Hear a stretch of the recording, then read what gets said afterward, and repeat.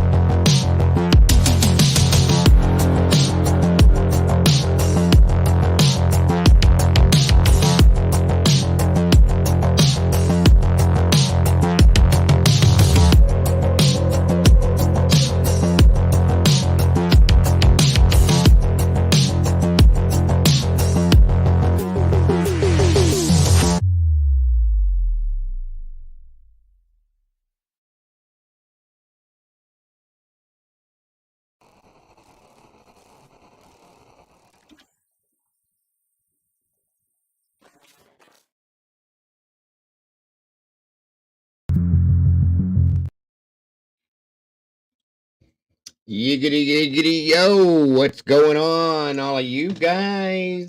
Happy Monday. Welcome back. I hope you're having a great day today. I hope you are. I missed y'all so very much. I hope this weekend was wonderful for you. And I'm glad to be back with you guys. I'm very, very, very happy to be back with you guys today. Missed y'all so very much. The weekends aren't always as fun without doing this, guys. So, and I've had to do a lot of work. I'm going to talk a little bit about here before we get into what we're doing today. We have a little bit of a different show today, folks. Something that needed to be done for a while.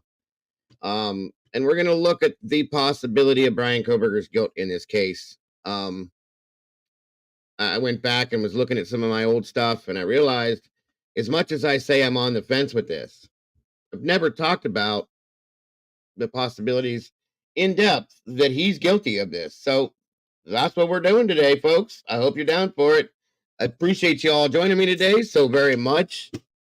Like I said, it's a great day, all because we're here together, and I appreciate you so much. Guys, we got 95 beautiful people in here. If you will, please hit that like button on the way in the door. Leave a little bit of DNA. We got 37 likes with 95 people. And let's try and make this match if we can. If we can, please, please, please, please, please. Appreciate you so very much. Oh my goodness. So if I can, let me see who is gracing me with their beautiful presence today. Welcome, welcome, welcome, welcome, welcome, all of y'all. Such a great mood today, especially now. I got some good news this morning. I had a conversation with my attorney. Yup. Yep. Good stuff, folks. Good stuff. So, anyway, I'll explain that here in a minute. Looks like we got the lovely Miss Sherry. Wisdom Speaks in the house. Thank you so much for joining us today, Sherry. Welcome back. Doodlebug, great to see you. Chris Marr, good to have you here. Miss Leslie Densley Watkins, thank you for joining us today. Miss Lisa, welcome back. My beautiful, beautiful friend. It's so great to have Lisa back. Crimes under investigations in the house, folks. Great to see you, Miss Lisa. Jesse Santiago, welcome back. Great to have you. Dinky, my friend, great to see you. Welcome back. SRB. Thank you, Miss Wisdom. Brenda Patterson, thank you so much for being here today. Appreciate you. Misha Girl, welcome back. Cassie H, one of my awesome mods, amongst others, the beautiful Brandy B, the OG's in the house. Great to see you, Brandy. Thank you for joining us. So great to have you here. Becky Schreider, thank you for joining us. Miss Leslie Watkins has become a new member. That is so awesome. Again, thank you for that, Leslie. And it's great to have you here in the sauce with the rest of us. Thank you. Thank you so very much. And congrats. Again, let's see. Truth Seeker, welcome back. Good to see you. Good to have you here. Miss Cassie H has been a member for 3 months. Hey. Congrats on that one, Cassie. And thank you so very much for being part of this team. We do appreciate you. B. Oakley's in the house. Great to see you. Welcome back. The lovely Miss Heather's in the house. Thank you for being here, dear. I appreciate you. Lisa Vallejo, thank you for joining me. Thank you for being here. Uh-oh, hold on now. Let's see what we got going on here. 1 second. Looks like it's Phantasmic Ether. Welcome back. Good to see you. Thank you for being here. All right. I hope that changed everything up. I hope that worked, by the way. CR, welcome back. Great to see you. Always happy to have you here.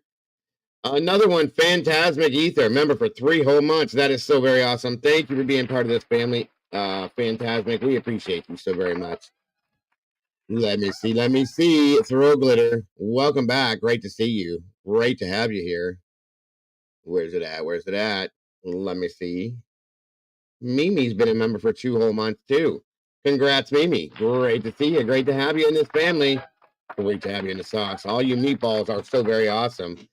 One made nut. What's going on, brother? Good to see you here. Always happy to have Eddie in the house, guys. Casey Flynn, welcome. Good to see you as well. Katie Quarters, welcome back. Great to see you. Miss Carolyn Miller, always happy to have you here, dear. Thank you for joining us. Chalk, baby, welcome back. Great to see you. DS in the house. What's going on? Thank you for joining us today. Let me see. Again, congrats, Mimi, on 2 months with the family. Great to have you here. Thank you for joining us. Danger Zone. What's going on, my brother? Danger. There he is. And there it is. Again, congrats, Danger Zone, and thank you, my friend, for being part of this awesome team now. I want you to know I appreciate you, your support, and the loyalty you've shown with this channel, always being here, always being supportive. So welcome to the team, my friend. It's great to have you here. Great to have you here, sir. Thank you so very much for everything you do. All right, Miss Ashley 421, great to see you. Thanks for joining us today. Absolutely. Welcome to the squad, Danger Zone. Gary Epley, what's going on? Good to see you. Thank you for joining us. Rusty's in the house. What's going on, buddy? Good to have you here. SRB, welcome back, dear. Good to see you. Thank you for being here. No, thank you, Danger. Thank you.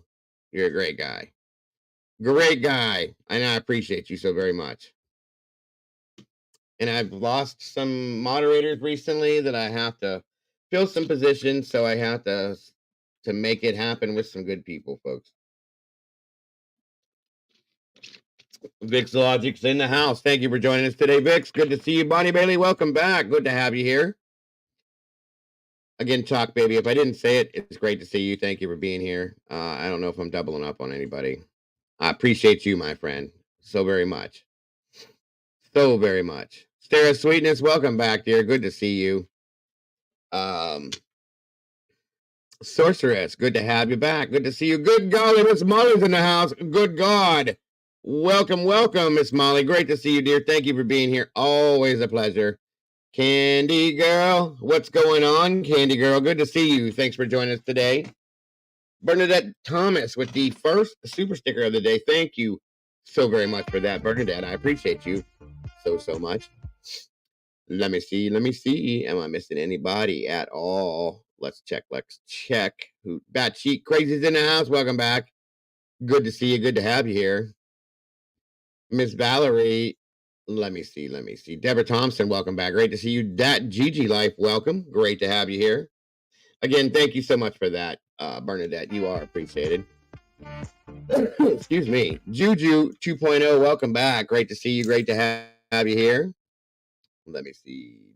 Dinky. My brother Dinky. Good to see you, brother. Good to have you here. I hope you had a wonderful weekend. Let me see. Who? Romper, Stomper, Bomper, Boo. Tell me true. Am I a cornball? Is it true? Yes, it is. Dago the cornball. How about that one?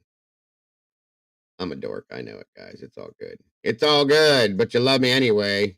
Maybe that's why, because I'm such a weirdo. It's all good, though. I appreciate you all so very much. Keeper True Crime and Paranormal, welcome. My weekend was a little bit rough, Keeper, but that's all right. It's getting better as we speak because I'm here with all of you. Brenda Patterson, good to see you. Murky Piglet, welcome back. Great to have you here. Truth Seeker, you as well. Excuse me so very much.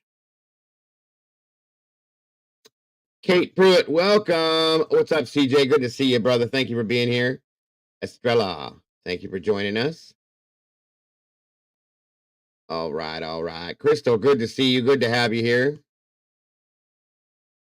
Lollipop, nice name. Interesting. Good to see you. D Smalls in the house. What's going on? Happy Monday to you. Dog Fan 78, love the name. Good to see you here. Welcome for the first time, Estrella. It's great to see the new faces when they show in here. I love it. Absolutely love it. Appreciate you so very much. All right. Thank you once again, all of my amazing mods, for being here today, for doing everything you do, for joining this team to do the right thing. You are appreciated, guys. I do. Miss Gigi Life, looks like that Gigi Life gifted a membership. Batshit Crazy, welcome to the sauce. Great to have you here. Thank you so much for that. And thank you, Gigi. That is so very amazing. I appreciate you. Jacqueline Keeley, welcome back. Good to see you. Daisy Dead's in the house, folks. Thank you for joining us today, Daisy. Again, thank you to all my awesome mods for being here, doing what you're doing. You guys rock and roll. I'm telling you. Carrie Pastula, good to see you. Who else do we got? Welcome to the family, Batsheet. Welcome to the sauce and more meatballs. Yay. Come on in, every blah. How you doing? Good to see you. Thank you for joining us. Crystal, good to see you. Brandy B, the OG. That's an expensive copy, Brandy, but thank you so very much. $9.99 super chat for copy. Hey, you know I love my copy. Dance it up, Brandy. Thank you for that, darling. I appreciate you so very much. The lovely Molly Drake. Good golly, Molly. 9 months. Look at that. That's crazy, folks. 9 months. This awesome woman has been with this family, and I love it, Brandy. Brandy. Molly, thank you so very much. And Brandy, again, thank you for that super chat, darling. I appreciate you more than you know. All right. Congrats, Molly, and I am so grateful to have you on this team. You have no idea. I really am. These are hard workers, folks. Hard workers. All of these mods in here have been working their brains out for the past 5 to 6 days, trying to figure out a problem we've been having that we figured out mostly. Pretty much. I think all of it. The sergeant's in the house. What's up, Friday? Good to see you, sir. Thank you for joining us today. Good to have you here. I'm going to have to talk about a little bit of bad news in the beginning here, folks, but we'll get through that real quick because it ends up with good news. Yay. Miss Kells in the house. Good to see you. Good to have you here. Thanks for joining us today. Come on in, guys. I'll go grab a seat if you will. I want to say a good morning, good afternoon, good evening, good night to all of you, whatever it is, wherever you are. I hope it's good for you because it's good for me to be here with you. And thank you all for joining me today. Please, if you will, hit that like button on the way in the door if you can. Just leave a little DNA for me, folks. That way we can get this out into the algorithm, folks. We got 75 likes with 185 people. Let's make it match if we can. Please.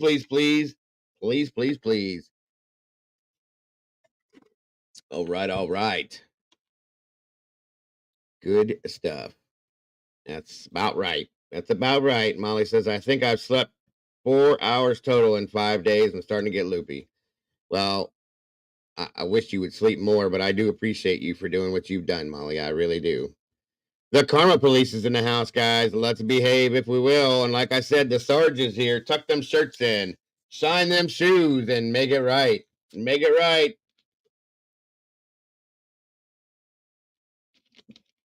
Well,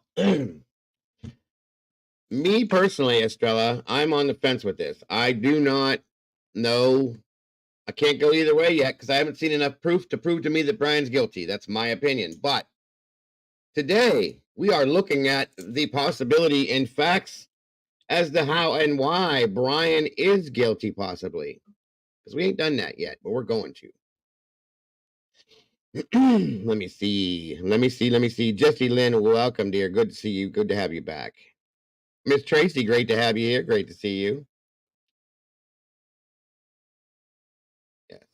Miss Molly said, leave your DNA so we can clone you. Yeah, right. Absolutely. Come on in, guys. Ray Baldick, good to see you. Thanks for joining us today. 199 people with 84 likes. Come on, guys. Please, at least pretend like you like me. Come on. Come on. We can do that. We got to get it out there. It's important that this gets seen by everybody, guys. You know that. V. Louise Arthur, welcome back. Great to see you. Amanda Smith, great to have you here. And all of the meatballs, it's so nice to have you guys out here jumping in the sauce with us as we spill a little bit today, because you know we're going to, folks. There he is. That's a good point. Too much Mickey Mouse crap in this case. All over the place. The DNA. It's all over the place, guys. And it's the wrong stuff in the wrong places. Just saying. Good morning, Miss Kim. Good to see you. Thank you for joining us today. It's nice to hear the smile in your voice. Well, thank you so much, darling. I appreciate that. Well, like I said, I have no reason to not be. I got some good news this morning. I'm always trying to be happy, guys. Some people have been trying to make me not happy, and I'll explain that to some of those of you that don't know about it today. We'll talk through that real quick and move forward. Lisa G, good to see you. Thanks for joining us. Good afternoon. Oh, I agree with that one, Jesse. I do. Come on in, everybody. Grab your coffee, tea, whatever it may be. Find yourself a seat, sit down, and have a conversation with me, please, if you will. I do appreciate that. Raylan Kerr, welcome. Good to see you. Good to have you here. Thanks for joining.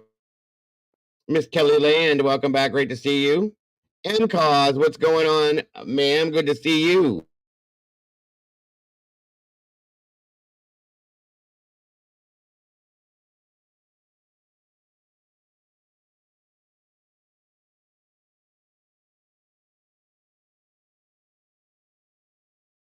Yes. Yeah, I have a little bit of bad news to talk about, but it's going to be blanketed with some good news. Tattletales, welcome back. Great to see you. Adelax, what's going on? Thank you for joining us today. We got 222 beautiful people in here. 97 likes. We're almost there, guys. We just need a couple more to get in the algorithm. Come on now. We can do it. Gypsy Rose, what's going on? Good to see you. Great to have you here. Kristen, 143. Thank you for joining us. Oh my goodness. Thank you so very much, Miss Kells. I appreciate that. Super sticker. $4.99. You are amazing. I appreciate you so very much for that. Deborah Thompson, birthday girl in the house. Uh-oh. Uh-oh. Hey. Happy birthday, Miss Deborah. I appreciate that. Thank you for letting me know. I'm very grateful for that. Guys, if you will, please make sure you're wishing Miss Deborah Thompson a happy birthday. If you can, I appreciate that. Let me see here. Who we got? Where do we got? Somebody else just popped in here. Valerie Hope, welcome back, darling. Good to see you. Megan, thank you for joining us, Megan. Good to see the new faces. Again, thank you so very much for that super sticker. Kels, you are appreciated, dear. Most definitely. Most definitely. All right.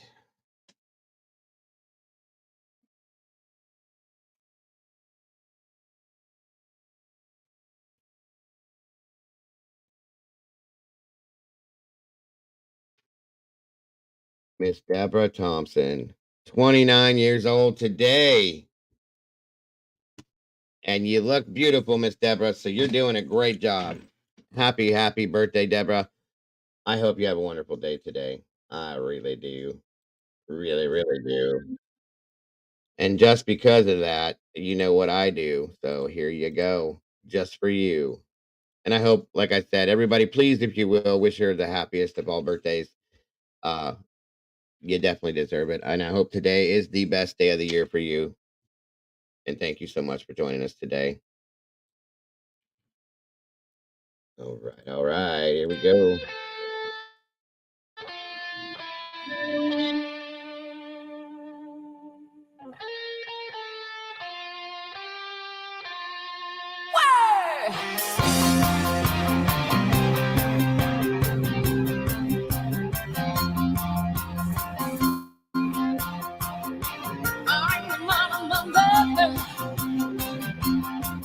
Happy birthday to you. Happy birthday to you. Happy birthday, happy birthday, happy birthday to you. Happy birthday to you. Happy birthday to you. Happy birthday, happy birthday, happy birthday to you. Happy birthday to you. Happy birthday to you. Happy birthday, happy birthday, happy birthday to you. Happy birthday to you. Happy birthday to you. Happy birthday, happy birthday, happy birthday to you. All righty then. Again, happy birthday, Miss Deborah. I hope you have a beautiful day. The best day possible. We love you. All right, guys. So, the bad news first. For those of you that aren't familiar, welcome, Miss Noni. Good to see you, dear. Good to have you here. Happy Monday to you. Let me see. Michael, what's going on? Michael 007, great to see you. Thanks for joining us. Sarah Sweetness, happy to see you as well. Ashley Nicolette, thank you for joining us, dear. Great to see you here. All right. So, Tracy Adele, thank you for joining us. So, again, a lot of you guys know about this, a lot of you don't. Okay.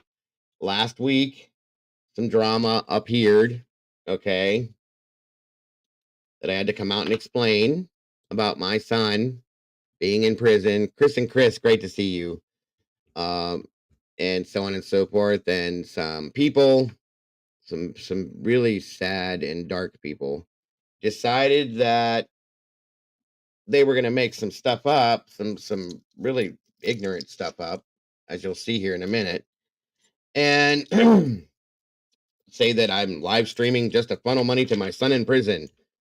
Uh, Over $6,000 a month I'm sending to him, by the way, which is a joke because obviously, if I had that kind of money, I would have been able to purchase and put together my own computer, which we all know that I wasn't able to do. That happened due to some very, very generous and awesome people that are part of this community. Well, I thought. Uh, so that all happened. I explained everything to everybody last week, talked about everything. What's up, Bombshell? Matt Emlo, good to see you.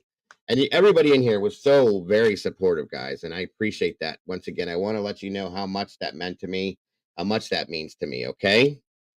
Sarah the Irish, good to see you. CR, yes. Josie's in the house. What's up, Josie? Good to see you. Let me see. Did I miss anybody? Somebody else? Chris and Chris. I think I just said that. Either way, it's great to see you.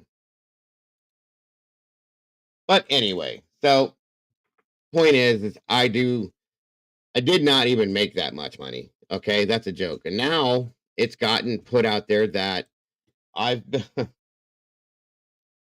I don't mean to laugh about it but I do a little because it's never failed. Oh shoot. Hold on 1 second. This is important. It's related to what I'm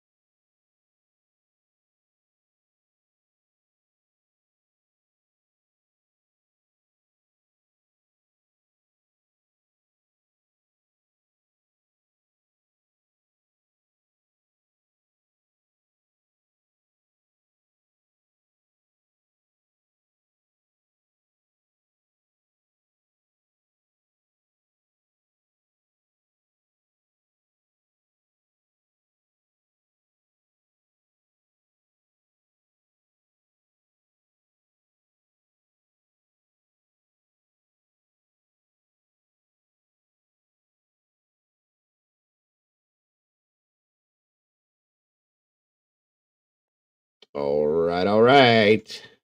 Sorry about that, guys.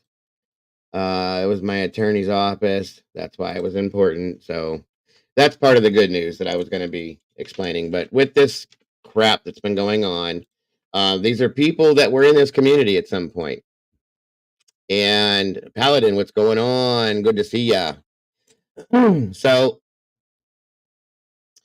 they they said that first that's what I was doing is live streaming to funnel money to my son's commissary in prison, blah blah blah, so on and so forth, which is not true. Salty Sleuth, what's going on, darling? Good to see you.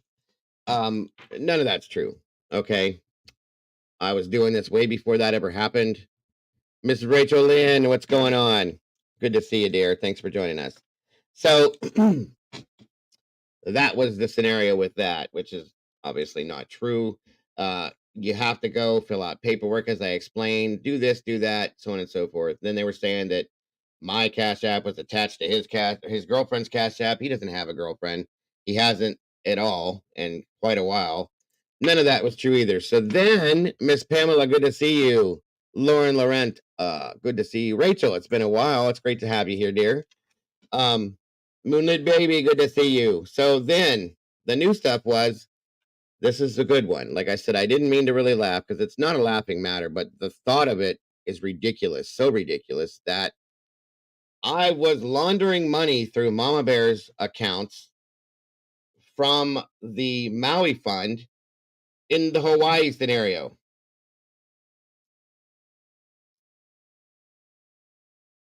Yeah. Okay. And again, these people were part of this community at one time. And I've always, Striker Force, good to see you. I've always stood up for these people. Abracadabra, good to see ya. Okay. Always stood up for these people. Ah, that's another one there. I wanted to take care of that one. Yeah. And backed these people up. And I've had like private conversations with quite a few of these people, helping them. They've asked me for advice, doing this, doing that, so on and so forth. So, so yeah, guys, and for me to be involved in the whole Hawaii thing is a complete. It shows the ridiculousness of and the level of wild. It. We'll talk about it, Rachel. I promise. We'll talk about it, dear. Muggy, what's up, brother? So yeah, that it is. It's the best one yet, and it shows the level. It's scary and it's sad that these people have this much time on their hands to invent these things. Everybody knows that that's just beyond ridiculous. I rent my home, folks. I'm renting to own my home. Okay, it's not I don't own this. Oh, and I own property in Hawaii, by the way. Did you guys know that too? That's part of it. I own property in Ohio in Hawaii. What's going on, High Vibes? KT, what it do? How are you? Good to see you. So I'm gonna say that if I owned property in Hawaii, I probably wouldn't be living in Ohio. The sad thing with all of this is that I used to be in the drama community in a sense. There's quite a few people in here that know that were there with me, that started with me, that helped me get started, that are amazing, that are still in here. Miss Rachel, Brandy, Heather, they're all here. 12, what's going on? Good to see you. Ciao to you. But anyway, I was struggling trying to figure out why would anybody say these things or do these things. And like I said, I got out of the drama community, came here for a reason. But here it is. It's just as bad, if not worse. So you just gotta run with it, I guess. Rach, what's going on? Good to see you, Megan. Thank you for being here. Newman 25, great to see you. Tattletales, you as well. So we talked a little bit about that stuff last week. I explained everything and boom, boom, boom, boom. Okay. Then this new stuff popped up. They're just trying regularly to do this. They've gone to people that are in this community, good people. It's really saddened me. Good people, and they've, you know, recruited people from the community, telling them all of these things. Guys, I don't even know how to work a damn computer. That's a good point, Gina. I'm a technical genius, right? I don't even know how to work a computer half the time, and I did all that. I'm sure. I'm sure that But anyway, so the night of the one live stream I had, I figured out who everybody that's involved is. That's one thing. I do have that information. Evie Marie, good to see you. Kara Willis, great to have you here as well. Always. It has nothing to do with that, KT. Nothing to do with that one. Okay. It all comes down to there were some problems with the two of the people that are involved in this in here. One of them had some issues with YouTube and my channel, and then they both ended up having issues in our Discord for some reason. And I'm guessing that they thought somebody was doing it because they're very conspiracy like, that somebody was doing something to them purposely for which nobody was. I thought they were good members of the team here, and I had a lot of respect for both of them, and I really kind of enjoyed and was looking forward to moving forward with them on our team to do the things that we do. Okay. Well, one of them, I believe, I don't know about both of them, but one of them got very like super suspicious acting and conspiracy like about things and was kind of like accusing people of things that weren't true. There was just issues going on. Sherry K, welcome. Good to see you. That's true. That is true. He has nothing to do with this, folks. So in a sense, they were both moderators. So one of them I had unmodded for a temporary period of time to try to figure out what was going on because I was worried that she may have been hacked or something. And I did not want like a rogue moderator coming in here under that name while we were trying to figure her issue out and fixing it. And then that was all it was. And once we fixed the issue, she would have still been a moderator in here. It's so on and so forth. I had problems communicating with her because there was no way to do it. Okay. And then the other two, they had, or her and the other lady had an issue in Discord communicating between themselves as if they were blocked from each other, which I don't think you can do in Discord. I don't think that can be done. Okay. It has to either be one person blocks one or one blocks the other. Nobody can block them from each other, but we can take them out of the Discord. But that's all you can do. You can't, we looked into it. You can't do that kind of thing. So that person, for some reason, said that her wrench was taken. Okay. Which it hadn't been at that point. She was still a moderator, still had her wrench. I was trying to communicate with her for a couple days and there was no answers. She just ghosted everybody. So, and this is the God's honest truth, folks. This is how this went down too. So, from what I understand, this person got upset and went into this other Discord, which was named. Okay, it has a name, and it's kind of childish and immature. The name of it, and it says what it is. Okay, and hold on a second here. Paladin, all things silver. I hope I said hi to you guys. If I didn't, I am now, and I'm sorry. So they started recruiting other people into this and bringing other people into this. And in my opinion, I don't know, a couple of people that are in there, I was very surprised about. Okay. Very surprised. We don't want any drama in here at all. There's enough going on. So let's leave it there, guys. That's a fact. Leave it at the door. You can catch it on your way back out if you want to, but let's leave it at the door for now because I got enough dealing with. I got enough I'm dealing with, but it's being dealt with. So the one night I did file a police report. I called the county sheriff because that's who we have out here. They showed up at 3 a.m., filled everything out, all the paperwork I could. I had one name of who was involved at that time. I have them all now, but and it's very sad. Okay, it's very sad because these were really good people. I thought, and I heartfelt really felt they were good people. One of them was very helpful. One of them wanted to help me at some point and couldn't and had asked, but then turned and did this at the same time. It's just, I don't get all that. That's what doesn't make sense.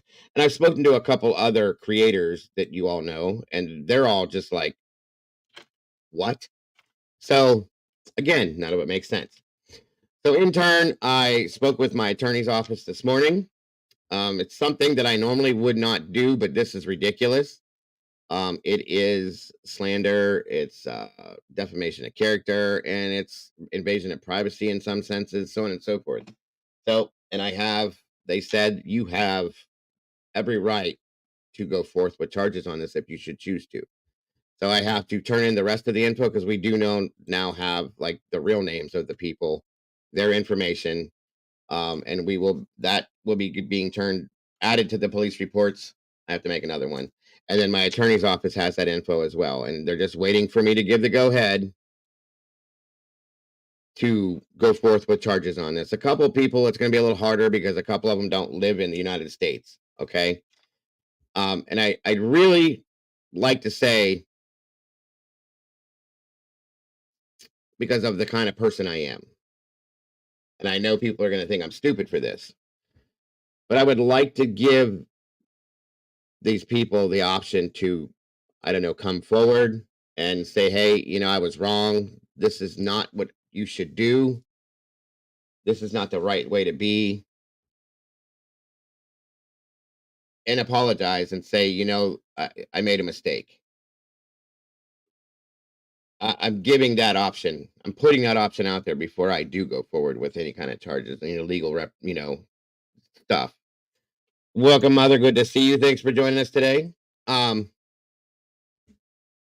because I know that people, I know how this affects me. Okay. And I care about people, folks. I really, truly do. Even people that try to hurt me. I still care about people because they're people. And I don't know how I'm trying to say this, but like I said, I'm going to give these people the option to come forward, maybe privately to me. You don't have to embarrass yourselves on a live stream. I won't do that, but you can come to me privately, explain your situation. Tiffany Crockett, good to see you. And as to why you wanted to do this or how or whatever the scenario is. Okay? And I'll leave those people out of this. The people that don't want to do that, I'm going full force with it, okay? I need to do what I need to do because to say the things that you're saying, first of all, most people are not going to believe you, especially with the newest stuff that I'm funneling money through Mama Bear's account from the Maui funds about the Maui. What the hell? That doesn't even make sense. Oh, and then I'm sending over $6,000 a month to my son's prison account, which if I had $6,000 a month, do you think I'd be living the way I live, guys, and doing the things that I do and needing money to help to pay the bills to keep this going? I'm waiting on disability to go through, folks. And I've been waiting on disability to go through. My wife is the only income at this point. So if I had that kind of money, would I be doing that kind of stuff? I mean, it's commonsensical stuff. Let's think about these things before we say them.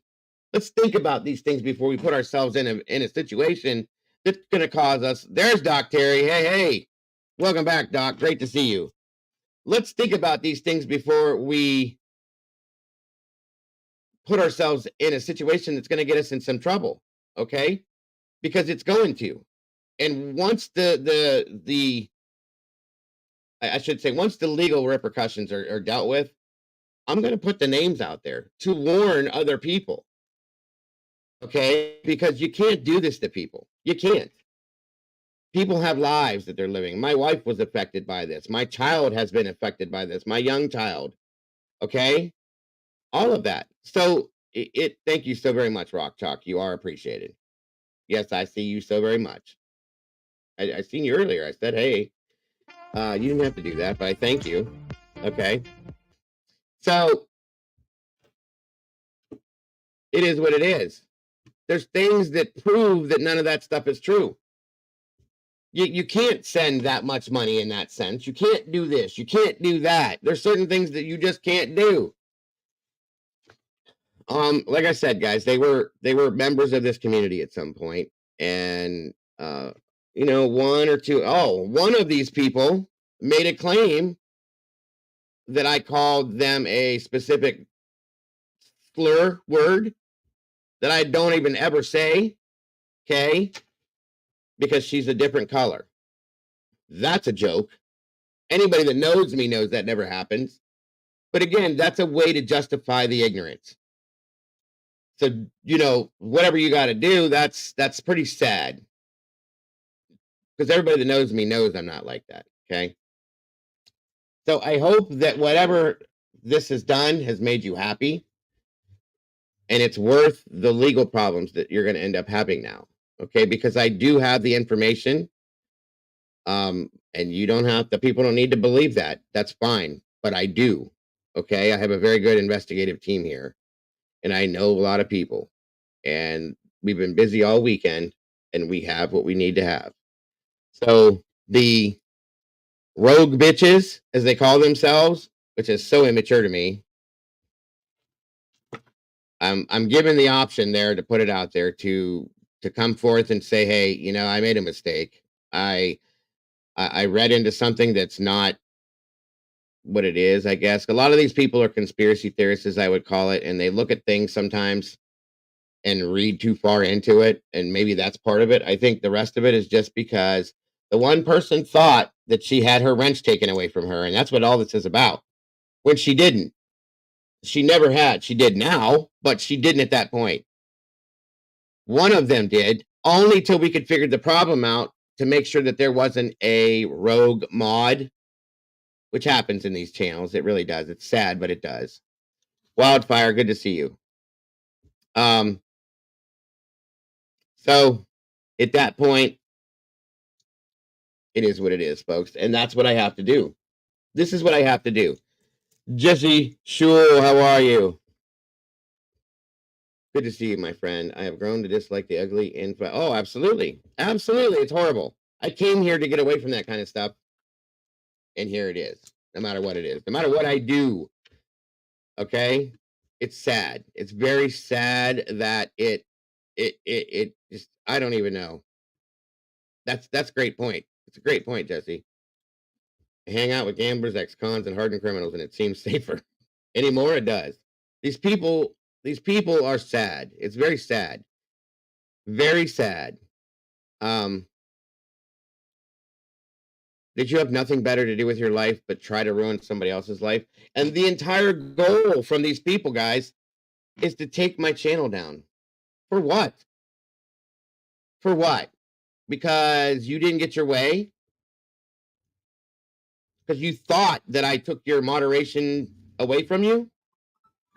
When in all effect, all we were trying to do was make it so that they could be moderators and still be here, and they go and do this and involve other people. From my understanding, there's a couple of people I was super surprised about.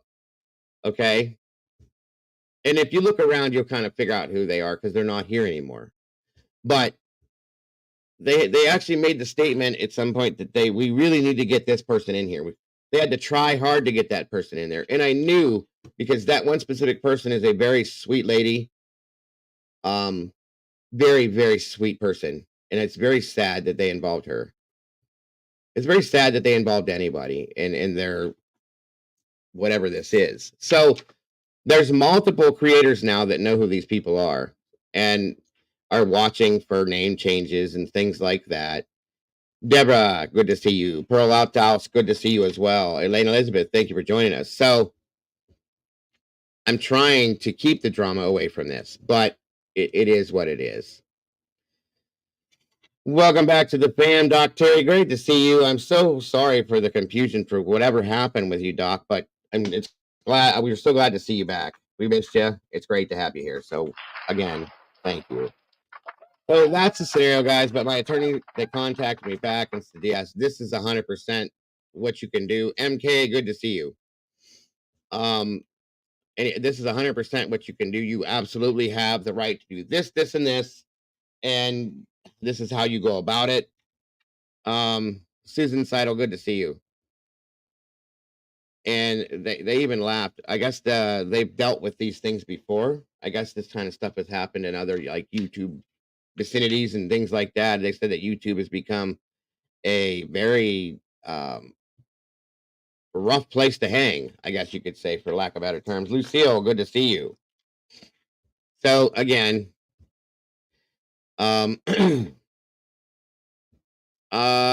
it's gonna be a little how can I explain it?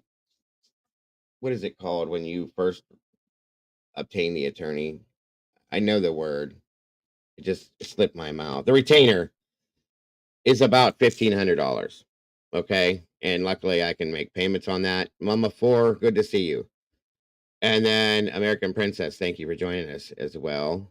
Tiffany Crockett, good to see you. So retainer fee. Paula Litzen, great to see you as well. Cosmo, good to see you. It's a $1,500 retainer fee to first talk to this, that, and everything else. I was allowed to talk to them because I've dealt with the same people before with my disability stuff. So they talked to me about it in hand for no charge. But then to do the initial setup and all that, I'm gonna have to make payments on it. It is what it is. And then once it goes to court, if it goes to court, it is what it is. I don't know what the cost and all that stuff's gonna be, but it's something I need to do. But that's why I'm saying I'm giving these people the option to do this, to come forth, and make an apology to me, admit to the mistake that they've made, and we can do this and go our separate ways and be done. That's it. That's all I need. I need it to be admitted to me, which I know who they are, but I need them to come to me personally. I don't want them to do it live because I really, as much as I should, don't want these people to embarrass themselves anymore. Okay. That doesn't need to happen. You know, I don't know the whole reasoning behind it, whatever the mental issue is, the emotional issues behind it, whatever it is, I don't know. Um, we can talk about that, you know, but well, that's exactly what's going to be part of it, Mama Bear, is that the court costs are going to be put on them, not me, because I didn't do this. So it's going to be part of it. Yeah, that's pretty much it, Sherry. Thank you. And that's true. Again, welcome back, Doc. Miss Deborah, welcome to the family. Self-aware, BITCH, Miss Sylvia. It's great that you've been here 7 months. 7 months, Sylvia. That's awesome. Yay, yay, yay to all of you guys. I appreciate you so very much. So it is what it is. And I've gotten some, you know, I guess you could say legal, what was I going to say? Legal info from some other creators that have been through some things, so on and so forth. So it is what it is. You know, a person to account without a lawyer, it's not hard to do. Yeah, well, anyway, either way, that's all going to be tagged on there. Jules of all trades, good to see you. Thank you for joining us. So that's the deal. That's the good and bad. Exactly. That's exactly what the attorney said to me. It's a real deal thing. They deal with it all the time. And it's uncalled for, folks. It's really uncalled for. I had a conversation with Jules about this scenario, and she just was completely floored because it doesn't make any sense. None of it. Because somebody's mad about something that they didn't like the way something went. Have a conversation with me if you're confused first, because I've always told everybody in here, if you ever have an issue, come to me. If you can't come to me, go to another mod. This was a moderator, mind you, two of them. Come to me or go to the other moderators. Either way, it will get back to me. Natural healing, good to see you. And it will be dealt with. It always has been. And if you don't think it was dealt with in that way, then we can part ways, or in the way that you wanted it to be. We can part ways. And I'm okay with that. I would never say anything bad about these people on a normal basis. I would never do that, okay? Even after coming after me or trying to do something like that to me, I wouldn't do that because they have lives and families like I do. These things aren't being thought about, that I'm a real person with a family and grandchildren, that they know this, okay? And still in turn make up this outlandish, crazy bullshit, thinking anybody's going to believe it. Have even gone to somebody that they absolutely say they detested because he likes to go after certain people on YouTube, thinking that they're going to help that. They have aided, by the way. They've aided in a situation that's been attacking one of my specific mods specifically. I found out early this morning that they have been aiding in that situation as well. This is what these people do because they have nothing better to do with their lives. Jennifer Gilly, welcome.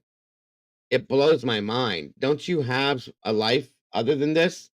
And even if you don't, and this is all you have, I understand. Why would you go and ruin and attack somebody that has supported you, brought you in when you were being attacked in another creator's place, and supported and protect you in this community, and gave you things to made you part of their life, their community, their team?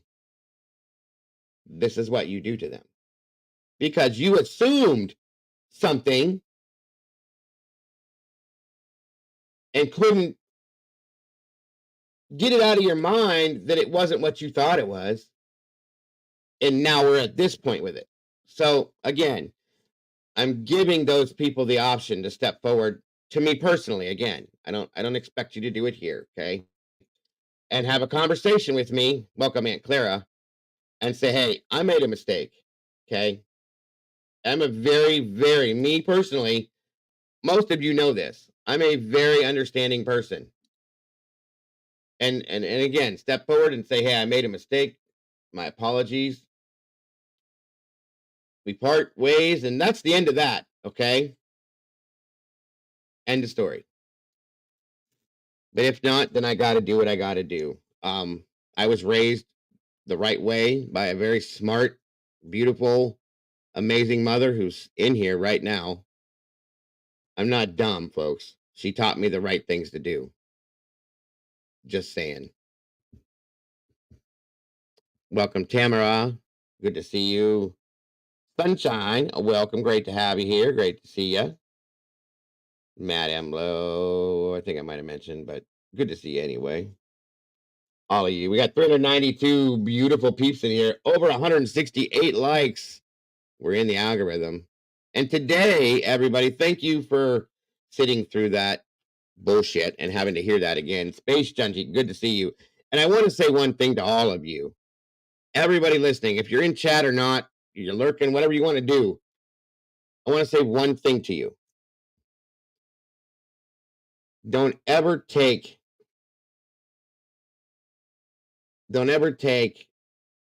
what we do out here, please, for granted. It's a lot of hard work. We do a lot in here to make this happen, okay? And I'll say that much. Daisy Jones, welcome.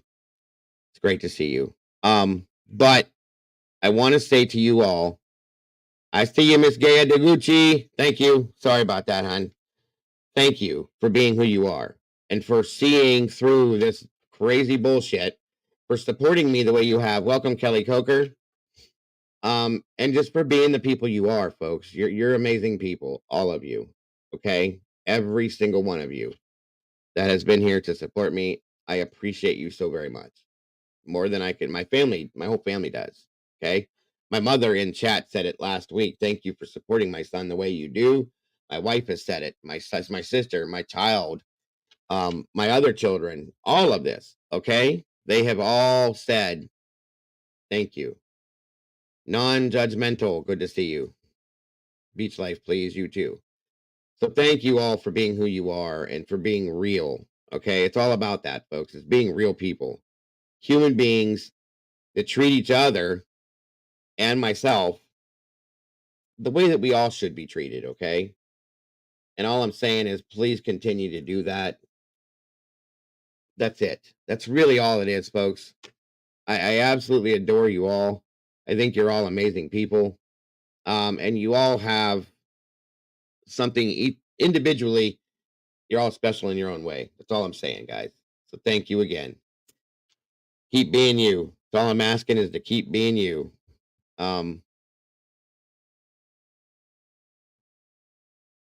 Absolutely, Rach. And I would do nothing less. Lisa and Cannoli, great to see you. Again, 404 beautiful people in here.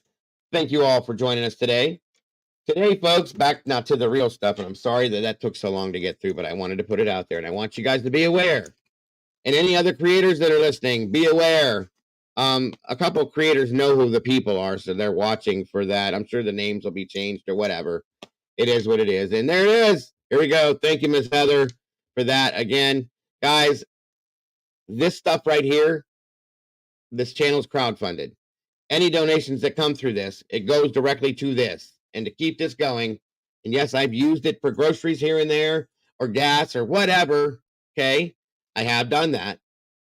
But it's only stuff that I need for my family and myself, because I'm not rich, folks. I don't make money like you think, or they're thinking I am. I don't. And I shouldn't. If I had to come down to showing you what I make, I would do it, but I shouldn't have to do that, okay? But I'll do it because I've showed you guys everything else. So anyway, that's what this goes to. It goes directly to me and my bills, my StreamYard, my internet, my YouTube Premium, anything else I would need to keep this stuff running. That's all it does, period. Nothing more. I'm not laundering money through Mama Bear's account, and I'm not, to pay for my property in Hawaii, and I'm not funneling money through the Maui funds or any of that. It is beyond ridiculous to come up with something like that. Use your mind for good things then. If you have a mind that's that good to invent some shit like that, use it for something good, not something like this, because you'd be better off, I promise you. Insane. All I can say is this is insane. Completely crazy stuff. So anyway, moving forward, as we will, and we do. I know that, Carolyn, but I've always been fully transparent with you guys about everything in my life and everything that I do. And I'm not going to stop now. I have no reason to. I have no reason to at all. I will continue to be completely transparent about everything that I do and bring it to you guys, so on and so forth. I heard you were a pro surfer. Wow. That's cool. You hear that, Mom? I was a pro surfer. Yeah, dude. Exactly. I hear circus music. Good to see you. Thank you, Carolyn. What is that there? The more you justify, the more they will talk crap. Stop doing it. Well, I have to just put that out there because, my attorney even said it's a good idea to clarify certain things, so on and so forth. So anyway, I'm done with it now. But every time I need to do it, I need to do it. That's all. But thank you, Circus Music. I appreciate you. Crime Time with Mama Bear's in the chat. What's going on, Mama Bear? Good to see you. CZ. Thank you for that. Who else just popped in here? I swear I just saw somebody else in here. Again, thank you, Carolyn. I appreciate that so very, very, very, very much. MK, I don't know if I said hi to you, but I'm saying it now. Good to see you. Let me see here. Good Lord. Christina Alaska, $49.99. You did not have to do that, but thank you so very much for that. I absolutely appreciate you more than you know. God bless you so very much. You're a sweet guy, just be you, and I will do that, and I thank you for that so very much. Wow. That's amazing. Absolutely. Absolutely. What Jules just said. So that's beautiful, Christina. Thank you so much. Right. I don't know, Sherry. I've been worried about Bryan for days now. I haven't seen him anywhere. I've even went looking for him. I hope he's okay. I really do. Opinionated. Good to see you. What is that? What is that? Even if you do use the money to live on or send some to your son, that's a thing. I don't. I do use it to live on. I haven't sent any of this money to that ever. Okay. So if I do, though, you're right. It's my business, if I choose to do that. But it's definitely not $6,000 a month. I don't have that much money to send anywhere. We don't get that much money. You know what I'm saying? So it is what it is. It is what it is. But that's a good point, and thank you very much for your opinion on that. Opinionated. I appreciate that. So back to what we're trying to do here, guys. I really do need to hear from Bryan, though. If somebody sees him anywhere, please let him know that we're worried about him. J-Lit, what's up? Good to see you. I hope he's okay. I've been thinking about him for like a week now, because I haven't seen him in a while, and I worry when I don't see Bryan. Cowboy, what's going on?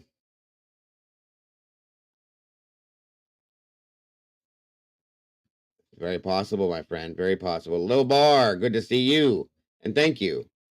So again, today's Stevie, what's up? Today's topic, folks, is Bryan Kohberger guilty? Is he, or is he not? Now, most of the shows we've covered,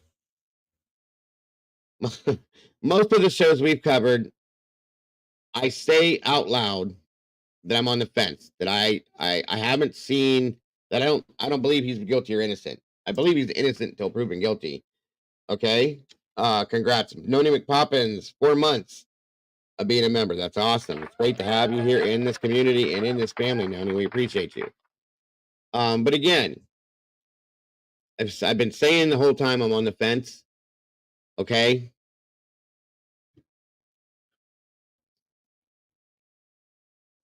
Bryan emailed me on 9/23. I just emailed him. I'll let you know. Thank you, Jules. Thank you. Please let him know we're looking for him. And just wanting to know he's okay. Firefly, welcome, dear. So what was I going to say? I've been saying I'm on the fence, which I am. It's okay, Cowboy. I get it. Some other people have done it. I know you're not doing it on purpose. And that I say he's innocent until proven guilty, and that I have not seen enough evidence per se to prove to me personally that he's guilty. But I have also said, because I've had conversations with you guys, I've had private conversations with Jules about how it's very plausible that Bryan did do this. Okay? Saints rock it all. Good to see you. Because he could very well have done it. I'm looking, Miss Leslie. Hold on. Give me a second here to back up.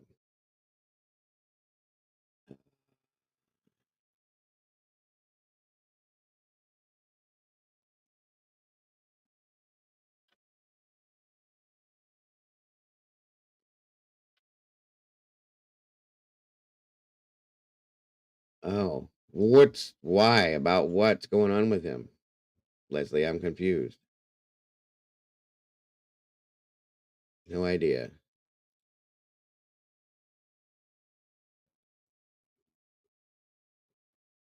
I mean, it's very possible, Rock Chalk, that could have happened as well. But I'm more worried about the fact that if he's okay physically, because I know he had some health problems. Virginia Wolf, good to see you. And that's what I worry about. Truthfully, I don't want there to be anything wrong with him.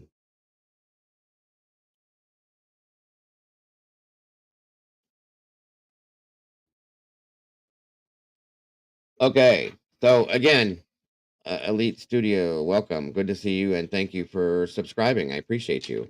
Great to have you here. Back to what we were saying though, is it's very plausible that he did do this. I've had multiple conversations with, like I said, with Jules and multiple other people. He could just be that good, okay? With everything we've seen, he could just be that good. What I'm going to do, since he's here today, I guess that would be a good thing, is I'm going to bring a couple of you up here to voice your opinions on it, and we're going to look at some stuff that would be proof that Bryan did this, okay? So that's how we're going to do this today. I should have probably put it in the title as well, but that's okay. So I'm going to drop a link, and I'm going to give a couple specific people the option to jump in here. Welcome, J-Lit, to the family, to the sauce, and to being a new meatball. We appreciate you so very much. Got me stumped. Good to see you. From Alberta, Canada. Good to have you here. Miss Shelley, good to see you as well. And again, Christina Laska, that's amazing. I'm so grateful for you for doing that. You didn't have to, but I really am. And I appreciate your support, my dear. Whether that was there or not, I do appreciate you. I've been investigating hard the last few weeks, money and effort all in. I have figured things out. I will not be releasing the information because it's dangerous for me. Absolutely. I understand. And again, guys, this doesn't change my theory on things. This doesn't change my feelings on things. I'm just giving you guys another perspective to look at, and we're doing it together. That's all. That's absolutely all. So again, like I was saying, good gracious, Miss Bonnie, thank you so much for that. Keep fighting the fight. Our world as we know it has gone batshit crazy, and I love you all. Thank you so much, Bonnie. I love you so very much. I appreciate you more than you know. 12 Gauge Phillips, good to see you. So, oops, sorry, folks. You guys are just amazing. I love you all to death. I really do. So again, like I was stating, I'm going to bring a couple people up here. I'm going to ask Eddie if he'll step up here. I'm going to ask Sarge if he'll step up here one at a time, two at a time, whatever your guys are comfortable with. I know Eddie will probably wait. That way he can do it after the fact. But the invite is here to jump up here, and we're going to talk about this first. And then we're going to look at some things and then talk about it again. That's how we do it, guys. So there's the link in chat. Sarge, if you're interested, sir, would you jump up here, please? I want your take on this before we get going. I was thinking about that, Mountain Man. I'm glad you brought that up because I need some things re-established. I've been thinking about that. And we'll talk about that here soon. Can you hear me, sir? I can hear you loud and clear. Good thing. Welcome. Good to see you. Am I getting paid out of that $6,000 a month you're collecting? We'll have to talk out. I have to talk. I gotta get with The Rock and Oprah first to see if I can spare it. But I just want a few sentences on what you went through. I had a person in England, in Leeds, find out who I was, and then start attacking my business over the phone using Skype. Oh, really? And I made a police report, and I got a hold of, and I had all the Skype calls, and I made a report to the police and faxed it to Scotland Yard and the Leeds Police Department. Okay. And they arrested that guy. They locked his bank account, banned him from the internet for 6 months to a year, and really tore the guy down. He got what he deserved. And he thought because he was in England, he was untouchable. Okay. Oh, okay. He was calling my company hundreds of times a day, nonstop. And because I have, it affected me and my business. Yeah. There was no argument that the police took action against the person. Now, if you don't have a provable damage, then free speech. Yeah. Well, that's when with a lot of that, That's what I was worried about, and that's why when I contacted the attorney, they said, "But what has been said, and do you have proof of what's been said?" I do. It's defamation. Do you have proof that it caused you any damage? Because you did put yourself out here as a public figure doing what you're doing. Right? That I know, and that's what I asked. I said, "Is there a plausibility to do this based on what I'm doing?" I do YouTube. It's part of what it is. He said it depends on what is said and how has it affected because this is considered a business as well, in a sense. Has it affected what you're doing? I said, well, in some senses, yes. I've noticed that my views have dropped. And I can't say for sure if it's because of that, but it could be. So I still have my folder on Yahoo Mail for the Skype issue, bro. I still got that. And I'll share it with you in private so you can see. Yeah. Normally, if it does cause you like a loss of viewership or income or something like that interferes with your ability to live, then you got something. But it's kind of hard to chase people for things that they're saying, even if they're making up rumors. It's kind of hard to hold them to account unless those rumors directly, you can have a visible impact. You can show a third party, Well, and that's what we went looking. A couple of the mods and I were looking yesterday. I was looking at my views, and the period of time, it's pretty like up and down. It's big drop. You know what I mean? Not to say that it won't go back up, but it could be attributed to it. That'll come down to it. But here's the thing, though. People, I found myself very popular on someone's stream the other day. Someone gave me a name, and I went and looked. And it's been a long time since I've been ripped into like that. I thought that was the most epic thing I've ever heard in my life. How they cherry picked the statement you like. Like I've said, and I say it, look at,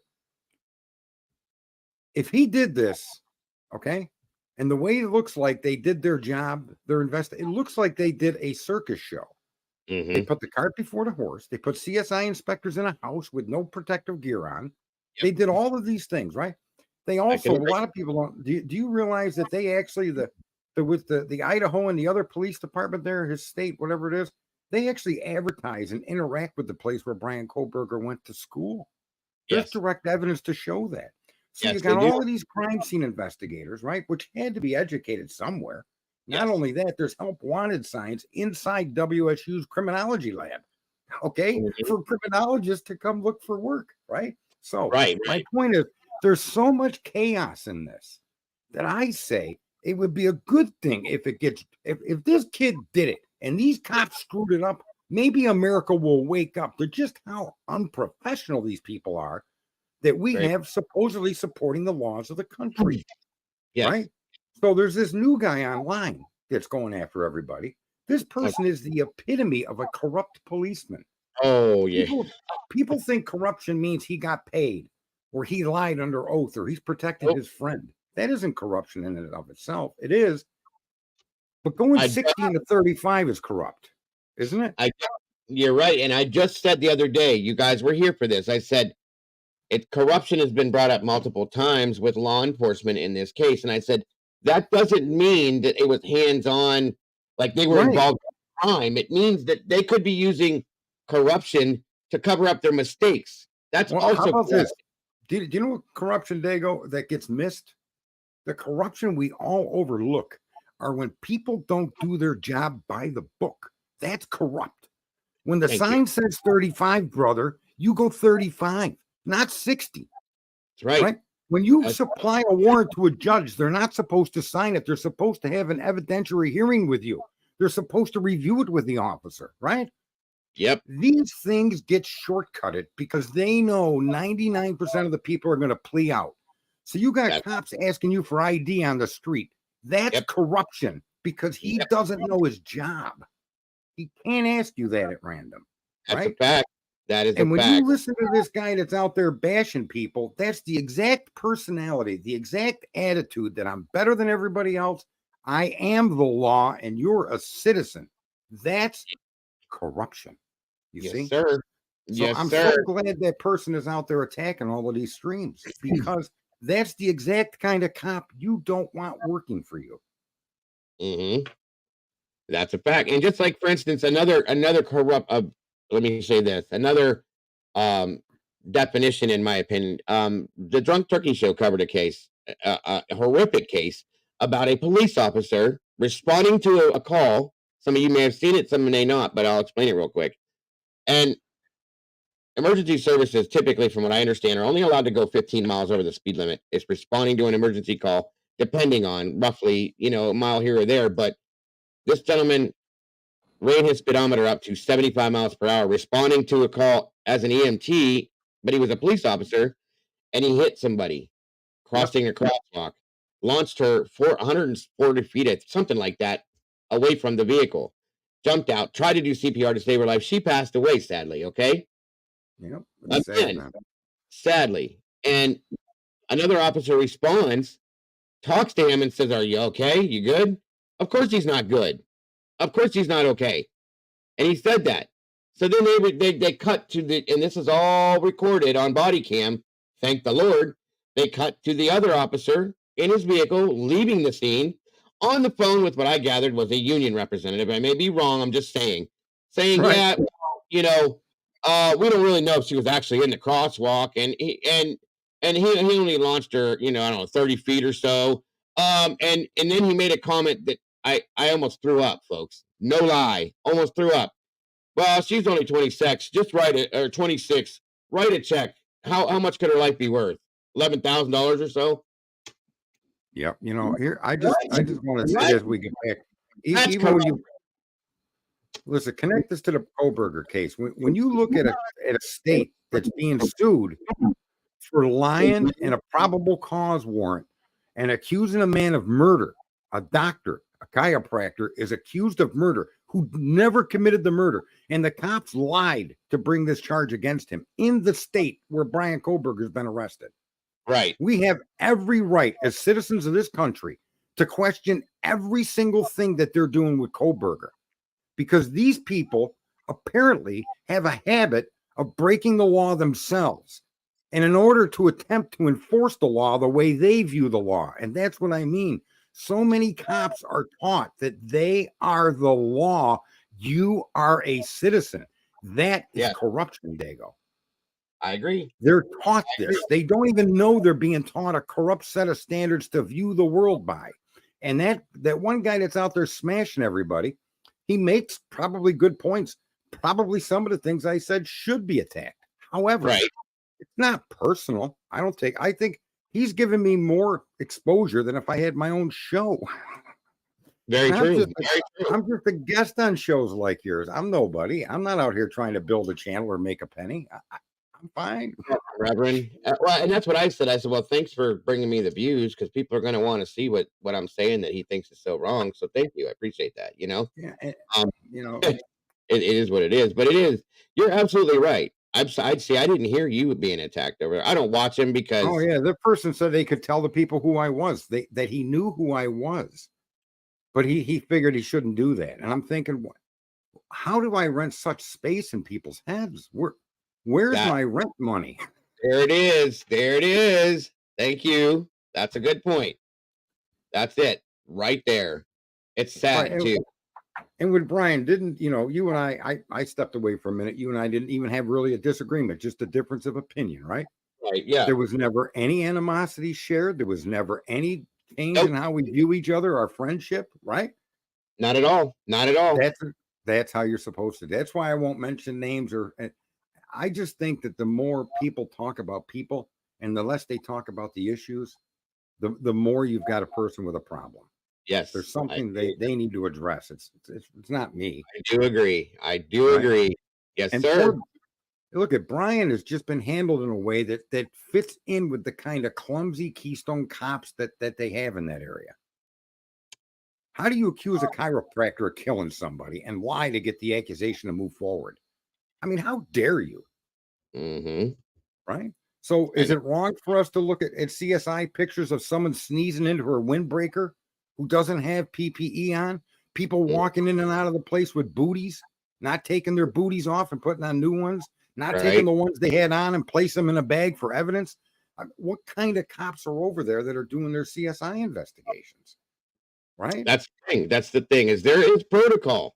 That's what the biggest. They're not following it. They didn't let the EMTs in first, right? You said that. They didn't even let the EMTs come in the house. Right. I spent 3 hours with a couple very wise people. One indefinitely very wise, asking who's always been kind of on the side that Bryan's guilty. Not 100%, but kind of, okay? And we had a long conversation the other night. A wonderful conversation. I loved it. Okay. And I asked, why do you think this? Why do you think that? What is your thought on this? What is your thought on that? Wonderful conversation. And she knows who she is. She's in here right now. I adore her. I always have. I love the way she looks at things. I love the way that she thinks about things. She's a very, very intelligent lady. And I very much appreciate that conversation because I wanted to see other people's views and perspectives on the other side of this, okay?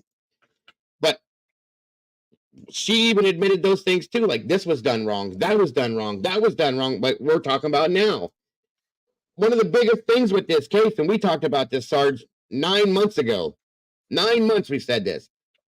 The first thing, and we can all agree on this, whether we believe Bryan's guilty or innocent, the first thing that should have been done, the first bit of corruption, we'll say, for lack of better terms, or for a great term, in my opinion. Okay, the first thing that should have been done is when the police responded to this call, they should have locked everybody down that was there. Okay, they should have swabbed everybody. They should have detained everybody, brought in extra people, extra officers from, I don't care if you got to bring other departments in, but you get every single person in a room with a police officer talking. You don't let people go home for the holidays. You don't let people leave without getting their DNA. 9 days it took them to process this scene, folks. Okay? So this is where I'm saying that I've never personally thought that there are police involved in the actual act itself. But I've always said that I believe that the police are involved in screwing up this entire investigation completely by mistakes, stupid mistakes. But that's what I call corruption. Yeah, okay? It is. Because you're talking about defending and protecting the Constitution and every citizen of this country based on those limits the government has. You decide to make up your mind and point an investigation in a certain direction. That's fine. But you better find some supporting evidence later. And with Kohberger, they found none. No DNA anywhere. Right? Nothing to connect the guy to the victims, right? So here's my point. Every accusation they made, they create reasonable doubt for themselves. Oh, he drove around 12 times. Well, his neighbor above him or below him said he would vacuum at 4 a.m. Mm-hmm. He admits that this was his habit. He was up late. That's not criminal in America. That don't make me a bad guy, right? So for the policeman to interpret everything this kid did in his life, his education and his driving, part of a major crime, it's just to me ridiculous on its face. And I could be wrong here, but the one thing that I'm still hung up on is, wasn't the dad's DNA part of the genealogical work? And wasn't the genealogical work not supposed to be used in a court of law? Didn't they use the genealogical work and then charge Bryan with a crime and only then swab him to test the DNA? Is that done out of order? Look, Dago, it might not be, but it sure looks like it to me. That's what I believed. And I'm trying to look at the other side of it. I promise you guys, I'm trying to look at Right. the other Maybe side of that's normal. it. Do you know how hard this is? I'm being honest, folks. This is so hard for me to look at the other side of this because every time I look at the other side of it, it doesn't make sense. But I'm trying. That's what we're doing today. I'm trying really hard. I promise you, I'm trying to find the things that Bryan did that would make him guilty. He turned okay. Let's go with this real quick. Now, I said this to you guys before. I used to be the whole. Well, Sarge just brought it up. The night owl thing. Okay, he's a night person. I get it. I was like that. I used to get on my bike. I had a 12-speed bike. I lived in an inner city area. In the summertime, I would do this, and I had trouble sleeping. Okay, my whole household, my whole family's my ex-wife, my kids, they're all sound asleep in bed. 11:30 midnight. I'm like, you know what? I'm wide awake. I need to go burn some energy. I would jump on my bike and I would go ride the streets of the city I lived in till 1, 2, 3 o'clock in the morning. I'd come home and pass right out. Okay. Yep. But I did it a lot. I know lots of people that do that. They go drive in their car. You know what's funny too is I've shared personal events of mine. Okay. Right. Things that have happened with me in my life and things that have happened with my family. Mhm. And I've done that to show that in each of those incidences, the police either screwed up or the evidence available to them wasn't sufficient to indict. It wasn't to brag that I have a criminal history. It wasn't to get into my criminal history as much as it was to show that more often than not, unknowledgeable police officers file charges or take actions that are not correct. Mhm. And if you don't plea bargain and you hold to your guns and review that information, you'd be surprised at how many people wouldn't end up in jail. Right. Too many Right. people take a plea deal. But here was the point. I'm showing that in my own personal life, I was charged with possession of cocaine. It was in the pocket of the person I was walking with. I didn't Mhm. possess anything. Right. I sued and won. They paid me 10 grand for that. Okay. The only reason I share that is when you look at the Kohberger case, you have to ask yourself, were the CSI workers properly equipped to do the job, properly trained? And from what we can see, nope. Right? Is Yeah. a cell phone location that's done by a local policeman, not the FBI, accurate? We don't know. Right? Mhm. Is him turning off the phone evidence of a crime? I suggest not, unless you witness turning the phone off. You've Right. seen him come in and out of the house, right? Yep. These are the things that I question, and it's got nothing to do with being on Bryan's team or the victim's team. It's got to do with, is this being handled professionally, properly, Right. Right. and will it result in if this kid did it, he belongs in the bottom of a pit. You're right. Right. Absolutely. But where have they shown us the kid did it? And that's what I'm trying to find. That's what I want to hear about. That's what I want them to show me. And we've talked about this. Lots of other creators have talked about it. I've talked about it. We looked at it. You know what I want you to tell me if you remember or know the things that they're saying were done that prove that Bryan's guilty, Sarge. Yeah, some people are saying he stalked him. Those 12 phone calls prove he's a stalker. It does not. That's your opinion. Okay. Let me tell you what the 12 phone calls tell a reasonably minded person, or the 12 trips, the 12 drives. You know what that tells a reasonably minded person? He's got strange hours he drives around. At worst, that's all it can tell you. But it can't tell you that he was stalking them. Right? I can agree. I can agree with that. Yes, I can agree with that. How about video images of a white sedan? That's not only the cops themselves provide a reasonable doubt when they change the year without even being prompted, right? Did they change the year to fit their suspect is the question you're left with. Because Bryan drives a 2015. How convenient, right? Yes, So all of these things should be questioned. And the people on the other side that are saying the DNA proves everything, well, does it prove everything if you know CSI workers and police in that scene were connected to the university where Bryan was a teacher assistant? Does that not provide reasonable doubt that the DNA could have been transferred because it is transfer DNA? So we talked about the DNA. Yeah, we really, really, really, really hammered the DNA for quite a while, guys. We really did, and it's still, no matter how many times I've done it, Now, how many ways I've looked at it, and how many thoughts I've had about it, I can't make it make sense. Another person that was in here for a while had a conversation with her a couple months back, I think. I can't remember exactly, but she brought up a good point, and it made me wonder. It made me think. There's a little bit of I guess you could say, not really conspiracy. It's a thought about something. The whole thing, like Sarge mentioned, and I know that we're supposed to be looking at Bryan's guilt on this, but I want to know something with this.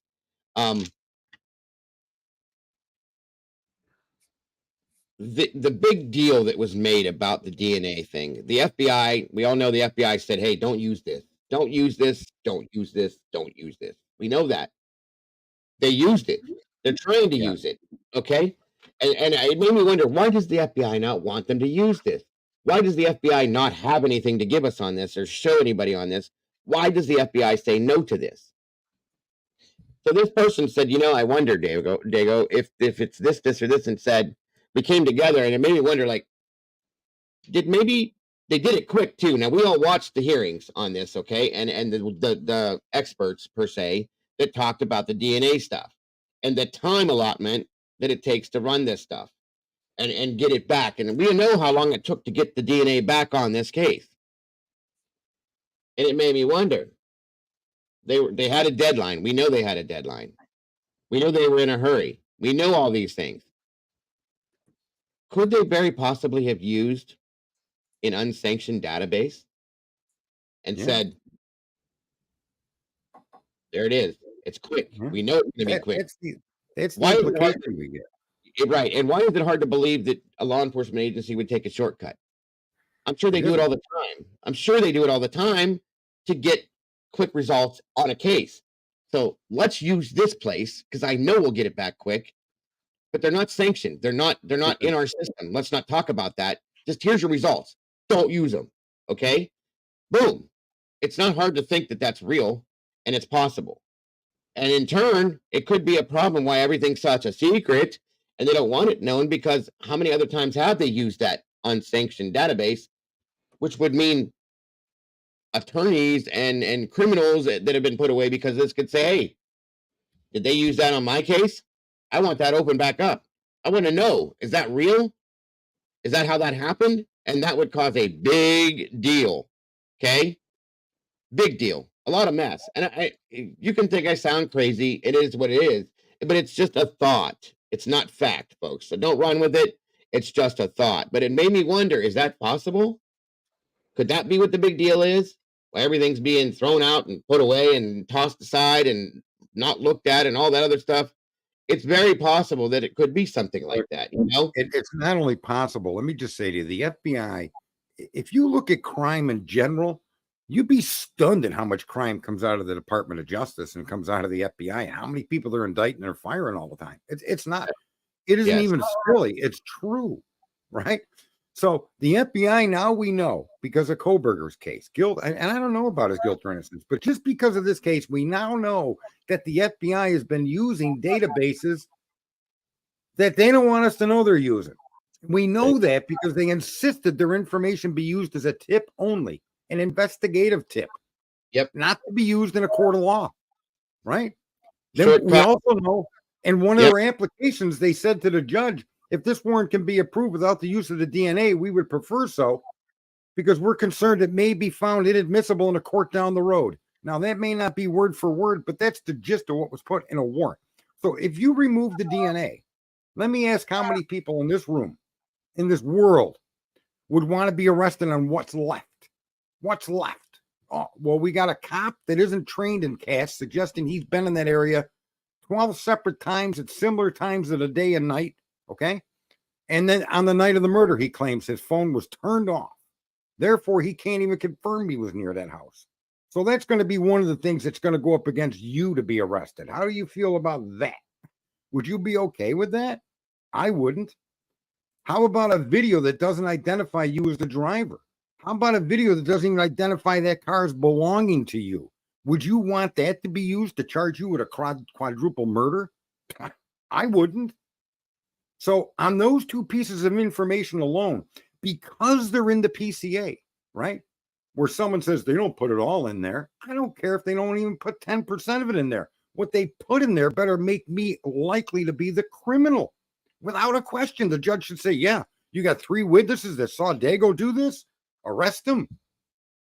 But there isn't any of that. There's not a single witness. There's not a single thing that connects them except assumption and theory based on a cop's idea that turning off your phone is indicative of a criminal hiding his location during a crime. As true as that may be, that Bryan Kohberger did that, and how do you know? You don't. So as far as I'm concerned, if you take out the DNA, I don't know any human being in America that would want to be charged on what's left. Do you? Nope. I agree with that. I can't agree with that. You can't. I mean, how do you fight that? That's so when you talk with someone that thinks Kohberger's guilty, we're not even questioning his guilt or innocence. We're questioning the basis under which he was arrested and the procedures our government used to put this guy in jail and charge him like that.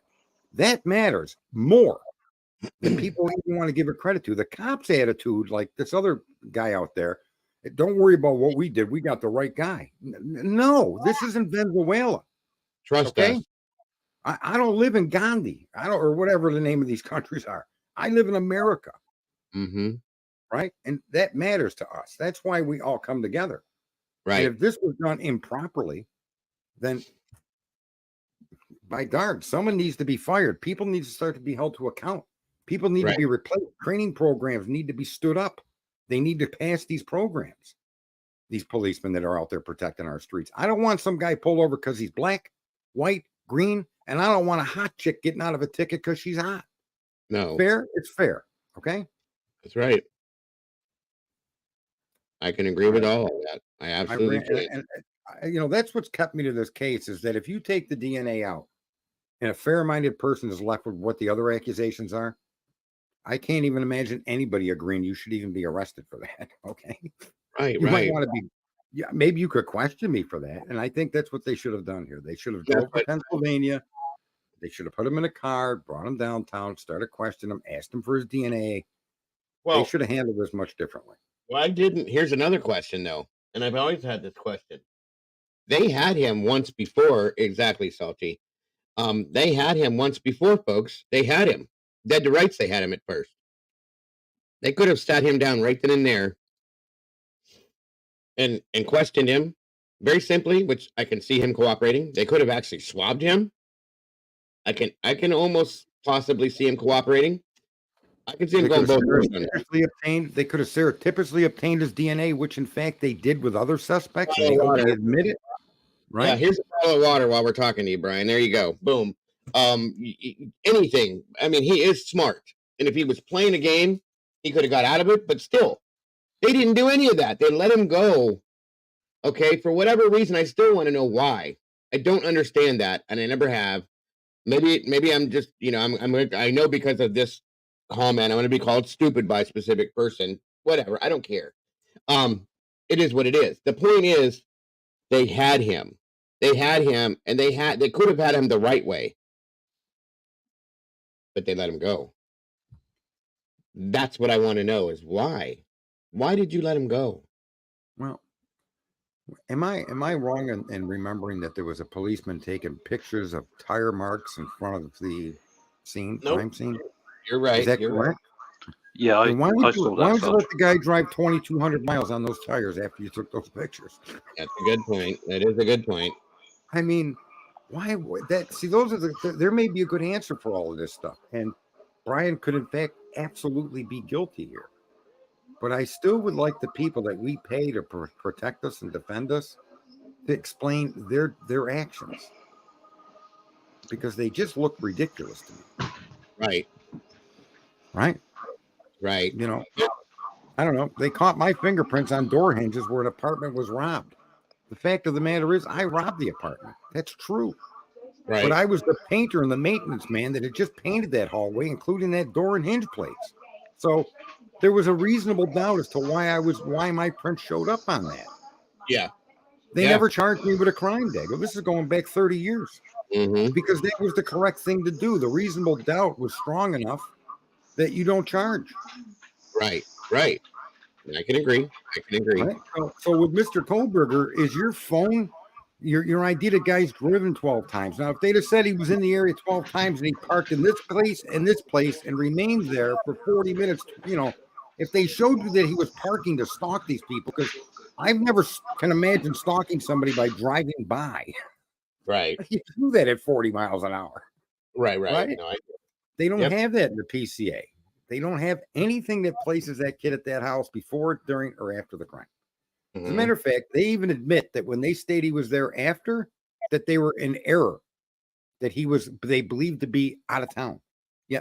So here's another reasonable doubt. Your cast can't be accurate if it determined he was there the same morning, and then at 9:30 or the next day, the 9:30, and then you find out later your identification of that is inaccurate. Well, then how accurate are the ones you put in that police report?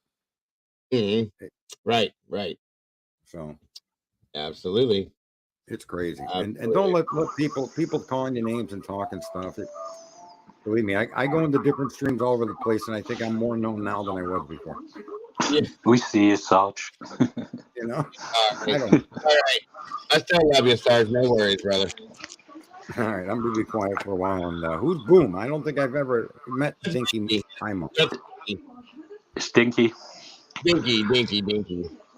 I've seen you, Sarge. I've seen you all over the place. What sayeth you, Dinky?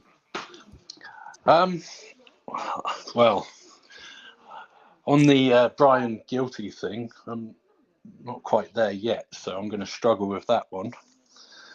But I just wanted to address the stuff you were talking about before we get too deep. Oh, okay. Because I got a little bit wound up with that over the weekend.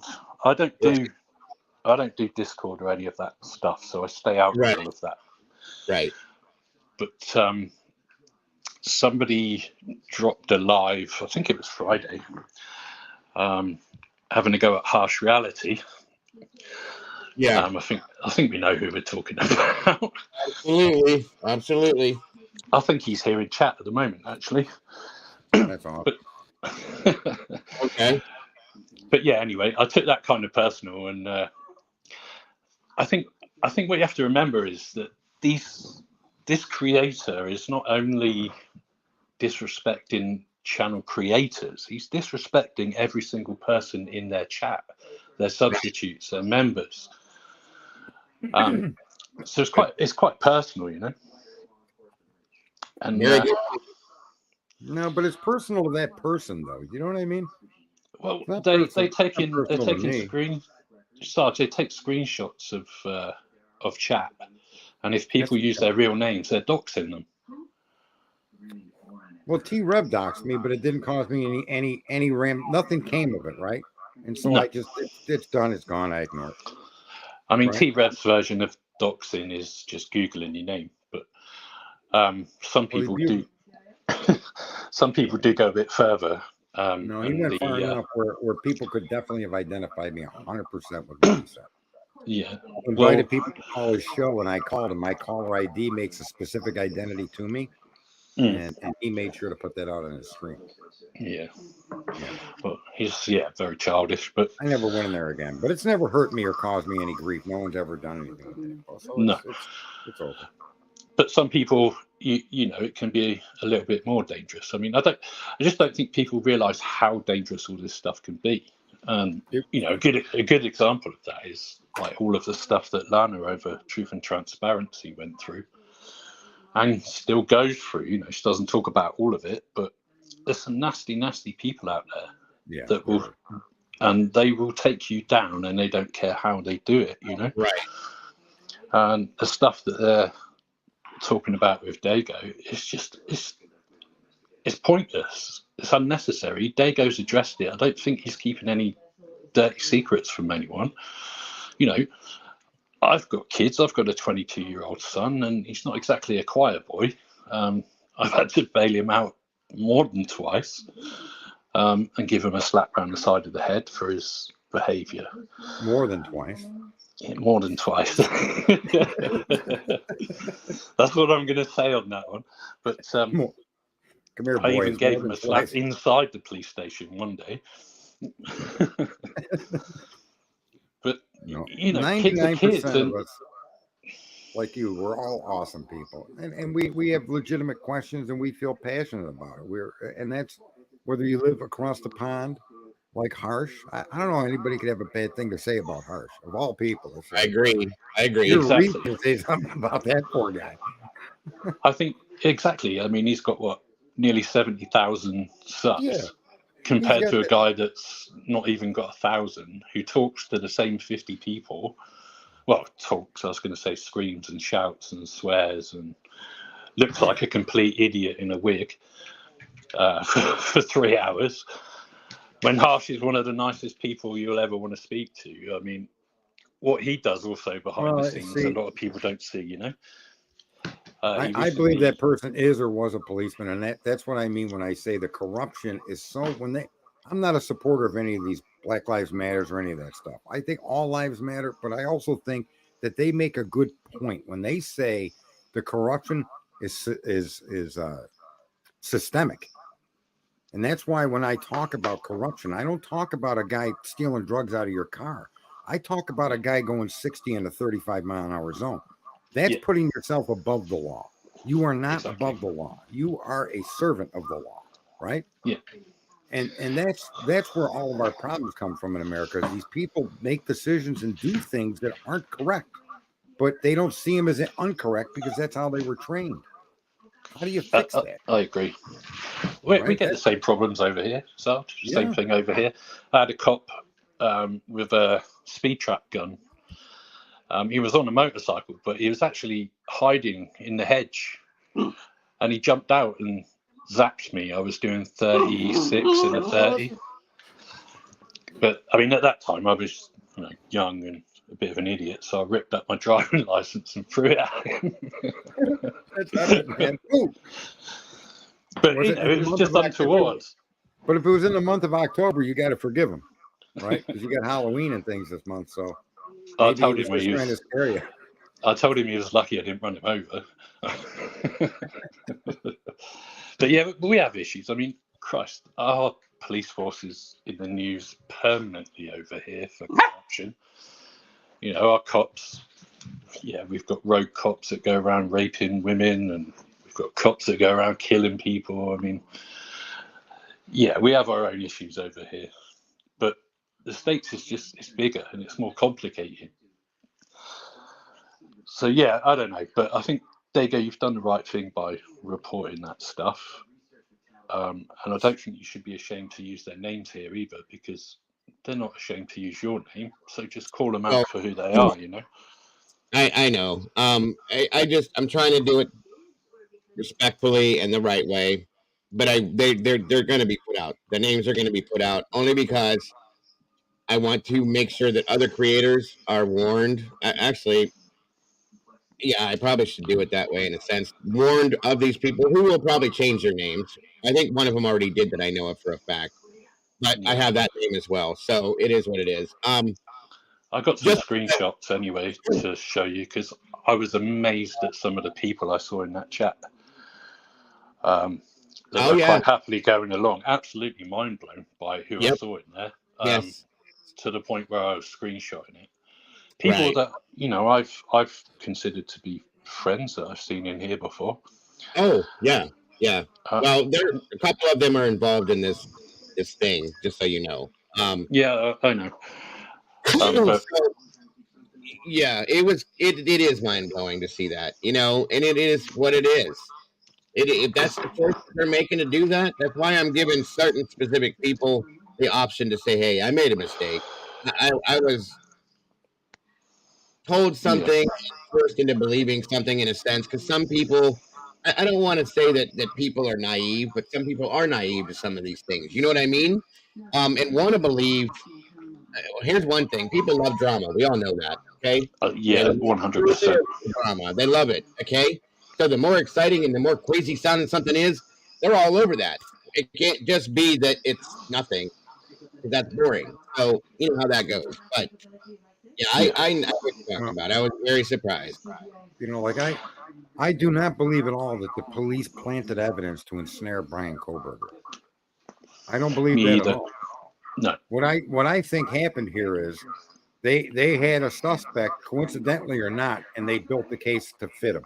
And the circumstantial argument that they have is in fact just that. It's circumstantial. There's no evidence of his involvement. So that's where I have an issue. No evidence that we've seen for sure. Correct. Yeah. But If they have any evidence, then we haven't seen it, which makes me wonder why we haven't seen it when we're nearly 12 months into this thing now. Right, and they provide reasonable doubt. They searched his car and everything else, and they found no victim DNA or any connection to the victim at all. So, yeah, when they come back and contradict their own accusations, it's kind of hilarious. Well, the prosecution seemed quite happy to allow this reasonable doubt to be put out there because they're not doing anything to quash it. They're not saying, they're not saying, well, you've said that there's no, DNA in his car or his home or wherever, but how about this DNA that we have? They've not put that into any kind of motion. No. To try and quash any of this stuff, which makes me think they just don't have it. Well, they don't because she's arguing for their discovery on the DNA and the genealogical stuff. And if you think that if they'd had 8 other samples of Kohberger, then for sure this kid was in the house. He did something. But they keep arguing about the same stuff, nothing new. So for people to think there's something hidden away in the defense's pocket, I don't buy that. That's not how our system works over here. Sorry. TV going in the background. Yeah. Does somebody have a TV going in the background? I guess it's picking up background now. It's pretty bad. People are in the chat are noticing it. A what? A TV or something going in the background. I know. My TV There's a was new on, person but in here though. Yeah. Is it okay now?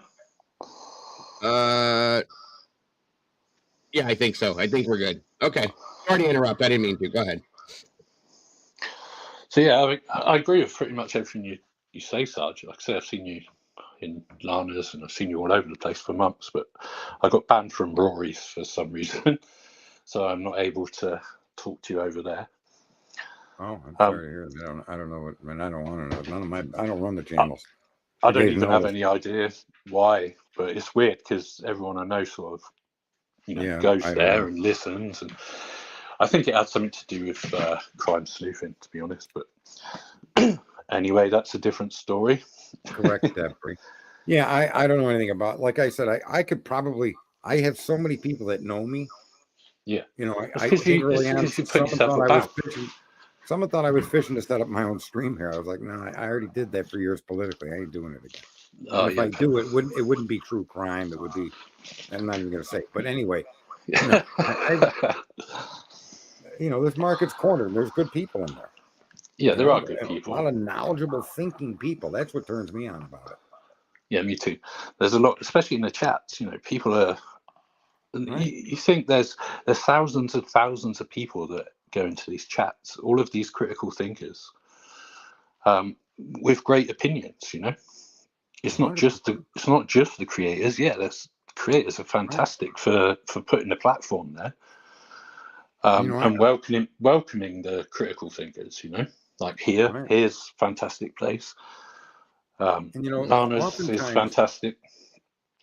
Oftentimes we forget that before you could be right, you've got to be wrong first. And you shouldn't be offended by that or think people are going to judge you or worry about being wrong. It's a natural part of life. It's not. I mean, most of us learn from mistakes. That's what a smart person does. Definitely. A wise person learns from other people's mistakes. I'm not quite there yet, but I'm trying. And that to me is where we're getting very critical and nasty and angry at people is just to me is, come on, I don't know you. You don't know me. I have an awesome life. I got a steak ready to go on the grill. I live a fantastic life. Yeah. You guys are part of it, but you're not a direct part of it. Every time I talk to you, you're making a steak. What the hell, dude? When am I getting mine? He lives on. I'm addicted to it, man. It's my new drug. Yes, steak a day. The thing that gets me, Sarge, is the hate and the way people talk to each other on these chats and on these lives. And I always think to myself, would that person be talking to me like that if they were stood in front of me? No. I highly doubt it. No. I mean, I'm sort of 6'2". I'm probably about 150 kilos and I'm covered in tattoos. I doubt Detective or Mall Cop John would be shouting in my face, you know. They definitely wouldn't. No. Yeah. Now, I'd if like I to had see him reason to, try. though, if I had reason to, and you were 7'8", I'd be there. For sure. You know. Oh yeah, I don't care. And if I had Yeah, reason, right is right. You know. Yeah, and if there was reason to, I'd expect you to be there, you know. Right. Yep.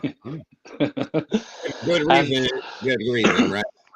And that's how I feel about this guy shouting and calling everyone out. It makes me feel like, okay, you want to shout and ask me to bring it. I would love for the person to educate us where we're wrong about how the DNA was handled, how Kohberger was handled, how the CSI scene was handled. I think that would be nice. He doesn't know. This is the thing, he doesn't know. All he does is supposed to be an ex-policeman. Maybe there's part of their procedure that we're confused on. Maybe you're supposed to walk in and out of a house with a windbreaker and sneeze into your elbow. Maybe that's just the way it's supposed to be, and we're just too stupid to think otherwise. I don't know. You do know he wasn't ever a policeman, so I don't care. I don't care. I'm just saying I don't mind being criticized, and I don't mind being shown that I'm wrong. But what I really crave is when I'm wrong to understand what is right. Yeah. Mm-hmm. Right. I have an affinity for that. I want that more than steak. Hard to believe, isn't it? That's hard to believe with as much steak as you eat, my friend. But hey, I'll go with it. I'll go with it. I buy them at a dozen at a time, and I get on these binges, man. There's nothing wrong with it. I love it. It's good stuff. I promise you it is. But I just can't afford to do it anymore. It's like, Jesus, you might as well take out a loan to buy a car to eat a steak nowadays. So, yeah, it is, man. But by the way, real quick, for those of you, there's quite a few people in here. Oh, I figured out what the problem is. I see it now. Dinky, we're feeding back through. Do you have a YouTube up in the background or something? Yeah, but it's on mute. I don't. It's somehow or another it's feeding back through. I can hear it coming back in. Hang on. Hold on. That's weird. Let me try something here. All right, let's see if that. Okay, yeah. See, if I mute his thing, I can't hear it. That's okay. I'll just mute and unmute you as you're talking, Dinky. 1 second. So, real quick, before I go further, by the way, crimes under investigation. This beautiful lady here on panel with us, Miss Lisa. She's not been here for a while because she's been dealing with some medical issues, so on and so forth, but she is back. Me and her started off in true crime together. We used to run around with another creator, but we got away from that, came out, did our own things, and kind of did this together. So for those of you who are not familiar, this is Miss Lisa. And please welcome her because she is a very important part of this channel and of our lives here. So there she is. Welcome, Lisa. It's great to see you again. Good to see you too, Joe. Thank you. Hi, Sarge. Hi, Dinky. Hi, Lisa. Have we met? I don't know if we've met before, but hello. Yes, we have, Sarge. Spoken to you before a while back. For those that were wondering who this is, and it's wonderful to see you again, Lisa. Thank you for being here. If you will, guys, please check out her channel. She has an amazing channel. She is from Australia, so the time differences are a little off, and that's about it. But she does great stuff, guys. Check out the channel if you will. So show some love, subscribe, because I'm promising you will not be disappointed. You'll see her over here a lot as well. Can we link her in the room? Can we put her link in the room? Absolutely. I don't have it, but I mean, we had it in here once, but drop it again, guys, if we can. Miss Lisa's awesome. Thank you very much, Joe. And can I just quickly say, we are under fires here. It started 2 days ago, and I just want to say this to everybody in Gippsland area in Victoria. Please keep a lookout for the fires. Please take care. Get out. Do not stay. Do not hold up fireys, police, or ambos, please. Be safe, everyone. I love you all. And we're all here to help and support you all. Thanks, Joe. Sorry. Oh, no problem. And I'm sorry that that's going on over there. Good Lord. Another, how bad is it? Oh, it's bad. It's, I live in Gippsland, and it started in an area where I have a lot of friends. And which is, an hour's drive from me. And then that started, and then my daughter and that went up to Glen Maggie. Right. which is up in near Hayfield, and a fire started there, and then one at Bryan along that's already taken a life, Oh which was Lord. the guy that called Triple O, I might add, Mm-hmm. sadly. So he lost his life, but that's taken a hold and gone through the bush there. This is all bushland, and it's so dry. I mean, we are so dry here. Right, right. But Lord. it's going right through, sadly, and the winds have just picked up here again. We got 100-kilometer winds. So How close is this to you? not far. Your lawn's Okay. not far from where I am. I need you to promise. I need you to promise me that you'll do exactly what you just asked everybody else to do, that you will Oh, go. trust me. I Okay. have been in 2 house fires in my life, love. I'm out. Okay. Nothing is worth that. I'm out. That's all I'm saying. Animals, me, gone. There you Wouldn't go. do it. All right. Good stuff. And this is nowhere near David, though, right? David's down in the Perth area, right? Yeah, David's in Perth, love. He's in another state.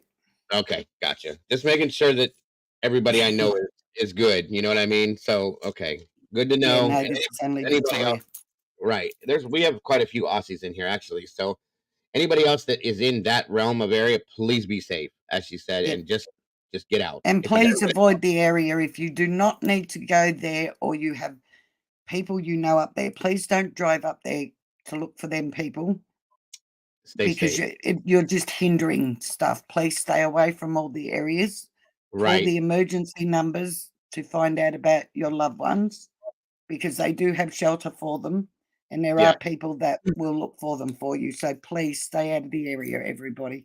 Absolutely. Absolutely. And again, Pamela just said her son's in Melbourne and hasn't mentioned anything. And stay safe, Lisa. Please stay safe. Oh, I will. But again, Definitely will. anybody else that's in here that is in that, even close to that, please be safe. And Lisa, if you do have to leave, please keep in touch with me so I know that you're okay. That's all I'm saying Oh, with I that. will. I will. God bless, and prayers for everybody that's going through that. Absolutely. That's horrible. Jesus. It's everywhere. Canada, Maui. I mean, it's just ridiculous anymore. Hell, We haven't even started summer. This started just before we started summer on the Saturday. It's sad. So sad. We are in for a bad summer. I pray for all the fireys, all the firefighters. Please pray for them that they all return safe and well, because our fireys out here are all voluntary firefighters. Yeah, right. So they're not only not going to work, but half of them get told that if they don't turn up to work, they're not getting paid, sadly. Mm-hmm. And Which I think is absolutely ridiculous. I agree I with that salute too. every one of these people. You know that, Joe. 100% behind all emergency services. Absolutely. But I Yes. pray to God they all return home, and I pray to God there is no more lives lost in any of this. But it's not looking good. Sorry to hear that. I'll have to keep up with it on the news as much as I didn't have any idea. I don't really watch mainstream news so much anymore. We all know why. So I do try to watch for current events in some places, but definitely not for this kind of stuff. So I'll start watching again and the world news and stuff like that. I will definitely do the bug. Thank you. And to answer that question, what time it is? Sorry, Joe. It is 5:36 a.m. in the morning here. That's what I was gonna say. But thank you. I got the times down for Lisa. David, I struggle with. I think he's an hour different. But yeah, thank you for the info and the update on that, Lisa. Seriously. Thank you for letting me put that up there, because I know there are Aussies that come in here and watch, and your channel is bigger than mine. So I just want to get it out as much as I can in case.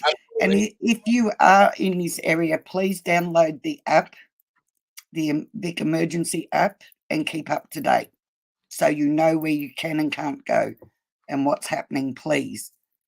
I can't stress that enough. Lisa, if you know of any places to donate to Australia Fire, please share it in here. I don't as yet. They don't have one up and running. Like I said, this has just started, but I certainly will pass it on to Joe the minute I find out. And thank you very much for that. Absolutely. I Absolutely. would appreciate that. I mean, these people, look, I know fireys, Joe being one, but I also know quite a few fireys that are volunteers. The last fire we had in Gippsland here, a couple of them lost their lives, and a couple of them lost their own homes Why fighting for somebody else's home? It's You horrible. never hear them complain or whinge No. or you know, say, what about our money and all the rest of it? We do have firefighters here that are paid for Right. in the suburbs, but not out here. They're all voluntary. So I get it. I understand how that works too. But yeah, we will yep. keep them all, everyone, them included in our thoughts and prayers for sure. I appreciate all of you doing that as well. And of course, Lisa will keep me updated, and I can keep everyone else updated. And the others that are in here, like I said, I have quite a few Aussies that come in here. Please be safe if you're in this out area, and don't even think twice. Just get up and go. It's not worth it. Nothing is worth it.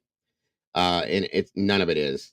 Nothing is worth And your life. driving down there just to have a look is not worth it. It's the cruelest No. thing you can do to people that Stay lose away. stuff too, by the way. Stay away. Just don't do it. Yeah, stay away from it. It's not worth it. It's dangerous. Way too dangerous. So Yep. again, thank you, Lisa, for that. I appreciate that. That's all right. And my second thing is what you were Okay. talking about earlier, what we were talking about on Oh, my yeah. channel, what you're going through. Right. My other advice to everybody is, like I said on my channel the other night, if you have a problem with anybody, and yes, I agree, there are some creators that you cannot approach that will have a go at you, etc., etc. But I personally, and I know Joe, known Joe for a long time, I know quite a few people in here. If you have a problem with any one of us, anybody in chat, one, keep it private. Don't put it out for everybody else to get involved. Two, please speak to that person. It is not worth the hurt, the hate, and the pain. You're only going to suffer yourself. And if you don't realize that, you are going to realize it very soon. That I can promise you. That hate and hurt that you want to inflict on somebody, you are going to become the very thing you are putting out. So please don't. It is not hard to say, hey, Joe, hey, Sarge, hey, whoever, you really hurt me the other night with what you said, or you upset me with the way you treated me. Talk about it and move on. Your life is way too short, guys, way too short for anybody to do that. It is so silly. But I will say that after you were on my show, yep, got what you're talking about. And that's all I'm saying. Okay. I'm not going to give them the pleasure of anything else. I My heart goes out to them. I wish them love and happiness. That's all I can hope for them. And if you do need to talk, please reach out and talk. Even to Joe. For God's sakes, do it and stop the nonsense. Absolutely. And I agree. Look what everybody else is going through, that their children are missing. This guy, Kohberger, is getting done for quadruple murders. Come on. It's ridiculous. You think your life's bad? It's a dark world. There's way more things to be worried about than these stupid things right now. Facts. There is. It makes whatever you're going through seem pretty trivial, doesn't it? Exactly. That's why I'm just not. I'm not getting upset. You can tell. You know. I mean, you know me. You know if I'm telling. Yeah, I'm not going to say any more and than it's that. good to see you better today. Exactly. So, real quick, Mom, thank you so much for joining us today. I love your mother so very much, and thank you. And again, thank you for that statement as well. And thank you all again as my mother. That's my mother. Thanking you all for having my back, and I appreciate you all so very much for that as well. Have a great day, Mom, and I'll talk to you soon. I love you. Bye, Mom. Also, I just got news that Charlotte Cena was found safe and sound. That's amazing. Amazing news. Yeah. I am so grateful to hear that. Thank you. Reverend, I hope she's good. I hope everything is fair. Everything's great. I love seeing and hearing that. That's absolutely amazing. So thank you, Reverend Cynthia. Thank you. Very, very much. Can I just do one last thing? Can I just give a shout out to Jules? Everything you can, yes. I have all the respect in the world for you, sweetheart. And yes, I've missed you too, but I am watching you. Just to let you know. Absolutely. We love Jules. That's a fact. Yes. Thank God. Shelly, correct. That is the Jules rocks. Best thing I've heard all day. Yep. All me week. too. I love hearing things like that. That's amazing. That is Absolutely. fantastic. That is, So- that's perfect, man. That's what we God want. bless. God bless. It's okay, Reverend. If it's not, we'll readjust it. But as of right now, that's wonderful news. It's If fantastic it, you know, news. sometimes people are misinformed. I'm just putting out the news given to me. But if it's not accurate, we will fix it. It happens. It's not a big thing, you know. Sometimes it happens. But as of right now, I'm hoping it's correct and we're right and we're good. Miss Crime Sleuthin, good to see you. Thanks for joining us today. Good to see you in chat. Crime Thank you for Sleuthin. being here. So again, I hope that is 100% accurate. I hope. So I hope thank so you. too. Thank you. Great news. So again, welcome. Good Lord. Lisa, sorry about that. I was looking at names and I pulled a dago. Anyway, back to what we're doing, folks. Gotta love it. Nothing changes, right? I'm still the same dense dipshit that I always have been. It is what it is. Moving on. So today we're trying to look at the evidence against Bryan Kohberger that would prove that he's guilty, guys. We have a few amazing people up here talking with us, of course. We all know. What's up, Randy Fur? Good to see you. No worries, brother. And again, I've got one to throw out. yeah, please do. Please That do. was touch DNA, right? So, Transfer, touch, yes. However Yep. you want to. so think of it this way. What happens if he was in somebody's car, and we've all done it, or he was at a friend's place and they said, hey, can you pass me that knife? He's grabbed it and passed it, and that person's gone and done it. Absolutely. He had absolutely nothing to do with it. Absolutely. Now, just think how Absolutely. many times, if you all stop and think now, how many times you've been in somebody's car or you've been in somebody's house and they've asked you to pass something, or you've grabbed something off of their seat of their car or something and moved it. That's your DNA on that. Right. If they don't touch the same spot, then that DNA is still on there. Mm-hmm. Now, think if they went and did something like this, and I pray to God nobody else does, but if they went and did something like this, and I'm not saying Kohberger's innocent either, so please don't think that.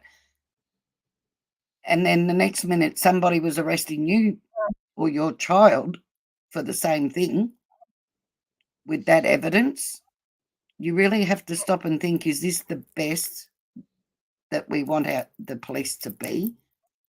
Right. Yeah. You know what I wrestle with that knife sheath? I wrestle with the knife sheath and the accuracy of everything else they claim, the accuracy of how it was executed, how they got out without any trace. I have a hard time accepting that was brought into the home and wasn't already in the home. Thanks, Jules. I don't know why I think that, but I struggle with that because that knife is designed to be attached to your belt, and it becomes a very, very cumbersome thing to have.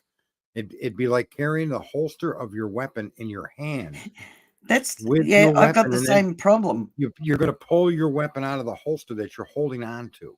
It's just it's kind of ridiculous. Thank you, Heather. It makes no common sense when you think about whoever did it.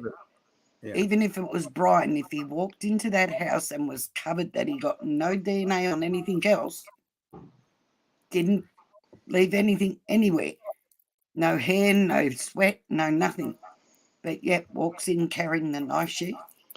Yeah, it makes no sense to me either. No. Why would you keep your hands tied up like that? I don't see that. That's always been like one of those weird things that have annoyed me. And I try to reason in my head, where did the blade come from?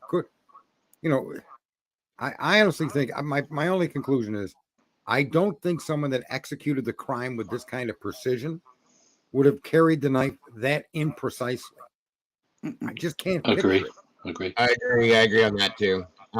I think that would be the first thing you would make sure was attached. And the only other thing I could think of is it was ripped off his belt. His belt. We talked about more likely to break the belt than the sheath. Yeah, that would be hard to do. Very hard to do too. Almost impossible. Real quick, I just need to correct something. I guess I have multiple people telling me that is not true, that she was found yet horribly. So I'm so sorry. I just was taking information given to me in the chat. So we're going to keep looking, and hopefully we can find for sure truth on that, and just keep praying that she is found, folks. That's all I can say. It's okay. It does happen. We do get misinformation at times, so it's a bad thing. It's a horrible thing, but hopefully it changes. It changes now. So my apologies on that. The Reverend Cynthia was obviously misinformed herself, so it's okay. You're right, Eve. Keep praying.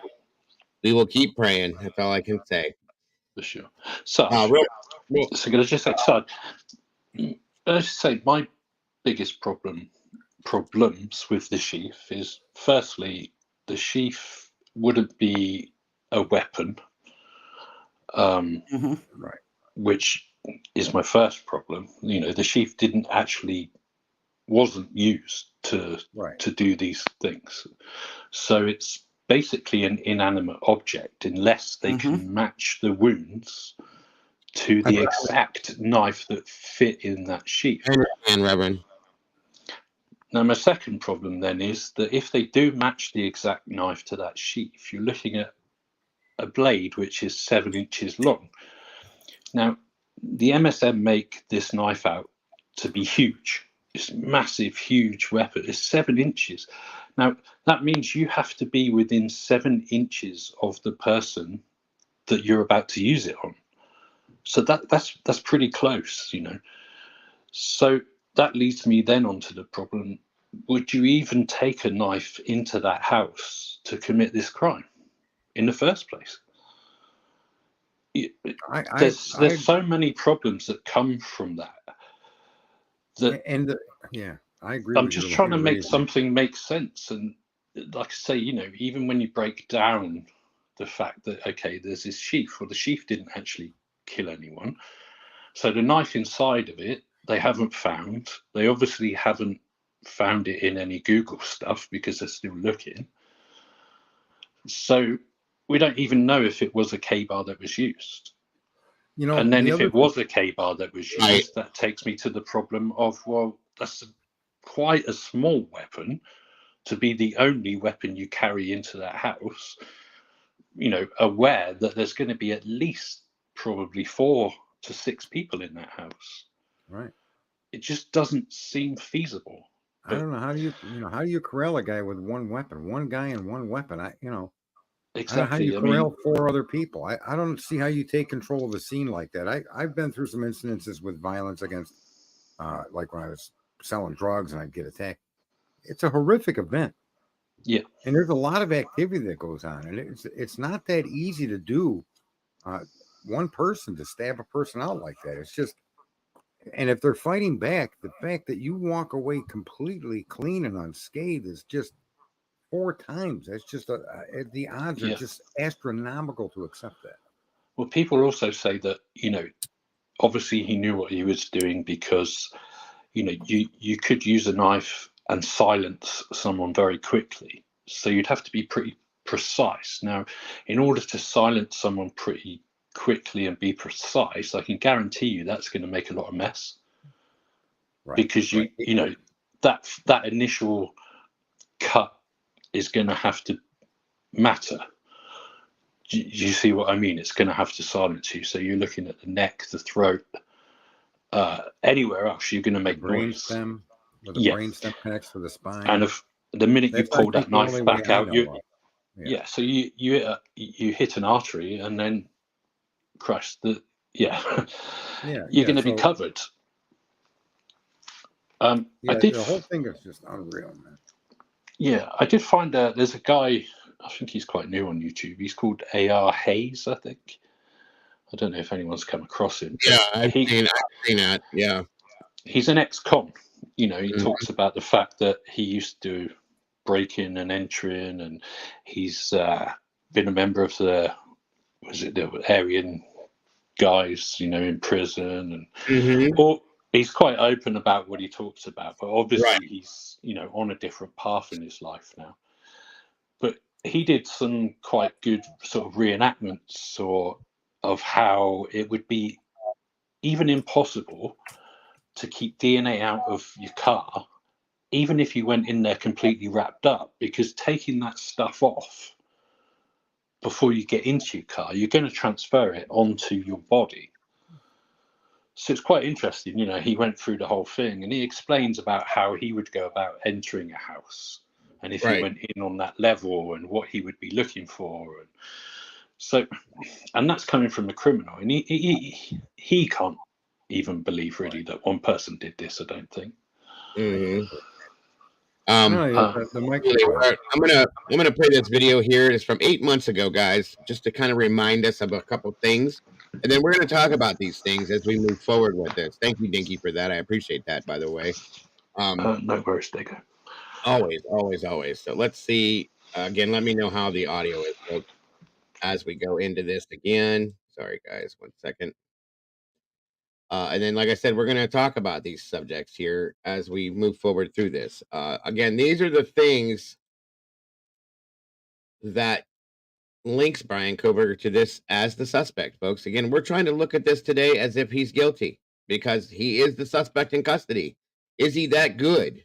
Is he that good that he pulled this off with all these things we're seeing? That, you know, that's why I'm on the fence still. That's why some of us are still on the fence with this, because of this. So we're going to go back and remember the things that link him to this and why, okay? We have breaking news for you, and that is that the probable cause affidavit in the Idaho 4 murder case has officially been released, and we are learning new details about what led police to arrest suspect Bryan Kohberger.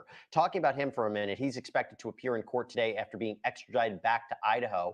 He's accused of 4 counts of first-degree murder. He's also facing a burglary charge. We know that the suspect arrived yesterday evening to the Latah County Jail hours after authorities flew him out from Pennsylvania, where he was later booked. And a lot of people across the nation are interested in this case. We're going to take your questions, so please submit them on Twitter, Facebook, YouTube.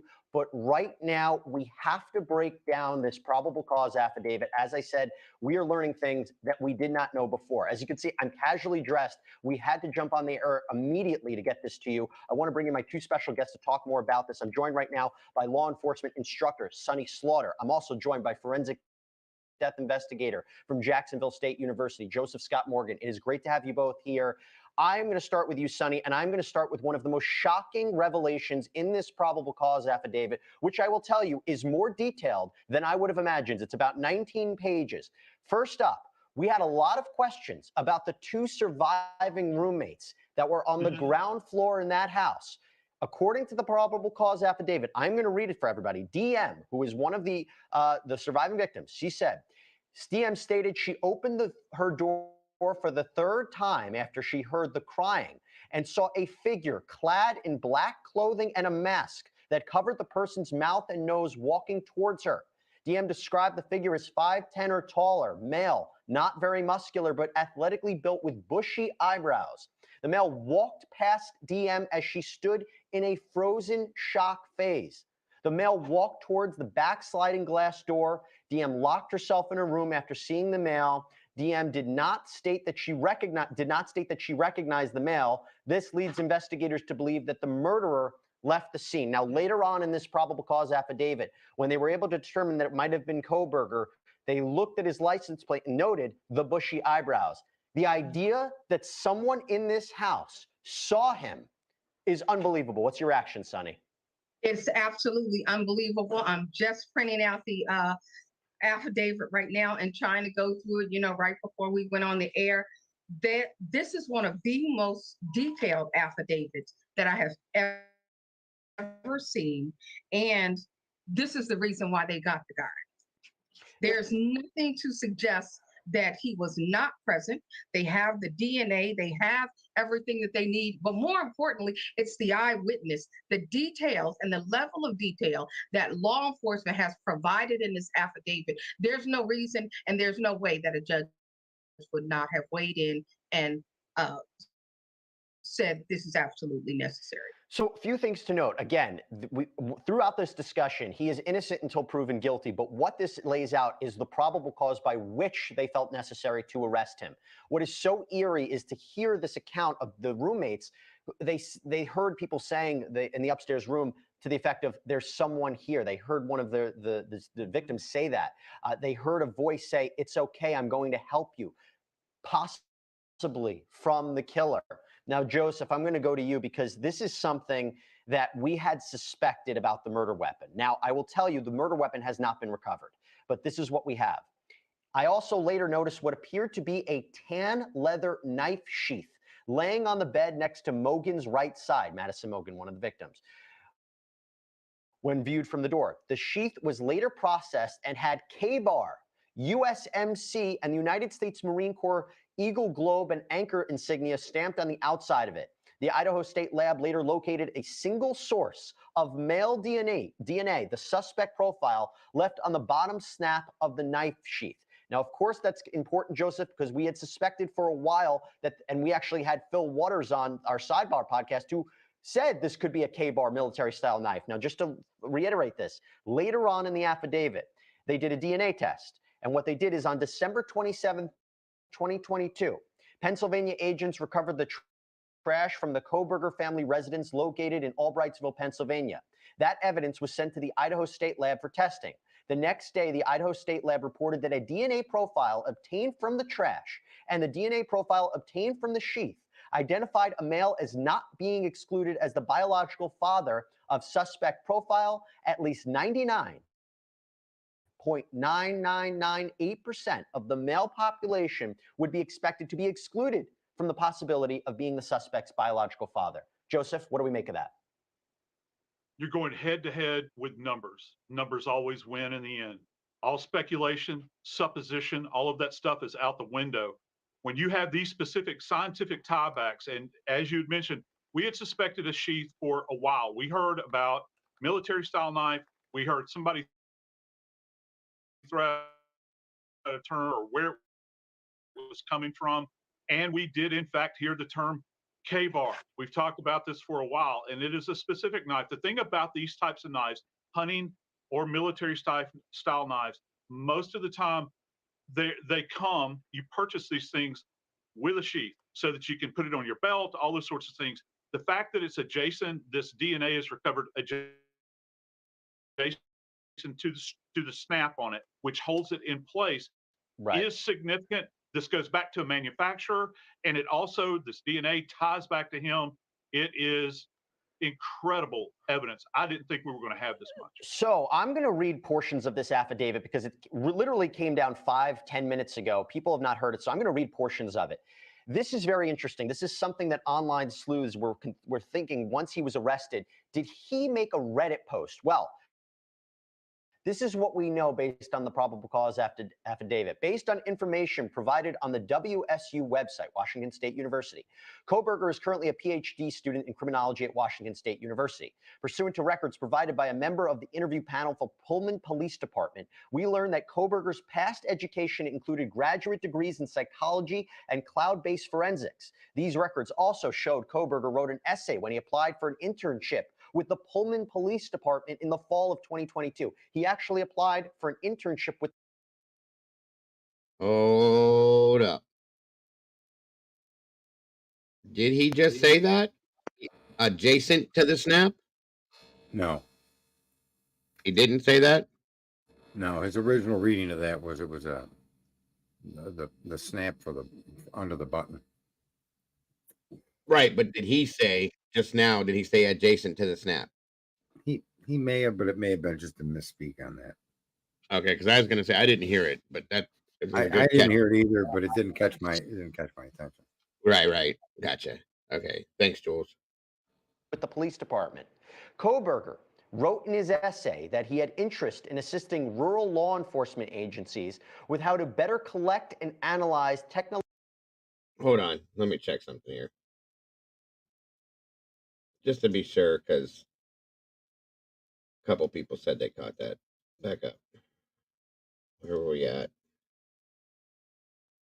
Make sure I'm back for 1 second. This affidavit, because it literally came down 5-10 minutes ago. People have not heard it, so I'm going to. Did I go back far enough? Hold on. I don't think I did. Did I? Is that far enough, or do I need to go back a little further, guys? I can't remember exactly what spot that was. Hold on, because I was reading stuff at the same time. Keep going. That's what I thought. Just to be sure. And again, it was probably just a misrepresentation the way you said it, but Purchase these things with a sheath so that you can put it on your belt, all those sorts of things. The fact that it's adjacent, this DNA is recovered adjacent to the snap on it. That is what he said, adjacent to the snap on it. Wait a minute. They come, you purchase these things with a sheath so that you can put it on your belt, all those sorts of things.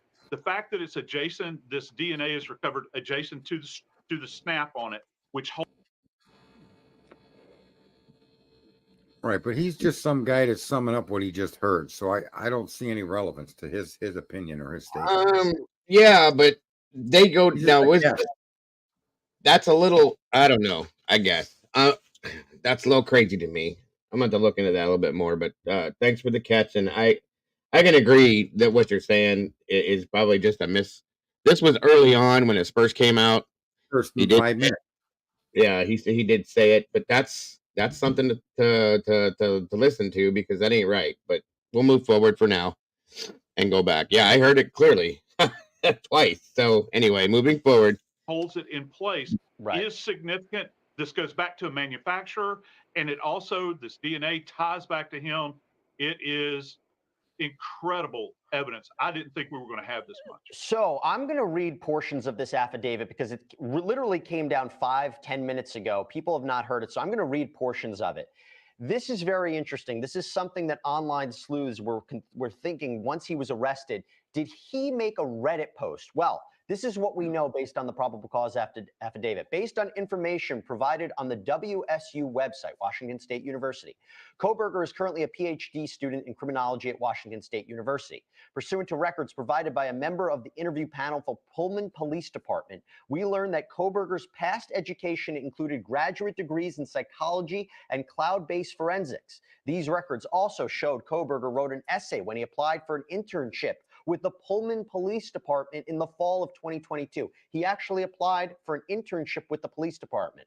Kohberger wrote in his essay that he had interest in assisting rural law enforcement agencies with how to better collect and analyze technological data in public safety operations. Kohberger also posted a Reddit survey, which can be found on an open source internet search.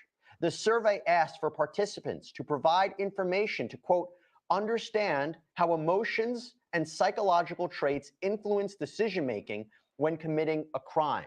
There has been a lot of speculation about why someone like him would have done that.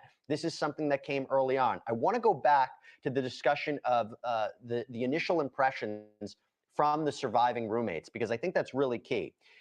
Again, we talked about the K-bar style knife. As part of the investigation, numerous interviews were conducted by Moscow Police Department officers. They interviewed the two surviving roommates. And this is what we, and again, what they start off the probable cause affidavit, basically going through what we know already, the timeline of events about where Madison was, where Kaylee was, where Zana was, where Ethan was. But where it really gets interesting is the timeline of this. This is a lot later than we initially anticipated. So to give everybody an idea here, I'm going to pull this up. We actually thought that the murders might have happened earlier. According to police, they believe the murders happened between 4 a.m. and 4:25 a.m. I think that is a bit later than we originally said. I'm going to read more from the affidavit. DM, again, one of the roommates who survived, who was on the ground floor, stated she originally went to sleep in her bedroom on the southeast side of the second floor. DM stated she was awoken at approximately 4 a.m. by what she stated sounded like Kaylee Gonsalves, playing with her dog in one of the upstairs bedrooms, which was located on the third floor. A short time later, DM said that she heard who she thought was Gonsalves say something to the effect of, "There's someone here." A review of records obtained from a forensic download of Kernodle's phone showed this could have also been Kernodle, as her cellular phone indicated she was likely awake and using the TikTok app at approximately 4:12 a.m. DM stated she looked out of her bedroom but did not see anything when she heard the comment about someone being in the house. DM stated she opened her door a second time when she heard what she thought was crying coming from Kernodle's room. DM then said that she heard a male voice say something to the effect of, "It's okay, I'm going to help you." At approximately 4:17 a.m., a security camera located at 112 King Road, a residence immediately to the northwest of 1122 King Road, picked up distorted audio of what sounded like voices or a whimper, followed by a loud thud. A dog can also be heard barking numerous times starting at 4:17 a.m. The security camera is less than 50 feet from the west wall of Kernodle's bedroom. By the way, I'm going to continue, but you can see more of the evidence that we didn't know what was happening behind the scenes. This is a more detailed timeline than any of us could have imagined. DM stated she opened her door for the third time. She heard crying and saw a figure clad in black. And I went through that already about seeing this. Now, they go on to say that the combination of DM's statements to law enforcement, reviews of forensic downloads of records from BF and DM's phone, and video of a suspect video as described below leads investigators to believe that the homicides occurred between 4 a.m. and 4:25 a.m. Now, this is also important. This is about latent shoe prints. I'm going to read that part. During the processing of the crime scene, investigators found a latent shoe print. This was located during the second processing of the crime scene by the ISP forensic team by first using a presumptive blood test and then amino black. This is a protein strand that detects the presence of cellular material. The detected shoe print showed a diamond-shaped pattern similar to the pattern of a Vans type shoe sole. This was just outside the door of DN's bedroom, located on the second floor.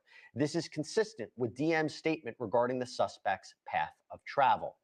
As part of the investigation, an extensive search, commonly referred to in law enforcement as a video canvass, was conducted in the area of the King Road residence. This video canvas was to obtain any footage from the early morning hours of November 13, 2022 in the area of the King Road residence and surrounding neighborhoods in an effort to locate the suspects or suspect vehicles traveling to or leaving from the King Road residence. This video canvas resulted in the collection of numerous surveillance videos in the area from both residential and business addresses. I have reviewed the numerous videos that were collected and have had conversations with other officers, and they go on to say that.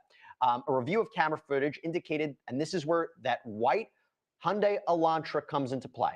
A review of camera footage indicated that a white sedan, hereafter suspect vehicle 1, was observed traveling westbound in the 700 block of Indian Hills Drive in Moscow at approximately 3:26 a.m. and westbound on Steiner Avenue at Idaho State Highway 95 in Moscow at approximately 3:28 a.m.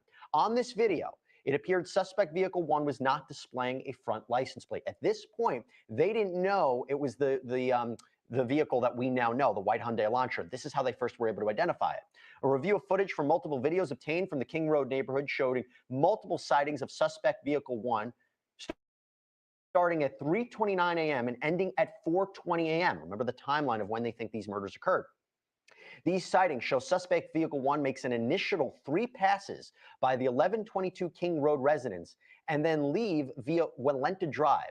Based off of my experience as a patrol officer, this is a residential neighborhood with a very limited number of vehicles that travel in the area during the early morning hours. Upon review of the video, there are only a few cars that enter and exit this area during this time frame. Again, this is also important because remember, he is charged with first-degree murder. There is a level of premeditation and planning to this. Keep this in mind as we hear all this. Suspect vehicle 1 can be seen entering the area a 4th time at approximately 4:04 a.m. It can be seen driving eastbound on King Road, stopping and turning around in front of 500 Queen Road, number 52, and then driving back westbound on King Road. When suspect vehicle 1 is in front of the King Road residence, it appeared to unsuccessfully attempt to park or turn around in the road. The vehicle then continued to the intersection of Queen Road and King Road, where it can be seen completing a 3-point turn and then driving eastbound again down Queen Road. Suspect vehicle 1 is next seen departing the area of the King Road residence at approximately 4:20 a.m. at a high rate of speed. Suspect vehicle 1 is next observed traveling southbound on Walenta Drive. Based on my knowledge of the area and review of camera footage in the neighborhood, that does not show suspect vehicle 1 during that time frame. I believe that suspect vehicle 1 likely exited the neighborhood at Palouse River Drive and Conestoga Drive. Palouse River Drive is at the southern edge of Moscow and proceeds into Whitman County, Washington. Eventually, the road leads to Pullman, Washington. Pullman, Washington is approximately 10 miles from Moscow, Idaho. Both Pullman and Moscow are small college towns, and people commonly travel back and forth between them. We talked about this before. when he was ultimately apprehended, the connection, the geographical distance between his university and where these murders occurred. I'm going to continue on. Law enforcement officers provided video footage of suspect vehicle 1 to forensic examiners with the FBI that regularly utilizes surveillance footage to identify the year, make, and model of these unknown vehicles. The forensics examiner, and they go into the forensics examiner's background and experience. After reviewing the numerous observations of suspect vehicle 1, the forensic examiner initially believed that suspect vehicle 1 was a 2011-2013 Hyundai Elantra, but upon further review, he indicated it could also be a 2011-2016 Hyundai Elantra. As a result, investigators have been reviewing information on persons in possession of a vehicle of this type. Investigators were given access to video footage on the Washington State University WSU campus. This is how they were able to connect the car to Kohberger. If we have some more time, I'd like to get into it before we take our break. So let me do this real quick. Okay, so we're not going to take breaks. I'm going to continue to go forward with this. A review of that video indicated that at approximately 2:44 a.m. on November 13th, 2022, a white sedan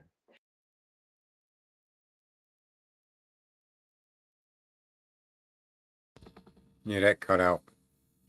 It was done at that point. They dropped off at that point, but we have that so far. Okay. That's just the stuff. I'm just saying there's just little bits there. We also have the fact that they talk about the pings that they had. They talk about turning off the the phone. this phone was turned off. Okay. They say that he had been there 12 times before. The license plate missing from the car. Okay. Now, we all know what Bryan's background is very well. Okay. They restated it there, of course. And the 1 second, sorry. The fact that he knows all these things. I've had conversations with people. And yeah, he very well could do this. They have him being the one and only suspect in custody, which you guys have heard me say I've had problems with for a long time. But, you know, other people seem to think he can do this by himself in that period of time. And again, this is what we're looking at. The possibility or probability that Bryan Kohberger did this or could do this, one, by himself or period. Okay? Based on what we've seen, based on what we know. We've seen a lot. And we know a lot, but we don't know a lot at the same time still, folks. Okay? So you got to go with that. So, like I said, we're trying to look at this as if Bryan did this. I know it's hard. It's very hard for me to do it because I have not seen anything thus far that has told me Bryan did this. But I'm trying to see it that way, folks. I'm trying to see it from the other perspective. This is rough. I was looking at this stuff this morning. I was looking at this stuff last night, and no matter which way I go, it takes me back to the same direction. But I'm really trying. You know, can I say? Go ahead. I could see without any question how people hear that and see guilt. I don't object to that because that thought's being given to you. It's planted. You're being told Right. That's what this shows. Okay. Right. But even without that circumstantial series of events could be connected to this crime. Okay, right? Yeah. Oh, yeah. You can't say that there's no way. Of course, yes. You may be that much of a reader of circumstances to connect these together, right? Mm-hmm. And so I can go along with the accusation as him as a suspect. But what I don't get on board with is the actions taken once this information was put together. I believe at that point it was upon them to further their investigation and bring a piece of solid evidence to say, Your Honor, come on now. Mm-hmm. You know, we swabbed his door handle and we compared it. We had him into the station. His DNA matches exactly. So if that was going to be the hinge of your accusation, the DNA, which it's going to be, I just think that they put the cart before the horse. I have a hard time accepting that process. Mm-hmm. that you arrest him for the crimes on just these accusations, which again, that could outline Bryan's movements the night of that crime. It certainly could. Right. All right, but nothing says that it does. I mean, it also could outline a completely decent, objectionable guy that doesn't sleep at night, that's got a great career in front of him, that's going to school, that's a teacher's assistant, that's an American citizen, just going about his business. So those accusations aren't even accusations to me. There's no hard evidence in the car, in the phone, and in the car videos that tell me if Bryan Kohberger was there. That's the objection that I have, is that far as that being used in a PCA. I object to that personally as a person. Right. No, I got you. I understand. You know, absolutely. I guess so. I guess the grand jury were convinced enough by the PCA. So, you know, well, I mean, that's why Bryan is where he is at the moment. But by then they had Bryan's direct DNA swab. Was that introduced to the grand jury? You see, we that's why she's going after it. There's going to be a hearing October 26th, isn't there? Yeah, 26th or 28th. No, 26th. 28th is the boxing. Sorry. Yeah, Tyson Fury. Oh, good. Francis Ngannou. All of them. Right.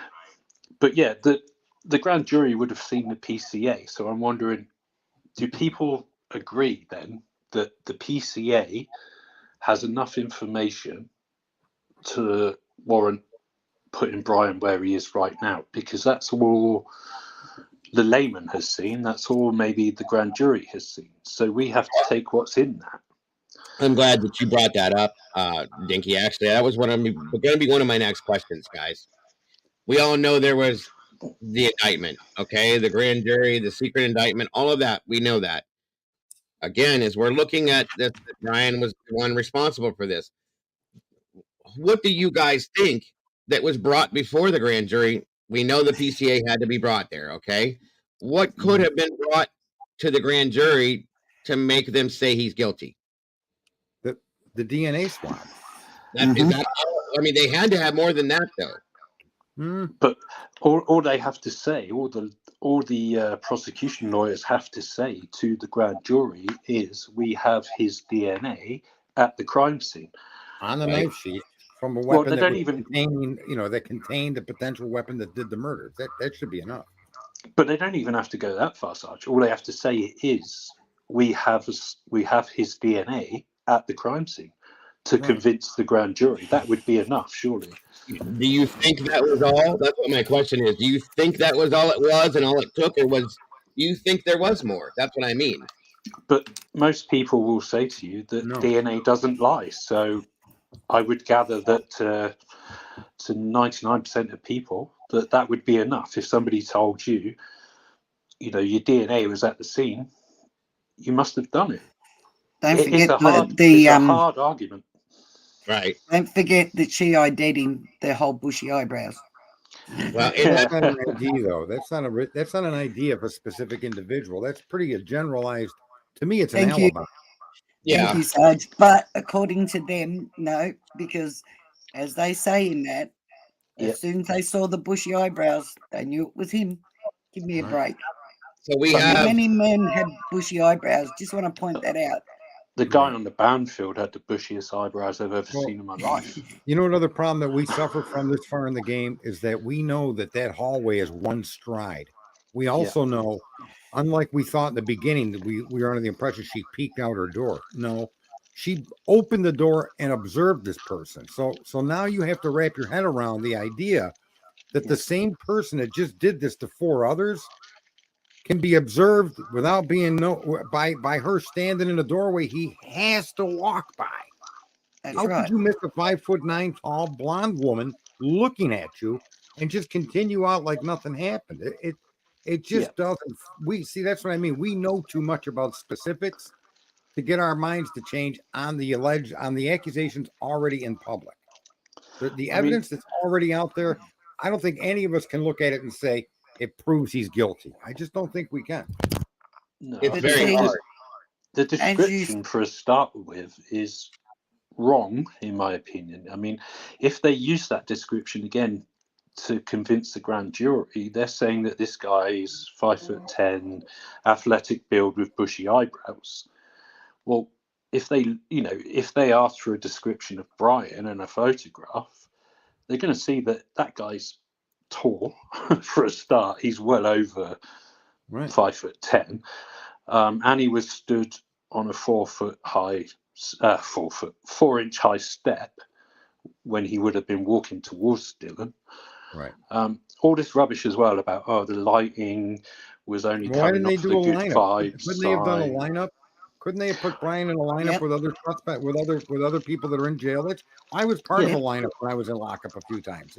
Yep. It's a natural thing. You're sitting there I've thinking, been- I hope they don't pick me because I didn't do it. And I've see, been by pulled off the that street, description, by Sarge, what and they put in that this Right. is why I don't think that I believe that the whole 4 were targeted. Sorry. And that's what makes me think the whole 4 were. Because if she really did come out that door, open that door and was looking directly at him and he walked past, and people can say, oh no, he was tired and all the rest of it. This Mhm. guy, the person would have been on pure adrenaline. Yeah. I'm not going to leave any witnesses behind, sorry. So that's what kind of seals the deal for me. If that really happened, that the whole 4 were targeted, that nobody accidentally walked out there, No. because then that would say, that kind of throws her statement out, doesn't it? Yeah. Because he had to have seen her. He would have seen it. There were a lot more Yeah. lights on in that property than what some people are saying. It's just that sign that was lit up. Well, they had little fairy lights all over the place. There was Yep. lights on here and there. So it would have been quite light in there, I think. Yep. And also, He you've was got But to if she remember. knew what that he way. was wearing and He had to his walk bushy by that door. eyebrows, He made 3 trips by that door. One when he came in and went Yep. upstairs, it was Thank you. closed. One when he came down and went to the back room, it was closed. Yeah. And then you're telling me he turns around and walks out that way towards the sliding door to an open door with a 5'9" blonde standing there and doesn't do a thing. Exactly. That's right. It's hard to That's wrap what I your head can't get around. over. The other thing is, he's never been in that house before prior to this, right? No. And no matter how much you look at a house on the outside, as Bethany said, she had her door closed.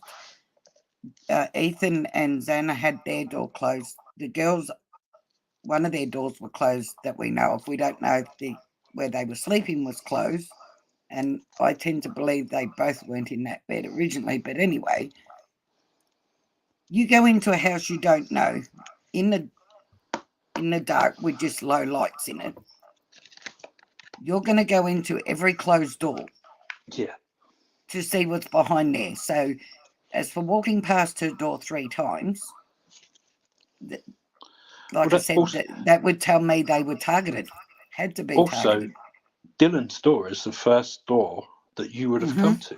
You'd have walked. That would have been the first door you saw. I don't mean to interrupt you, but there's new information being given by WSU Kim. She's stating that they've got Bryan Kohberger buying coveralls, which, just so people know, are normally blue, but coveralls at a store. God, I'm in trouble because I've got I don't know where that came from, or if it's true, or I've never heard that before. I heard that a long time ago, Sarge. Pullman Walmart. They fit Bryan into the crime likely because he used his knowledge to clean.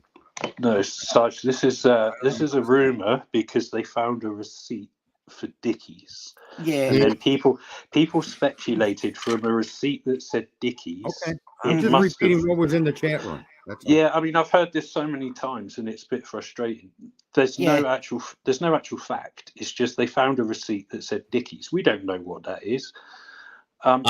Let's please be respectful of each other in chat, folks. Please, if you will, just respect each other. That's all I'm asking. Sorry, Dinky. Go ahead. I didn't repeat that to start a trouble. I just wanted to understand if there's any validity to it. It's a good point. It's a good point, Sarge, Sarge, ages ago. Yeah. And the other thing you have to remember with these receipts and in visiting these stores at Albertson, Dickies, whatever, it was getting close to Christmas. The guy was going home. he could have been buying his dad a hat and gloves, scarf, or a jumper. We don't know. It's a receipt for Dickies. All of that stuff. That's it. But I have overalls. I said when I first came around that the truth is never really going to win because you have to fight the context that things are wrapped in. And this man is wrapped in 100% guilt. If they say that he sneezed, he did it on the night of the murders, right? So, that context is something the truth can't beat because the context circles the globe 3 times before the truth ever gets its shoes on. It's an incredible society we live in today where information moves, but it's set up for you to view it a particular way, right? Right. Listen, guys. It's I knew this was going to be a hard show to do. Okay, I really did. I know what I'm doing. I knew it was going to be a hard show. I'm proving a point. I am trying, and I keep saying this repeatedly. What the hell? I didn't realize the flames were blue. I thought that's new. It must have changed. Sorry guys. I knew this would be severely difficult. Severely. But the point is, guys, is I'm trying to show that I have been trying to look at this from both sides of the perspective. 2 different perspectives, guilty, innocent. Both of them. I've been trying to do it. I really swear to God I have been. And I know a lot of other people are looking at it as in he's just completely guilty. There's no 2 ways about it. And I know that other people are looking at it that he's completely innocent. I'm not even on either side of that. I'm in here. Neither am I. Yeah, I'm in that middle where I can't decide where to go with it, okay? And I'm trying hard. I'm trying really hard to see all aspects of it. You have an echo. I fixed it. It's coming back through Dinky. It's okay. No problem. I just mute that run talk and then he can go back to it. So I sat down with my wife. She knows this case better than I do. She should, because I've been on it for so long that she hears everything about it. So anyway, and we talked about this. We did it Saturday night a little bit. We did it Sunday. We did it this last night. It is what it is. I'm looking for the things to make. I got one for you. I got one that'll show you he's guilty. Okay. When they investigated the crime scene for the second time and found a shoe print, which probably belonged to one of the first crimes. I'm just being a smart ass. I get it. But like I said, I've had conversations with people that have different opinions than me. Drunk Turkey, Daniel, me and him talked back and forth about this. I would say one thing, he would say something else. He would say something, I would say something else as to how this goes. People have their different opinions, and it's okay, guys. That's what this is all based on, okay? That's why we're doing it. My next one we're going to do is a debate, okay? I hope you're ready for that. Anyway, so I hope you invite me back for that. Well, you're absolutely invited for it. I figured you'd want to be here for that. It's going to be a real debate on this, guys. Facts. One side versus the other. As long as everybody can do it like adults without killing each other, we're going to do it. I'm down. But here's the thing. It's not even worth the argument because none of us actually really know because none of us were there. That's the so biggest none of us can say 100% he's innocent or none of us can say 100% he's guilty or he's maybe involved. Maybe he drove somebody there. Maybe he's involved because he knows about it. We don't know. We can debate the information that's been supplied us to its strength and validity, right? That's right. And that's what I've been doing the whole time. I don't know 100%. If this guy did it. I have no idea. If you allow... I couldn't picture doing that. I mean, I don't know what it would take for me to go to do that to 4 people. You really no. There's nobody. The trouble is, people get so involved, and when your emotions are in it, then it's time to take a step back because you're arguing something you can't be 100% sure of. That's why I stepped away from those videos. Remember, Dago? I just didn't want to cause any problem, and I said they were a distraction. And it looked like they did turn into a distraction, didn't they? Right. They did. They absolutely. Well, and here's the thing. I agree, so I think it was meant to be. But what I'm saying here, guys, is that what Lisa said is 100 million% correct. Nobody in this room, nobody in here right now knows whether he's guilty or innocent. I don't care what you say. I'm not trying to be rude. I don't care what we think we think we might think of it. It's not that we don't know. We don't know. None of us knows on either side for a fact. What we do know is everything we've talked about, everything we've seen, everything we've heard, everything that has been stretched and turned and twisted and flipped and turned inside out and bounced down the road and stepped on and stomped on and thrown up and chewed up. Bam. But we do know, okay? It's a lot. It is a lot. But none of us really truly do know. Did he do it or did he didn't do it? Because like Lisa said, we were not there. That's the hardest thing with this, all this, okay? This has engulfed all of us deeply, so deeply, to the point where it's caused people to lose grips on, I'm not saying anybody in here, but lose grips on some of reality in some senses, folks. And I've personally said to people, please take a step away from this. Please take a step away from this. You're way too involved in this. I've had to step back from it. Yep. You guys know I have. Go ahead. I'm sorry. It's not worth the fight. It's I also, anybody that's fighting somebody because they're on this side or another one, or attacking somebody because this one believes he's innocent and you believe he's guilty, or vice versa. You're fighting for nothing because you don't know. Discussing that though. See, that's the thing. I think more and more people have come to understand. We're not arguing about guilt or innocence. No, None of it. I don't think any of the information, the streams I'm a part of, take the position one way or the other. They're looking at the process under which this man was caught up into this game. that's the biggest thing. Yes, That's the thing we focused on, and I think most of the people in the chat room are the same way. Where we're not going to make that final decision, guilt or innocence, but we do have questions about your CSI work, your video work that really is non-existent. Your and we should question it, right? We absolutely should question it. That doesn't mean we're fighting for Kohberger. That doesn't mean we're against the victims. No, we should question what Dylan Morrison and Bethany did. That's our right. You put that case out there. I didn't. And then right. Why are we seeing this? Why? Here's the biggest question of every bit of this right here. Why do we know who in the hell Bryan Kohberger is? How do we know who he is? That's the only question. And that's what everybody has been looking at this whole time, is that's what it is. It's not whether he did it or didn't do it. How do we know who he is and why is he involved in this? That's the biggest thing right there. That's what everybody's fighting with.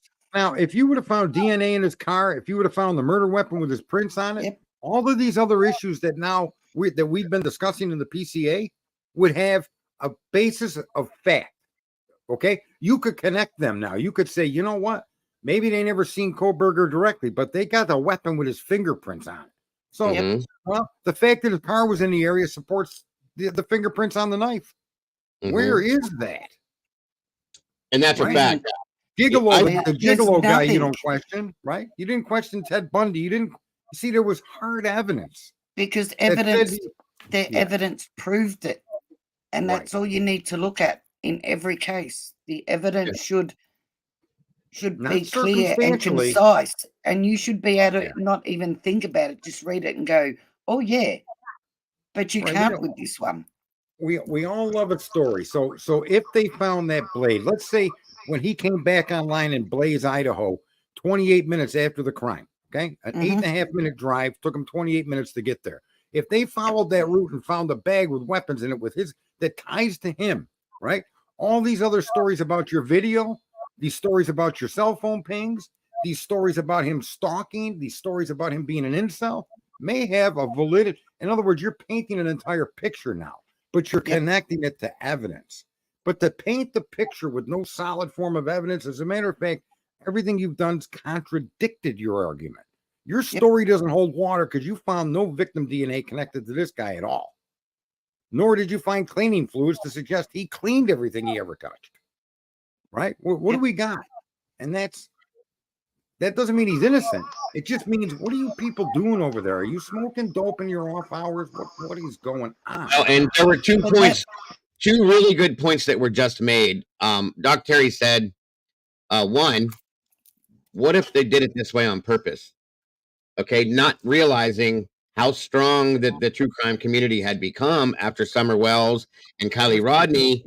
Everybody exploded into this case when Idaho came out, and kabam, like the true crime community quadrupled in size, folks. It really did. Okay, there's people falling out of the sky doing this now. People that didn't even think twice about the internet are all over it now all day because of this case. So there's that one. And then we have what Crime Solver just said. Sometimes I think, what if they have it, all of it? What if they actually have it, though? What if they do, and they're just playing it out, guys, to see what happens? Okay, it's very. I'm not saying like playing a game. I'm saying they're letting it roll out like it's supposed to, and they already have the answers to this. That's very possible. I've thought about that before. These are great points, okay? Because I'm telling you, folks, I sat down with a notebook. I've got notebooks everywhere. I have tons and tons of these little things everywhere too. Okay. And I've written these things down. I have things stuck. I'm surprised I don't have things stuck to my ass. Excuse my phrasing, but I'm surprised I don't have little Post-its stuck on my ears and everywhere. But over the weekend, when I had time away from the other crap I was dealing with, I sat down with a notebook and I wrote down bullet points and different things about this, that, and everything else. And I tried to force myself to see. I did have an amazing conversation with Salty Sleuth. I'll say that much. And I thank her again for that, because she is she looks at and sees it both ways, but she sees possibilities on the side of him being guilty on this as well, a lot more than some people do. Not saying that's what she truly believes. She sees the points is what I mean. And so I asked her questions. I wanted a point of view from somebody that can see that stuff that I don't see. And I did notes myself.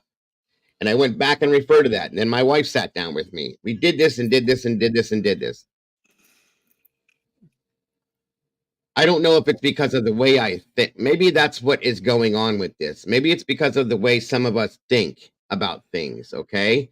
And I'm not saying people are smarter than other people or dumber than other people. I'm not saying that.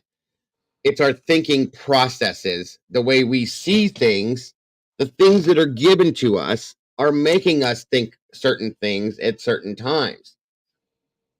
But the narrative on all of this that has been thrown at us, which there is a narrative being played from day one. There has been, I've told this again and again, I've said this, that there's a smear campaign, I believe. 100%. There's tons and tons of guilt propaganda put out there on this. All of that goes with the smear campaign, in my opinion. But I'm not saying that it's not supposed to happen. And I don't expect them to come out with a cartoon about Bryan Kohberger talking about how happy-go-lucky he is and what a great person he is either. Nope. I'm saying we haven't, our minds process what we see and hear every day. Yep. That's all we've seen and heard every day. That's why we process things the way we do. If we would have not known anything about him, let me ask this question to everybody. I'm going to answer you something when you say that. If we had no idea who Bryan Kohberger was, ever, and we're still looking at everything, take him out of the equation. I've done this once before, but take him out of the equation completely. Take him completely away. I know this is going to be hard for people, but just forget about him for a minute. With everything else that they have come up with, if it was, there was not a suspect, but they had all the other stuff. I know this is hard to do because of a lot of the stuff that goes to him. How would everybody be looking at this right now without him involved in it? Okay, I can answer that honestly. I took the PCA to police here, to two different detectives that I know that knew nothing about this case, knew nothing about your media over there or anything, because as you know, I'm in Australia, so they're not interested in cases over there. They're doing their own cases here, right? Right. And I put it down and asked them to read it and tell me what they thought. And yet they come up with the same issues I have. Exactly the same issues. That we've all discussed. And that was them not knowing any of the media sources, what had happened or anything else. That was solely based on them just reading the PCA. And they had issues with it. Exactly. And the sheriff's deputy that showed up at my house Saturday night, we talked for a little while, okay? I kind of know him, not like personally, but I know of him from being around him over the years and stuff like that. And he asked what started all this and what case I was covering, and then he laughed. And he said, "Yep, I know all about that case. They have people calling them in the state of Ohio, giving them answers to this case, swearing up and down they know who did it, and they want them to contact Idaho State Police." Okay, I'm not lying to you. Now, let me finish this, though. And I asked him, I said, I said, have you followed this? He goes, I don't have a choice. I have to because of what people have called in and so on and so forth. Okay. The Trumbull County Sheriff's Department, folks, the Trumbull County Sheriff's Department in the state of Ohio are receiving calls about this. And he said it's happening everywhere, Joe. He said it's everywhere. All over the United States, it's happening. Okay? Everywhere, not just Ohio. I'm just giving you that point. It's been everywhere that they've seen, that they know that this is happening in different states. He said, probably including Alaska, that people are calling their local police saying, I know who did this. You got to contact Idaho State and let them know this, and so on and so forth. Okay. And I said, what is your opinion as a law enforcement officer? What is your opinion? And he laughed. And he goes, you don't want to know my opinion. He goes, my opinion goes against what it should be. He feels the same way, that he feels even stronger about it than the people that are like me, that are Kohberger lovers. He thinks that he's completely innocent. This is the law enforcement officer that said it. And he goes, you know something? He goes, I'm going to tell you something. He goes, the PCA is the big deal with this, right? And I said, sure, absolutely. I said, it's been a big deal. I said, a lot of people say it's bullshit, it's fake, it's a book. True meaning. This, it's that. And he goes, you want to know something? And I'm glad we watched the video we did. He goes, because they talked about in that video that we just watched how detailed it was, right? And he said, I want to let you know something. He goes, I've looked at and know all about different affidavits I've seen over the years. He's been in the police force for 30 plus years. And he said, they're right. It is really, really detailed. He goes, it's abnormally detailed. And I said, what do you mean by abnormally detailed? He goes, that's my opinion. He goes, me, as a police officer, I think that affidavit is abnormally detailed. And I said, can you explain that to me? He goes, think about it for a minute, Joe. He goes, I've never seen an affidavit that is that severely detailed. I said, I didn't think it was that detailed at all. He goes, it's a lot more detailed than most I've seen. And I was like, really? And he goes, yeah. And he goes, think about the specific details they pointed out in that. Okay. And he goes, you don't see that kind of stuff pointed out regularly, but why did they do it in this one?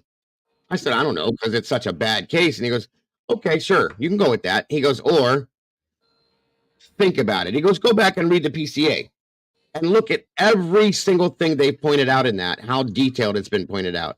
And I was like, you got a good point. And that's what Jules just said. That's what he said at the end of the conversation. It's funny that you said that. Word for word almost. It's detailed, but says nothing at all. It's an opinion. All of that stuff is an opinion, except for the DNA on the sheath, right? It's his opinion that turning off the phone was done. That's the other thing. That it's his car. And that's the other thing. He said the other part of that he said was that it does not relate to the suspect they have in custody at all. At all.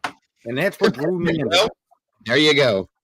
That's the trouble is, once people start hearing stuff like what was presented about Bryan on mainstream media, and the deep diving into his life, etc., and everything was a put down. Let's be honest.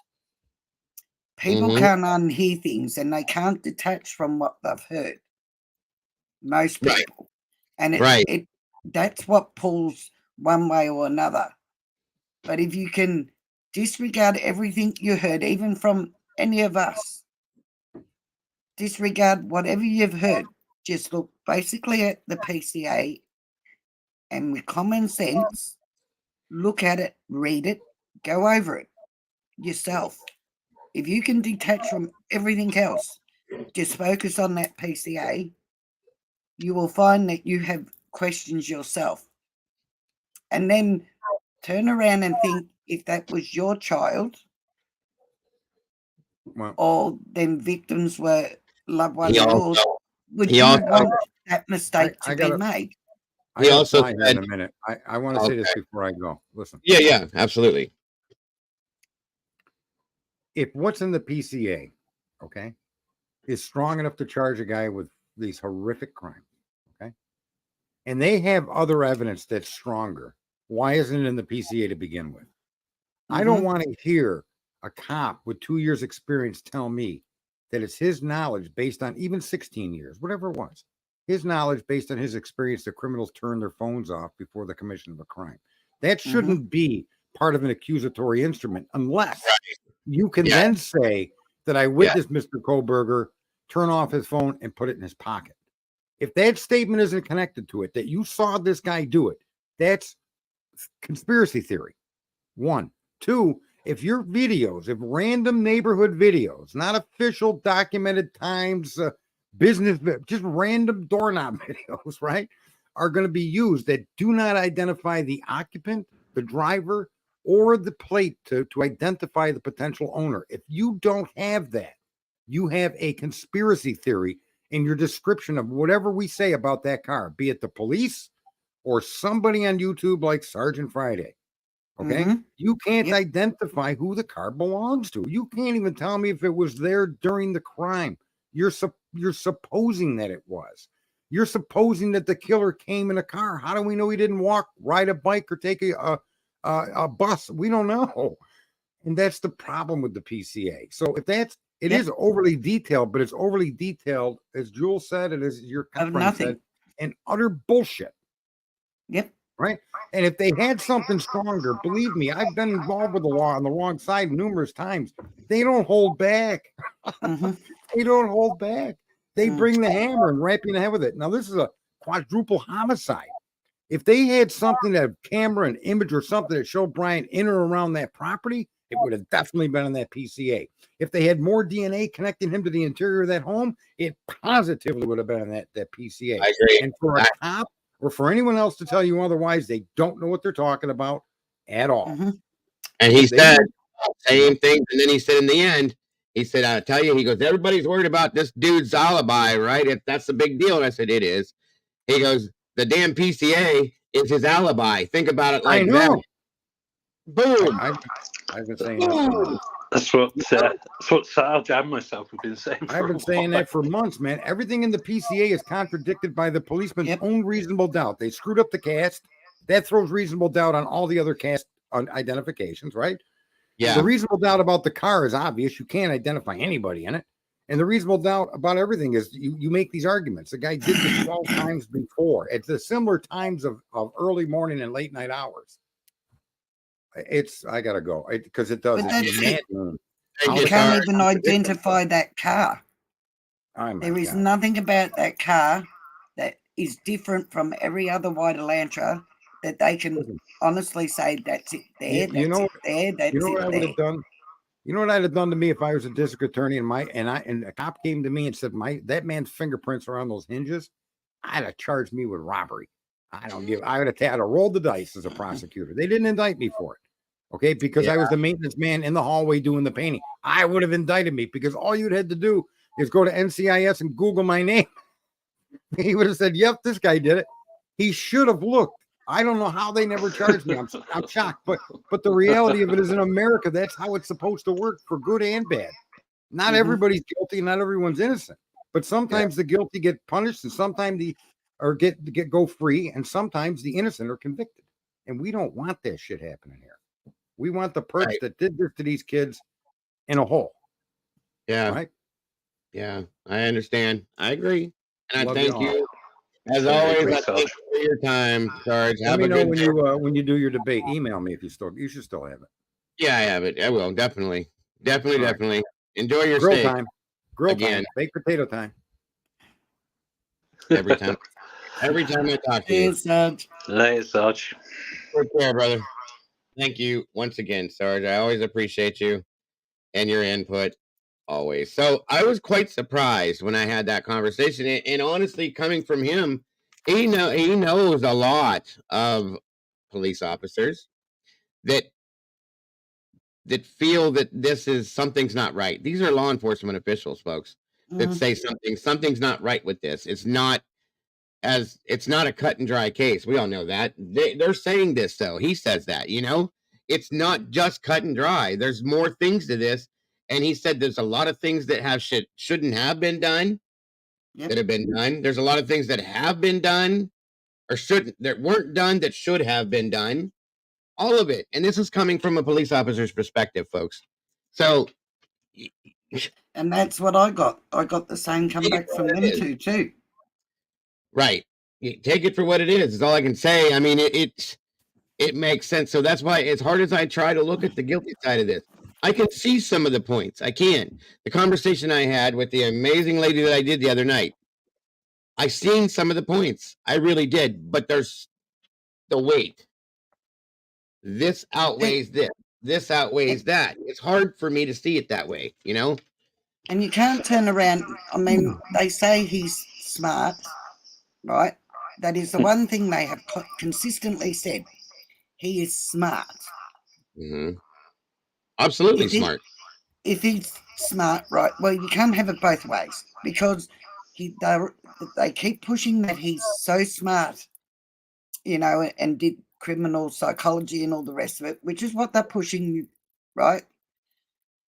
So he's that smart that he went and applied to the police force and all the rest of it, right? But turns off his cell phone at the point this was all going on, drives his car not just once, but does U-turns and all the rest of it, takes the sheath in his hand into the home and leaves it on the bed, but leaves no other DNA. That's not a smart criminal. No. That is somebody that's not smart. So you can't have it both ways. And then walks past another girl that was looking at him. Mm-hmm. So you can't really, and I mean no disrespect by that, before anybody says anything, I am glad nothing happened to us, so don't take that wrong way, please. I know what you meant. I know what you meant. He left somebody that sided him. So you can't have it both ways. He's either smart or he's not. Right. And I don't believe that somebody that's doing criminal psychology and is, pretty above it in that class, that would make them mistakes. Totally agree, Lisa. He might as well have stood out the front and went, yeah, it's me before I go in. You hear a lot that, how smart he is and how this is possibly his dream to commit the perfect crime. If that's the case, then totally what you're saying, if he's thought about how to commit the perfect crime, I'm sure in his top 10 of things not to do would be drive my own car through every possible traffic camera in a 20-mile radius, take my own phone out of my property. And like you say, those are such basic things for a person that's learning. The other thing I have a little bit of an issue with is people say how smart he is and blah, blah, blah. And they say he's sitting in jail writing these motions and he knows this. Well, he's a student of criminology. He's not a law student. He's not a lawyer. His forensic knowledge, yes, he would have some, but it's basic. He's not training to be a forensic expert. All of the things that people give him credit for because he's studying as a criminologist. He's looking at cloud-based stuff, which is funny because it's the system that they use to update his own file. I can't remember the name of it now. Somebody brought it up the other day, but it's the whole system that the police forces use to integrate. That's his field. It's computer stuff. It's not the law. It's not anything else. So you can say yes, he's smart, but he's smart in the things that he's hoping to do. And what what I see is somebody that's looking to be on the correct side of the law. That's where his career path is going, for sure. Mm. So yeah, I mean, I'm with Dago. My mind is open.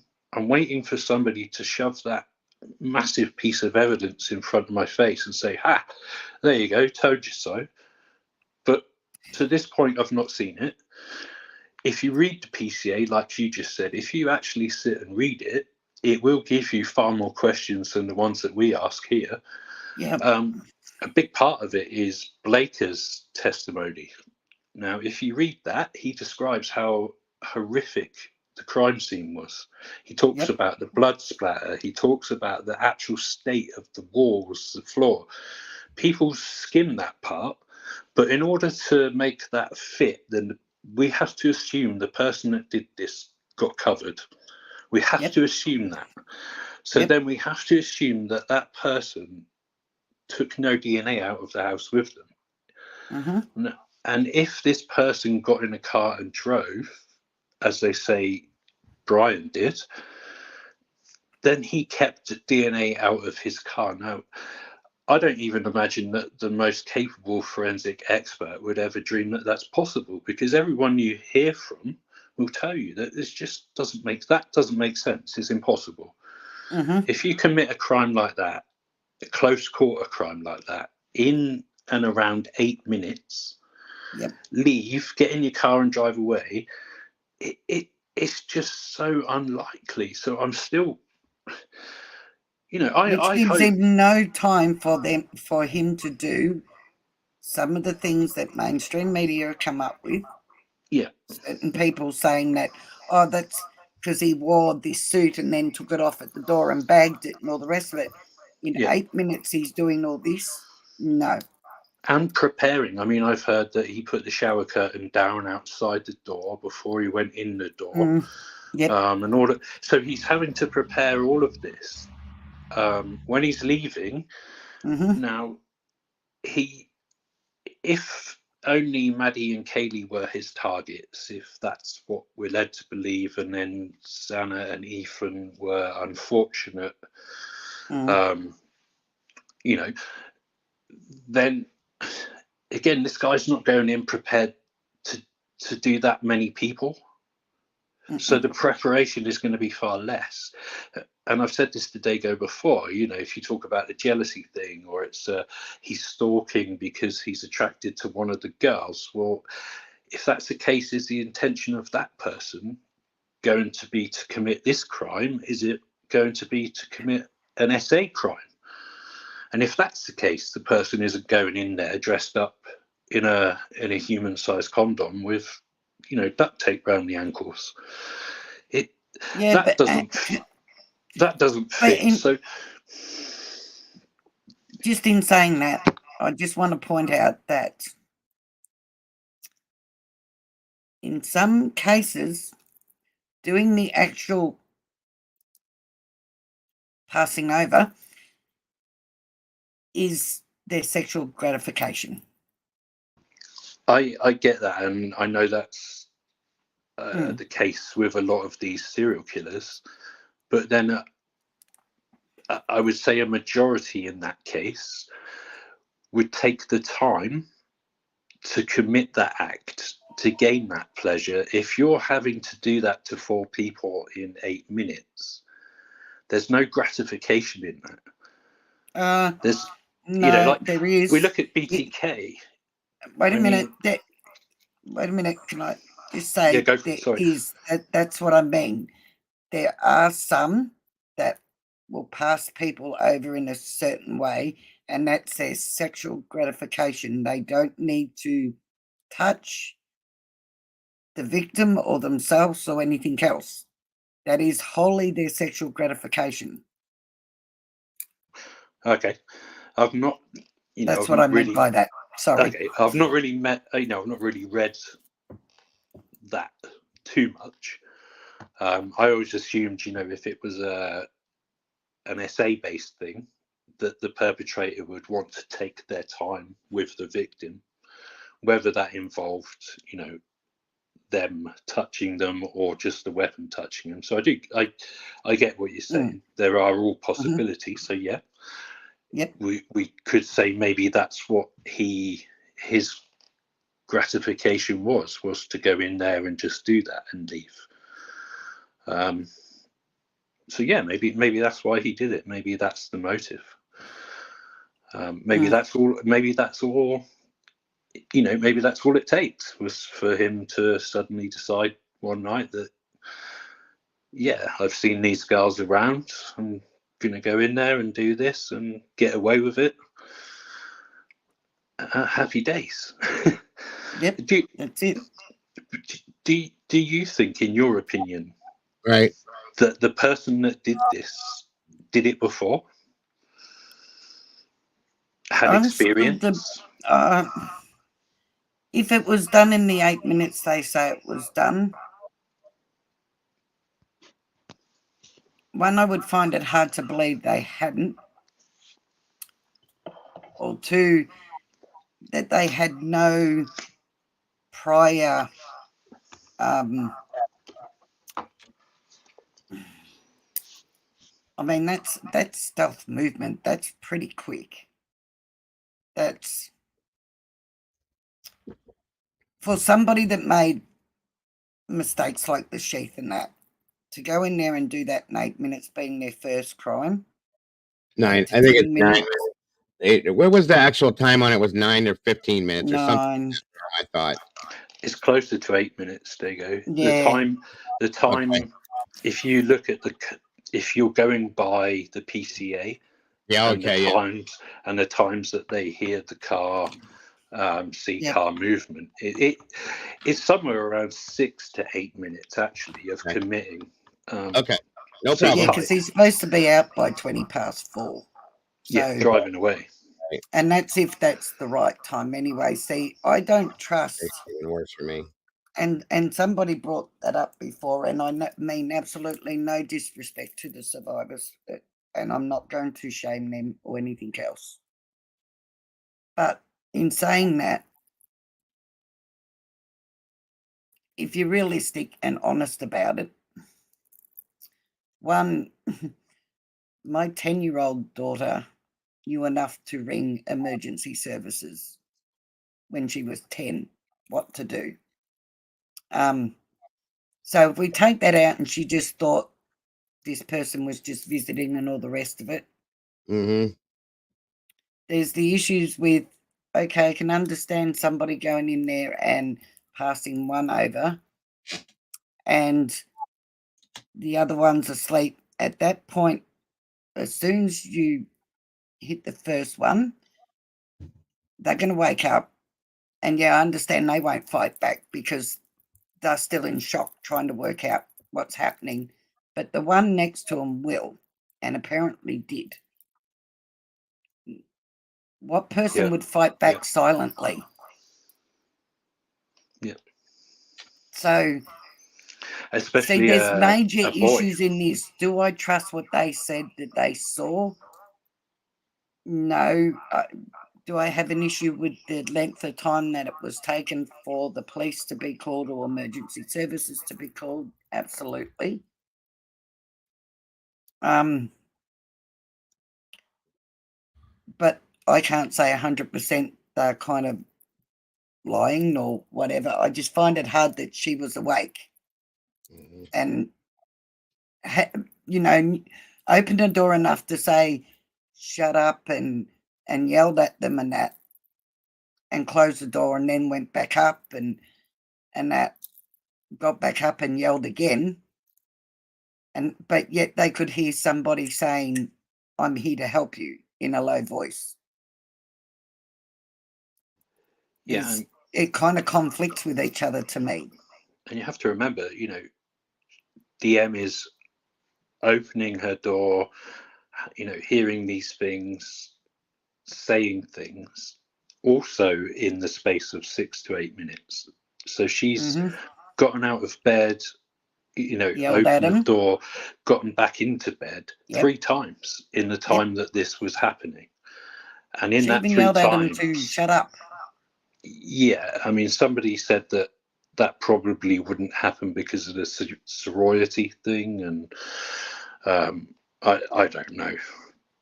I don't know. I'm not sort of up to date on all that stuff. But regardless of what she said, she still got up 3 times. Exactly, in that short space of time while these things were going on. So, but then here's somebody softly say, "I'm here to help you." Yeah. Two things can't be right. No, they can't. You won't convince me that we know one of them fought back. They're not going to fight back silently. But then you could hear somebody say, "I'm here to help you." And you know, in a quiet voice, how are the two things possible? Well, yeah, they're not possible. Mm. Yeah, it's not possible. I mean, I'm sure you've seen the TikTok videos the girls made of, they're pretending to be each other. Yes. You can hear that house, how echoey it is in that house, coming up the stairs, walking on the floor, even talking. It was so echoey.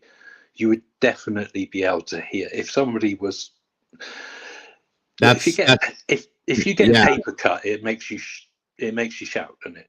You cut your finger. That's one thing that, regardless of who we think did this, I will never, ever, ever believe that they did not hear all of it.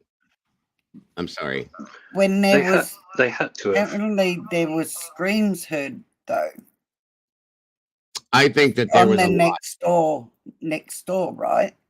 I think there was a lot heard. Yeah. Yeah, but so you're telling me they heard that, and the cameras picked it up apparently, but the person that's opening and closing the door because of noise, and originally thought that Kaylee was playing with her dog, remember? Mm-hmm. Doesn't hear like I said, you'll never convince me Kaylee just went, "Okay, I'm going to fight and be quiet." Right. That's funny you said that. I was going to play this. I was going to play this here a little bit ago. Just quickly, Dave. You have to remember as well. I think a lot of people get confused that right above Dylan's room was Maddie's room, not Katie's room. Right. For a long time, I had that confused myself. I thought, well, above her is just going to be the dog, but actually, no, right above her.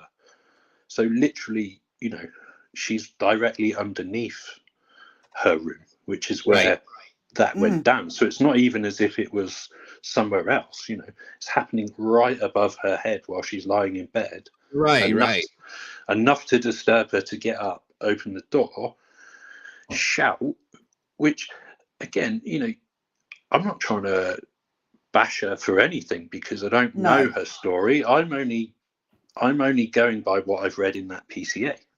That's all. I'm not I'm not making anything up here. I'm not being a conspiracy theorist. This is facts. That's it.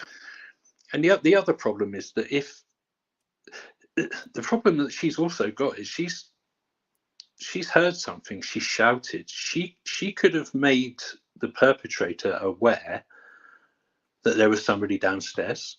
Now, this is going to sound horrible, but she could have alerted whoever was upstairs to downstairs for them then to go and bump into Ethan and Santa. So she could be held responsible, and it's maybe her statement is just convenience. Maybe there's been a bit of a deal made, in my opinion, as my name states. But we're trying to consider how this guy did it. So maybe that's how. Maybe that's a reason. He just went in after one. Unfortunately, they were both in one room. Hold on, guys. 1 second. I'm sorry to interrupt again. Everyone in the chat, please be respectful of each other. There's no need for arguing. I'm just asking one more time, please. There you go. It's. I'm only gonna. That's the last time I'm saying it. I don't want to remove people. I adore everybody in here. I know this is gonna cause problems. Okay, we just have to agree to disagree on things and try to respect each other. Is all I'm asking. That's all I'm saying. Come on, guys. Please keep it classy. All I'm asking. You're all it's entitled to your own unfortunately, opinions. it's Don't bash each other for unfortunately, having them opinions. yeah, it's inevitable because there's certain people that like to, I they love know. the drama, there's just a few of them. I saw them sneak in here earlier on. But I've not really been watching chat because I knew what it's going to be like. And I've got a wrench now, so it's dangerous. I'm just trying to keep the peace. That's all I'm doing. I don't want anybody flipping out on each other. That's all. Nobody on panel for a start is talking any conspiracy bollocks. Or we're discussing facts. We're discussing the PCA and things in the PCA. So And if anybody should only be based on facts. And if anybody is objecting to that, then they're objecting about something that they so dearly believe in. There's a lot of channels out there that are very much, they have Bryan guilty, and they have done for a long time. What interests me about that is, if that's the case, why are they still able to make videos about it? Because they've got nothing other than the PCA that is facts. Well, we've had the PCA now for 7 months. Mm-hmm. So as far as they're concerned, if everything in the PCA is correct, Bryan is their guy. Why are they still making videos and doing 4-hour lives? What have they got to talk about? Because I don't hear them discussing it. How in the PCA it suggests that he, did this crime. Because as far as they're concerned, it's a given. He put the shower curtain over his head, cut 2 eye holes, and floated in through a window. Right. That's conspiracy, because once they start talking about anything outside of that PCA, then that's conspiracy.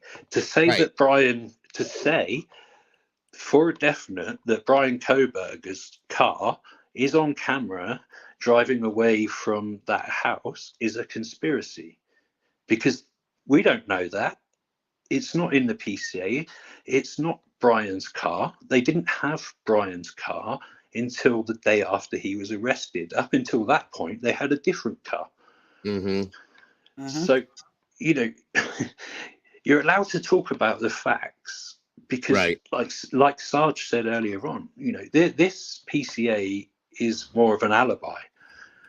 Yeah, I agree with if that. we're talking about facts and it comes across as we're saying, well, Bryan couldn't have done it, but that's because that's what it says in that PCA. It's not because I'm making it up. Right.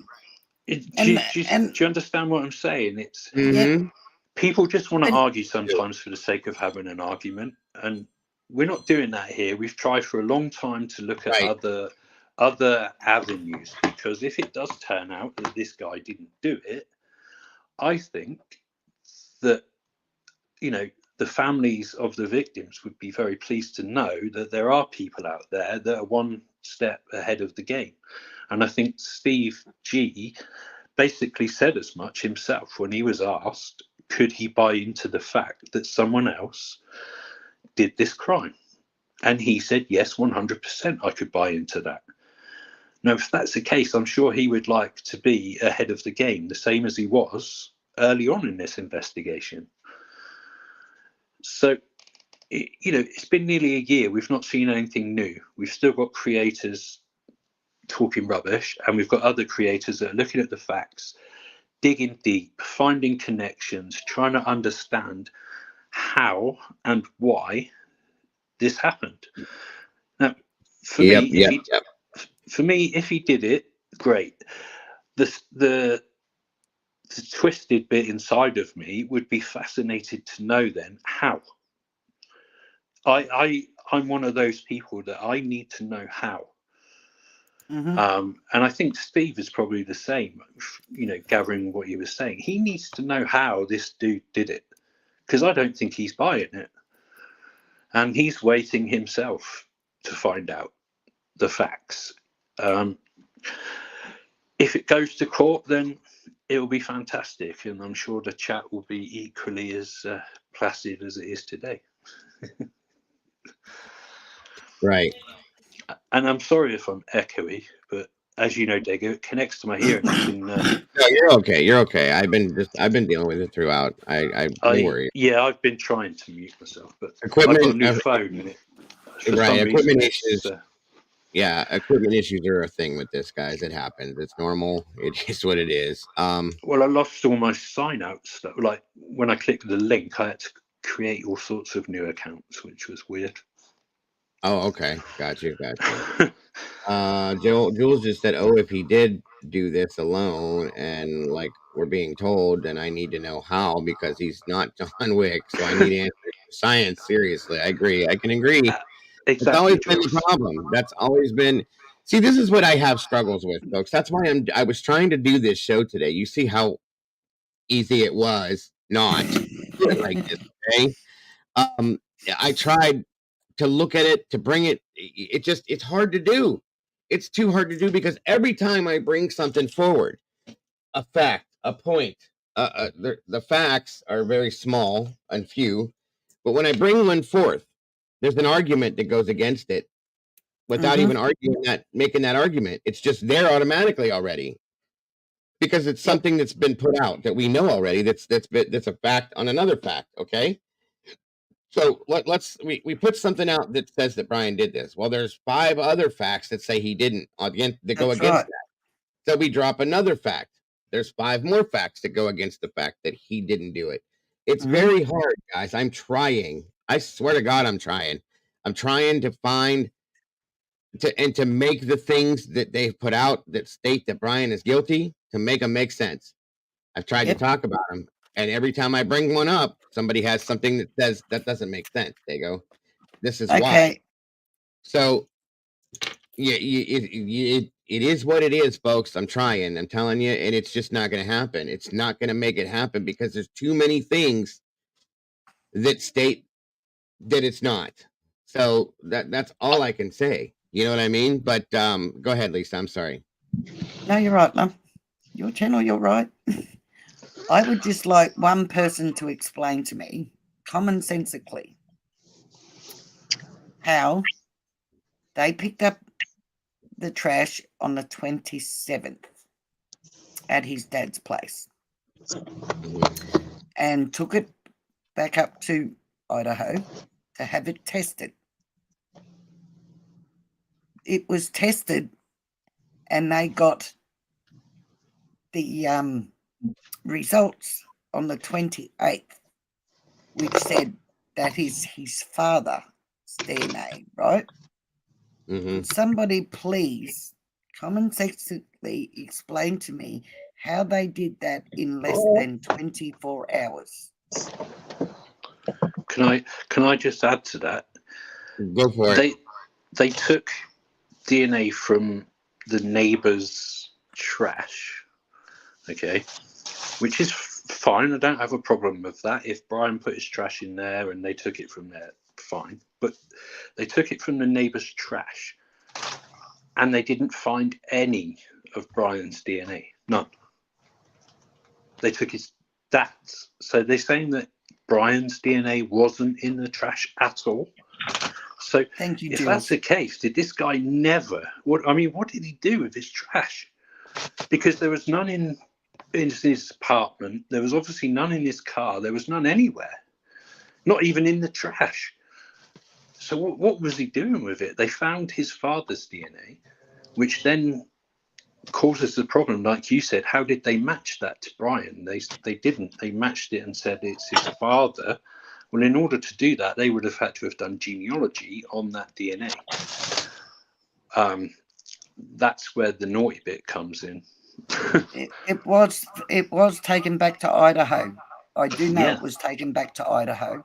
Yeah, I was just answering chat. Jules said they flew it there, and then the full testing for what they did takes 5 hours. Takes 5 hours. And here's the other thing I'm just going to clear up.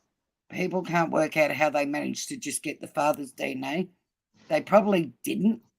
They probably tested the trash they did get. Great speech, Lisa. The trash they did pick up, but the father's DNA was the strongest DNA they could get to match. Well, they probably separated male from female, and I would venture to say, you know, process of elimination, so on and so forth. Boom. So yeah. And his DNA probably was the strongest DNA they had, or the strongest sample, so they used that. Very possibly, yes. That's all that could be. It's not that they managed to pick out every bit of trash that the father just touched. Right. Thank you, Molly. I got a question. Molly, lovely lady. How you doing, Rollo? Didn't Bryan already, didn't he have submitted his DNA to one of those websites? Like 23andMe or something. So why would they need to do all that if they already had his DNA? Because he didn't opt in, did he? I think he opted out.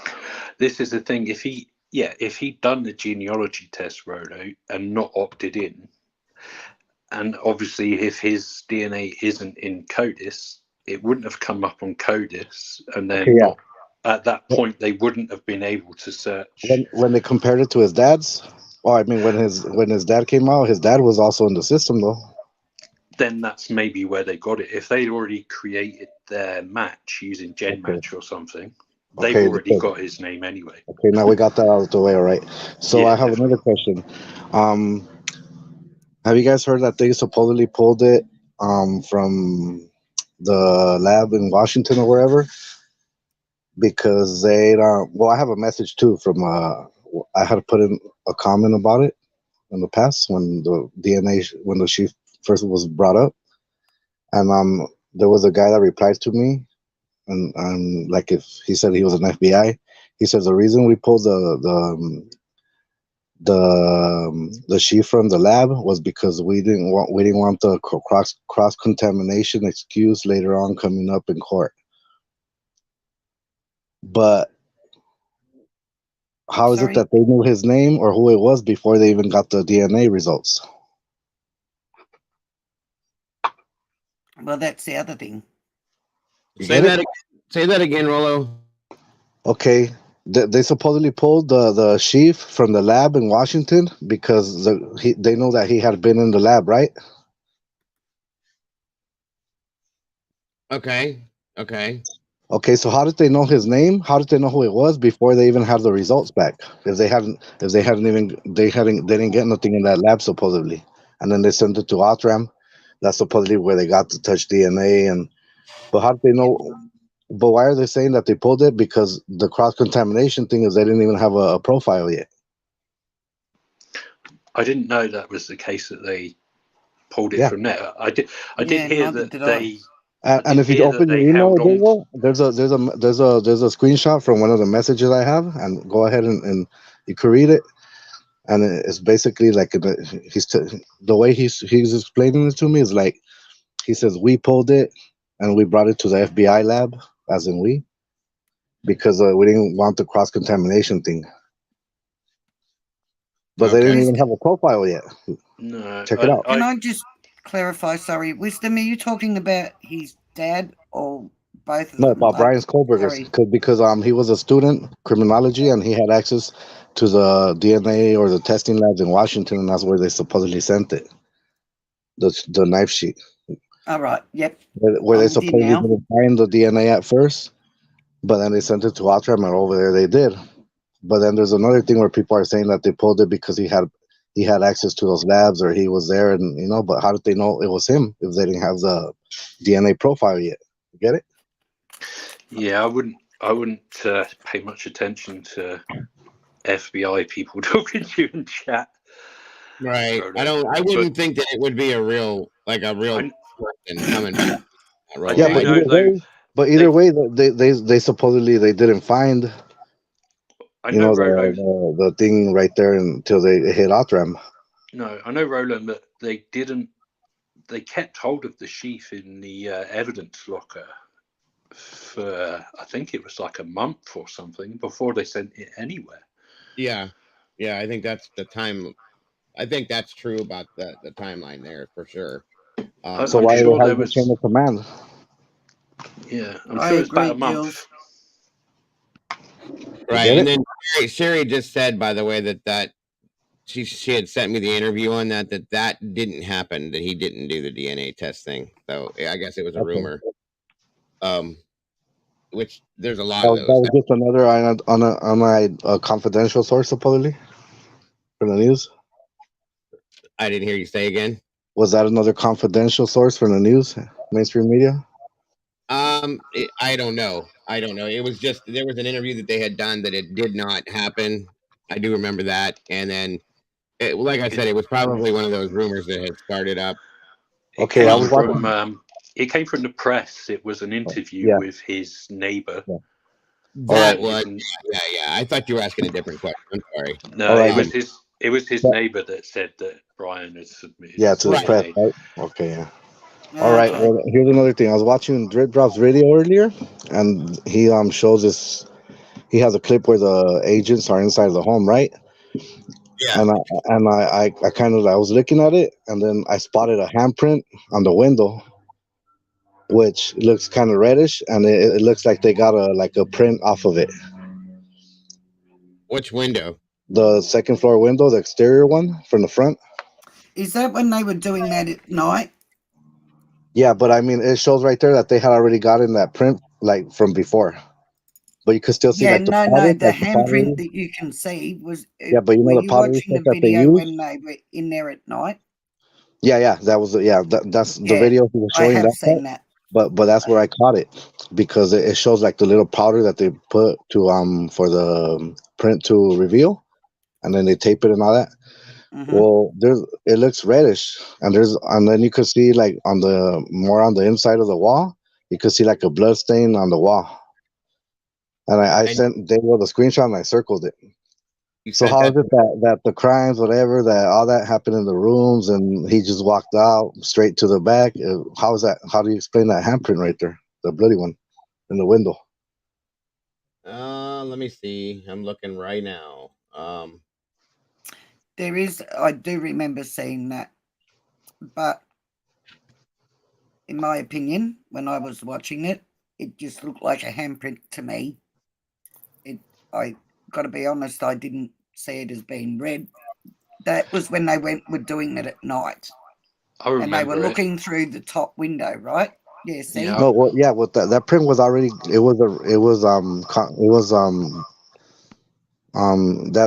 was done before those guys were there. But I caught it right there on that video when they were showing those guys there. Yeah, when Yeah, I I saw it, don't. I they were don't. actually filming that at night through that Yeah, I window, don't and I think saw it that. clear. I don't think that's a bloody handprint. I think it was just like a regular hand smudge from somebody's hand. Hmm. I don't know. It has a powder for the evidence thing, and if you zoom in, it looks reddish. Oh yeah, I'm sure they tested it for the prints off of it. I don't know, but I mean, that I mean, other small circle, you could see a line of blood. Like they kind of wiped it off, try to wipe it off, but it's still reddish. down here, Yeah. I don't know. I've never seen Also, that one. okay, you know how I'm really observant and all that, the eagle eye and all that? Yeah, It's because I played soccer, right? I grew up playing soccer. So when you play soccer, you're always like, they train you to be aware of your surroundings in case somebody's gonna sweep you from the back or the sides, or like somebody's gonna try to take the ball from you, or to make the passes. So you're always like, really, really wary of everything. So what did DM and Bethany grow up playing? Soccer, I right? don't. Oh yeah. I'm sorry, I couldn't So hear you. so soccer players, when you play soccer, you're trained, you're programmed to have a quick reaction in plays, whether you fall, whether whatever, you get up and go for the ball, all that, make a goal or defend. So I don't believe that shit about the frozen state or whatever, the shock frozen state, because that doesn't happen with soccer players or crimes or whatever. You react the same, whether it's a crime or whatever. You're already programmed like that to not freeze in critical situations. You get me? Got you. Yeah, no, I understand what you're saying. I understand what you So mean. See, that's can I like, just make a comment on this comment that you got sent back? I have an issue with that because that could actually be used. Anybody, yeah. In the court, because prior to any of it going to court or anything else, they're automatically saying, we don't want cross-contamination for the defense to turn out and say, that's what happened. prior to it ever happening. So that Yeah. can be used both ways. I can't see how, in my opinion, why So sensitive. somebody Yeah. that works I have more works stuff. in law enforcement would actually put that on a text, Yeah. I don't know. because it becomes very dangerous then. Yeah. It can be used both ways. Well, that's what made me kind of dig into this case, 'cause all those little things like that, those little details. Also, that house is like a wood box. It's all wood inside, everything. The exterior walls, they don't have stucco. It has 1x6 wood trim all on the outside. That house, the wood floors, everything. It was like basically like a plywood box. Everything, every step would either screech, squeak. Like you could hear everything clearly. In my Yeah, opinion, I picked that up in there. I frame houses also. I made that comment a while back because there was no Yeah. carpeting in the home. I did a couple virtual walkthroughs the house. There's Yeah. no carpeting in the home. It had the faux wood floors and the Mhm. walls were pretty thin. I Yeah. found it hard to believe that you could hear everything in that house, I would They don't think. even have texture, like the texture, like the thick one. They don't even have that. It's like it was just Standard painted. drywall. Standard drywall is all it Yeah, is, right? drywall with primer and paint. That's it. Yeah, I definitely would think you could hear just about anything in that house. Yeah, There's the no exterior, it has 1x1 overlapped. Yeah. Yeah, no, I can agree Some with that. 1x6. So like, it's hard to And then that originally went to sleep in her bedroom. Originally, I mean, Right. she didn't go back. She didn't end up there. Right. I'm sorry, Doodle. Again, anybody in chat, can you guys please try not to be rude? It's offending some other people. If you are being that way, I'm just asking, please, if you can, just try to hold back if you have issues with people. It's a That's all passion. That's all I'm They should wondering. dedicate that passion to their couple. Yeah, well, it is what it is. Hey, one more thing. Damn. No, go ahead. I just forgot, but It happens. It happens. just- So again, guys, trying to go back to it again. We'll see what happens, but it's not sticking. We have the evidence that points to Bryan Kohberger as being the person that they have in custody for a reason. oh, The so this was fight night this Saturday, right? So we got a family together, and I bumped into my FBI cousin. So I had okay, to talk to him, and I showed him the thing, and he said, "Man, he's like this PCA. What I see right here is."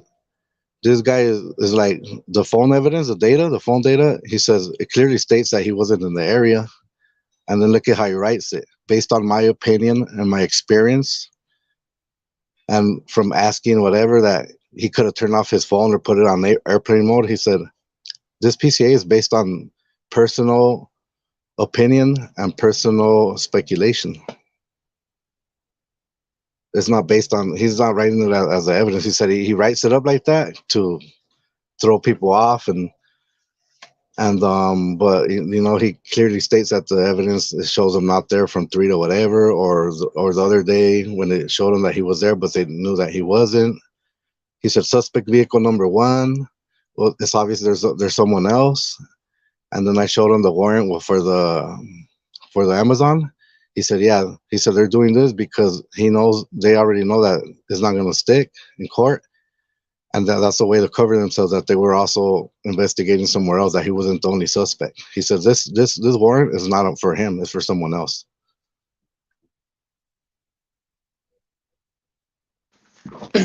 And then that letter from the DA to Ann Taylor about the house thing, I showed it to him. He says that's why they're trying to tear down the house. They're so quick to it because they don't want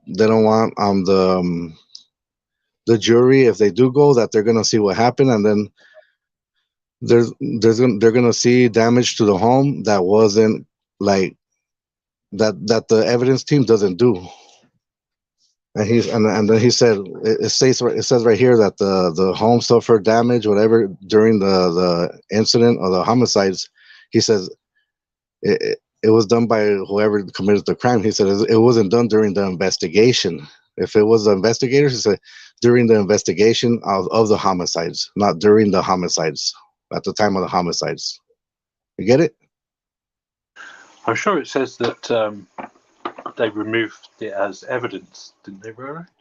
No, but Like before the that, he said drywall the and home the floorboards and he stuff. said it said suffered whatever at the time of the homicides.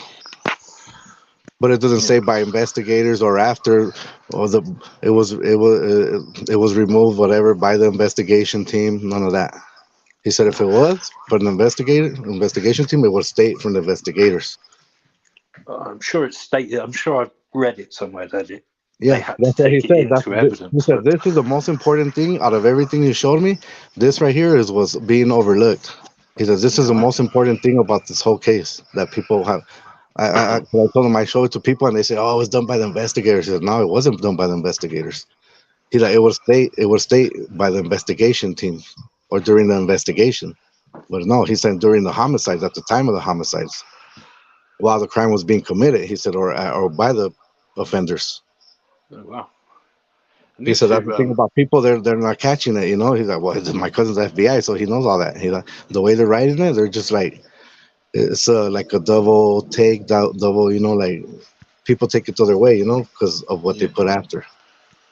Need to read Because Blaker's testimony again. he throws in about the liquids or whatever the fluids or whatever the contamination thing that they use for the testing. That's how they kind of like throw it off at the end. And he said that's why people get confused because they throw this in after and exposed to whatever, to toxins or I don't know what, you know. But he said they throw this in right after so people could think that the damage or whatever, the removal of flooring and wallboards was done by the investigators, but it wasn't done by investigators or it was state, you know, by them. But it doesn't say. It says at the time of the homicides, during the incident of the homicides. That's what it says. Where does it say that? So in Blaker's part of the PCA. Yeah, I've sent it to Dale. I can send it to him right now if you want. Again. I'd be interesting to look at that as well. Again, be interesting to look at these things again because I'm gonna send it right now. Yeah, that's I can agree. Anything that we may have overseen or you know what I mean, that's perfectly understandable. Yeah, and I was trying to tell him if he could come on the panel, but he's like, I don't know, you know. He's like, I told him, what if you don't identify yourself and all that, you know? He's like, well, I got to think about it because he's going through some things too. He has cancer right now too. Oh shit! So I'm like, you could help us out, you know, like you could help us out and do a good thing for us, you know. Yeah, absolutely. For sure. I'm sorry to hear that he has cancer. That's horrible. Everything works out that way. Yeah, and his wife passed away too from that. Lord. Yeah, sorry to hear that too. Good Lord. Yeah. So, yeah, I mean, I'd more than if he's works for the FBI or worked for the FBI, I would most definitely have no problem having him up here and having him talk about things. That'd be awesome. So he's welcome if he's ready or when he's ready. That's perfectly fine. Just let me know. Yeah, there's a lot of things, guys, that like I said, over the weekend, I tried looking into this. I tried looking at it. I can see how things can be put out there to show that he's guilty, but I can't make them make sense if that makes any sense to you I guys. sent you the letter, Dago, on your email. Yeah, he was when the war in Afghanistan, he went to Desert Storm, and his other war too, he was there too. And he was the one leading the CIA when they were looking for Bin Laden in the Tora Bora and the caves. Mm-hmm. He was the one with them, like providing protection. And that's when he joined them and then the FBI. Awesome. And then since all those problems started with his wife's cancer and all that, he left the FBI and he went back to LAPD because he didn't want to be away too much. Right. No, I understand. That makes sense. There you go. Yes, sir. What things in particular stood out to you that would make you see Bryan is guilty from this conversation that you've had? You say that you can see the other side of it. I'm trying. What things in particular? The only thing that I can make myself believe that could show him as guilty would be the fact that they have, I mean, the only thing to me that's solid is the DNA, and it's not solid. So that's why I don't, I've never really taken that for what it is. The phone has never meant anything to me. It's never Dago, meant anything. before I forget, I remember what I was gonna say. Can I say it? What's that? Okay, you were asking earlier about okay, what if it wasn't? Let's take BK off the picture, right? Yeah. Yeah. Okay, so I was thinking. So I don't know if you guys know, Ethan was DM's boyfriend before Xana. Apparently, Jack D was messing with DM and Ashlyn. So you're saying that Ethan was Dylan Mortensen's boyfriend before? Yeah, before Xana. They were dating, you know? I did not know that. That's Yeah. new. And then well, word is that Jack D was messing with DM and Ashlyn Couch. So what if, you know how he was at the bar that day with them? Mm-hmm. What if there was some kind of jealousy rage, whatever, and then that's what the calls were about, because I guess she was probably trying to, like, like kick up dust, or like probably break down the door, but she couldn't, and they were probably calling during that time, Okay. Where And did you then get there's a that? picture of her with the K bar knife. So what if that happened and she like accidentally dropped the knife? It got taken over there, and then it got cross contaminated with Bryan Kohberger's DNA at the lab where he had access to. I mean, I don't know. There's a lot of different possibilities. Where did you get the information about that they used to date and all that kind of stuff? It's out. It's been out there. I mean, it was from a specific source, or like I mean, because we have to prove things. You know that, man. That's one thing that has caused so many problems. I gotta look for the thing for the screenshots. I think it's on my other phone. That's why. And I gotta charge it up. Okay. Well, if you found it, I'd be glad to look at it for sure, because I've never heard that before. That's new for me. Yeah. It's interesting. If it's true, it's definitely interesting. I mean, Yeah.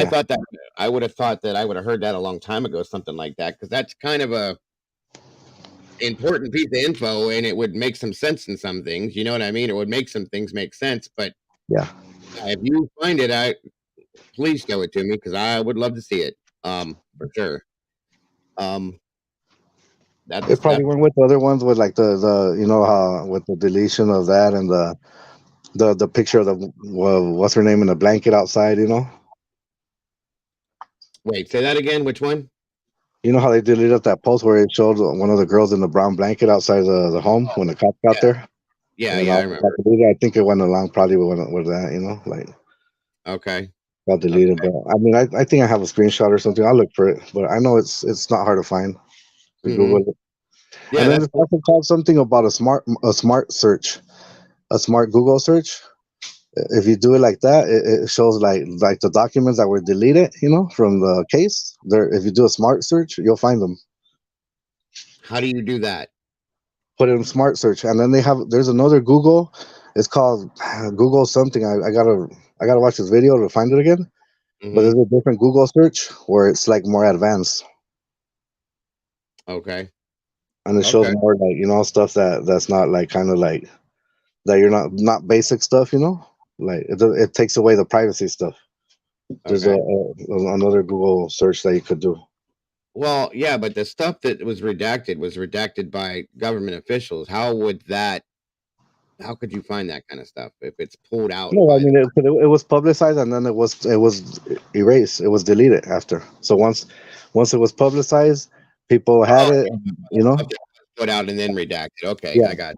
So like most of the websites, they took it off, but not all of them. Or there's people that still have them and have them up for upload, for downloads. Okay, I understand what you mean. I got you. Yeah. Interesting stuff. Very much so. Is there anybody in here? Anybody at all in here at all? Dinky had asked me, what is out there that does make me believe that he's guilty? Okay. And over the weekend, the things that I've looked at, and that, over the 9-10 months that we've covered this, the things that I've looked at and heard and watched and seen and read and all of that. Okay. The one and only, the things that make me believe that Bryan could be guilty are the fact that they saw a vehicle there that does look like his, but they didn't prove that he was in that car. That's my problem. But that says that he could have very possibly been there, which does kind of put him around the scene. So that's one thing. The little bit of DNA that they say belongs to him that they have, I'll go with that a bit, but I don't trust it very much. And honestly, folks, I can't make anything else make sense. I can't. I've tried. Especially how they won't release the footage from the accident outside his apartments that night. What's that? Especially how law enforcement won't release the footage from the incident outside his apartment that night, the hit and run. Okay. Yeah, And I don't have to show it out, but it's sealed apparently. Mm-hmm. We're gonna have to find out who the suspect is and have her lawyer probably leak it out. Yeah, no, I Has a understand. right to it. I understand. Also, let me see here. What else can I say that makes me believe that he could be guilty? There's not a lot, guys. I've tried to make myself see this. I've tried to make myself understand this. When I had the conversation over the weekend, welcome back, Lisa. I listened to the points that were made to me. They are good points, and they do make sense. But the other stuff that has been put up as listed as evidence, I guess you could say, that's what doesn't. That's the important thing, And I'm still trying to make it make sense. I really, really am, guys. I would love nothing more than for this to be true, that he's guilty. One moment, everyone. If you don't mind, Miss Lisa, I'll be right here. I just realized Miss Pell is on the panel. Hi. Oh, that's you on the Pell?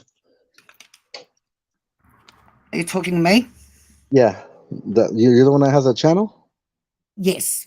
Oh, Yes. and nice to meet you. I like your channel a lot. Nice to meet you too. Thank you. I'm a fan. On the Pell, right? Thank you very much. Sorry? On the Pell? No, I have Crimes Under Investigation, love. Okay. Is my channel. Sorry, yeah. I don't. Yeah, you've never met Lisa. Thinking about Nelly B. She's been gone for a while. Nellie's not here today. Oh, looks like her. A little bit, yeah, a little bit. But going back to what I was saying,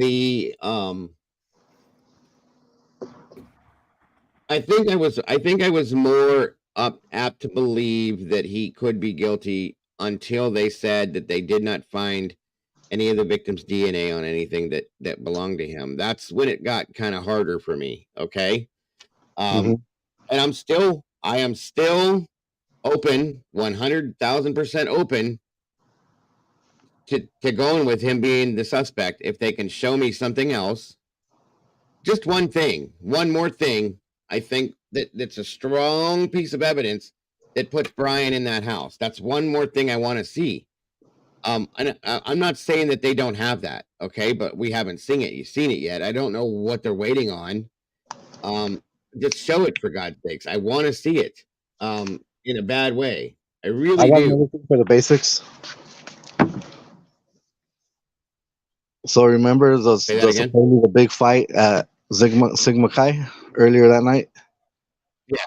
I remember that. So now we have the screenshot from the bob cam in the corner, which is straight. And then you have David Loach's place right across the street, right? So what do you see in the back, way in the back on the side of the house? You see someone in all white. The Tyvek suit, the ones for like the biohazard suits, they're white. What if apparently him and his the other David, his buddy, his parents or whatever own a cleaning company, all that, and they're not hard to get access. You could just go to Harbor Freight. You put it on, whatever, tape up your wrist, tape up your ankles, boom. Got some booties. Yeah. I mean, there's a picture with I mean, a parent with what it looks to be an apparent private suit on. You know, like way in the back, so like you could see the all white. You know, the guy in all white, and there's two other individuals with them. That's at the time of like 256, right? So what if, there's a possibility that they walk through the backyard all the way to the back, to that little trail that behind Jack D's. Right. Okay. But you're talking That's about the house another across the possibility. street, right? What was that? You were talking about across the street? Yeah, from the screenshot from the next door. Mm-hmm. From the 1122. You could look way in the back. There's somebody in all white right there. Right. Like I who think you wears would all do white? that. Like Sure. private suits. That's the suits for the biohazard or for the evidence collection, all that. Or for not to leave DNA. Yes. Yes. Right. I agree with you, Firefly. I really do, hon. Now here's my thing, and it's okay to come out, guys. Anybody that's in chat that believes he did it. I want to hear from you, like right now. Give me some stuff, guys. Let's talk And then about it. supposedly BF heard those same voices from the fight. I'm sorry. What did you Three say? males. Supposedly Bethany heard three voices, two of them being the ones from the fight at the Sigma Chi. I know you saw that before. You heard that rumor. I've never heard that one. That's new to me. Yeah, that she heard furniture moving around, and I guess she recognized the voices. She went and peeked out and saw that, and then she ran out the house. Never heard that. Where There did was you a hear that? white truck parked, and there was a big white truck or something parked outside, and apparently David Loach also drives a big white truck. Okay. Yeah, I hadn't heard that. That's new to me too. Where did you get that from? The Everywhere, like the voices well, I thing? think I even have the screenshots too from the messages. Wow, yeah, I never heard that one ever. Mm-hmm. That's new for me. And it came from where did you say? From one of the people that was right there at Sigma Chi that night or whatever. One of the friends. Okay. I'll have to look for that because I never It's not did hard to see find. here. Just I guess Everybody. Google Bethany Funk is culpatory evidence. Probably you'll find it like that. Okay. I'll have to look it up then. That's a fact. But yeah, anybody that has anything that they think, that they know, that they feel, that they've seen, that they bring up any information that makes you believe that Bryan was guilty. Let's hear from you guys. I want to hear it, guys. I really do. I think Bryan also left the state because he felt like something was going on, and basically being with his dad was kind of like some kind of protection, or maybe like he felt like, what if something happens to me on the way? Kind of like a life, like a life insurance. Okay. I mean, I feel like if he would have stayed back, maybe the vehicle would have somehow got contaminated with victim's blood or DNA. Okay. Maybe I think that's why he had his dad with him on the way back. But then again, they say that the trip was planned, So, but I guess that was kind of good that that his dad was with him. Right. Welcome, Salty. Conspiracy stuff, the rabbit holes. Hey, Dago. How are you, dear? Tired because I literally was up all night checking my phone like every 15 minutes for that little girl. She's the same age as my granddaughter, and I literally just spent the entire weekend with my 9-year-old granddaughter. So, kind of hit me hard yesterday, and I was like, "Damn it!" I couldn't sleep. So, yeah. But I've been listening to you guys all day. I had a few errands to run, so I've had you on the car. I'm all at home now. Now, Dago, you and I have had some pretty lengthy discussions on this, and I've listened to everything being said today. Yes. And I found something that disputes my own evidence, damn it. Oh, no. And you knew we were going to do Yes. It's not good. So I only had a couple of little things left that to me, I know everybody's thought and view because I've seen it all day and I've seen it for months. The sheath is still a problem for me. And I understand touch. I'll get all of that. I promise you. But it's in Yes. the house with his DNA. How? Okay, I need to know how, even if it was accidental. If it was in the lab, I need to go to that lab now because now I got a big problem with this lab. You are a crime lab. Shut it down. We got to figure this out. Yeah. So I was watching Forensic Files after you and I talked the other night for hours. Right. And it was a Forensic Files 2 that I had never seen. And I've Mhm. got it saved in my Discord so I can get the guy's name, but I don't want to misquote it. So it's a real case. Okay. So somebody committed an unaliving. Yeah. And it was a homeless man that became the suspect. Okay. His DNA was found at the crime scene underneath the fingernail of the dead man. I already know which one. So, how did his DNA get under the man's nail? Right. So, it was a very small amount. And in the course of the investigation, they figured out that the suspect had been at the hospital a couple of hours before the unaliving incident took place. And on the tape. Yeah, he had a medical episode, got taken to the hospital, whole thing. So he got released. Well, when they got the man who was injured to the hospital and did their workup on him, that's when the cross contamination occurred. And they know it for a fact. There's a thing called a pulse oximeter. My son was one of the first kids in the state of Florida to go home with one 32 years ago.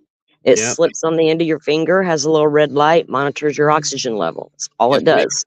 Yes. So when they took the suspect to the hospital that day, the EMTs used that pulse oximeter. The same one was used to treat the victim 2 hours later. Oh, wow.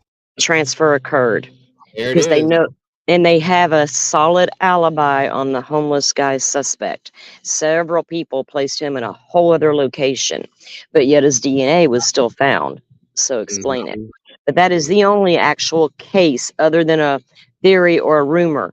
And I can't just go, well, yeah, I know it can happen, but I need to know how. That's really important. If he sold it at a swap meet, gave it to somebody, you're giving me an explanation at that point that I can buy into, but just random stuff I can't. So I thought that was interesting, that case. And like I was like laying in bed and I sat up and I was like, damn it, man. Whoa. So It makes sense. It does. I mean, and here's the thing. I know for a fact because I've done it 10,000 times. Those pulse oximeters, guys, in the back of an ambulance, we use them all the time. And they get transferred from person to person to person. The only thing we do is we wipe them real quick with alcohol swabs. That doesn't mean you get every little piece of DNA. Transfer DNA doesn't need to be very much. We know that, okay? And I never thought of that. My God, as much as I've used it, how could I never think of? And I'm not saying that's what happened, folks. right. You know, it's not probably. I can't say that that's how that happened, but it's something that does tell you how easy it could be to do something like that. Okay. Yeah. Yeah, and I'm, it was also found on but the I'm tape, still wasn't that it? explanation person. I'm still going to need him to tell me if it's not your sheath, how, did you swap, sell it, whatever. Those are important. Those are still really important things to know, regardless. But yeah, I mean, I can get it down to the timeline. I mean, the only honestly, the real issue I have is the time it would have took to do what he did. So allegedly did what he did. Yes. Yes. That's my only issue. Because I understand that everything else they have to build upon. What is in that PCA is very preliminary. Investigations still kicking into high gear. We don't even know what all they've recovered since the darn thing come out, as far as videos and footage and cameras. But we all know, even you could show me 1,000 cameras with a suspect vehicle one in them, but can you clearly show me it's his? So I'm on board with all that type of stuff. It's just that sheath is the thing that makes me go, because it doesn't need to be in that home. Yeah. No, Salty. I get it. Sorry, quick question, Salty. No, go ahead. Do you think that if they had victims, Bryan's DNA on the victims or under their fingernails, they would have put that into the PCA, or do you think they might not I have would think known there so. was DNA? Why wouldn't they? You know what I mean? It just makes their case stronger. If I was I would have no need to hide that.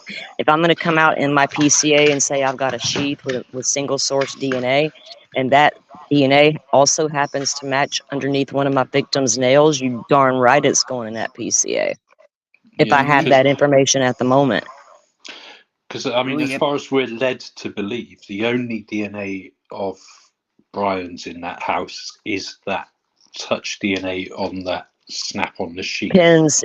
I have a hard time with that one because if we know a couple of these victims fought back, it doesn't explain why there's no DNA on them. No, and it's hair. not. I mean, I get it. He could be covered head to toe. This guy was not. He's very, very smart. If anything, that sheath was a total accident. Never meant to leave it. That's the only thing that got him. Yeah. Technically, that is the only thing that has him. You can call me with your phone pings and your cameras, and I'm riding around doing what I said I was doing. You see me, obviously. So it goes back to the sheath.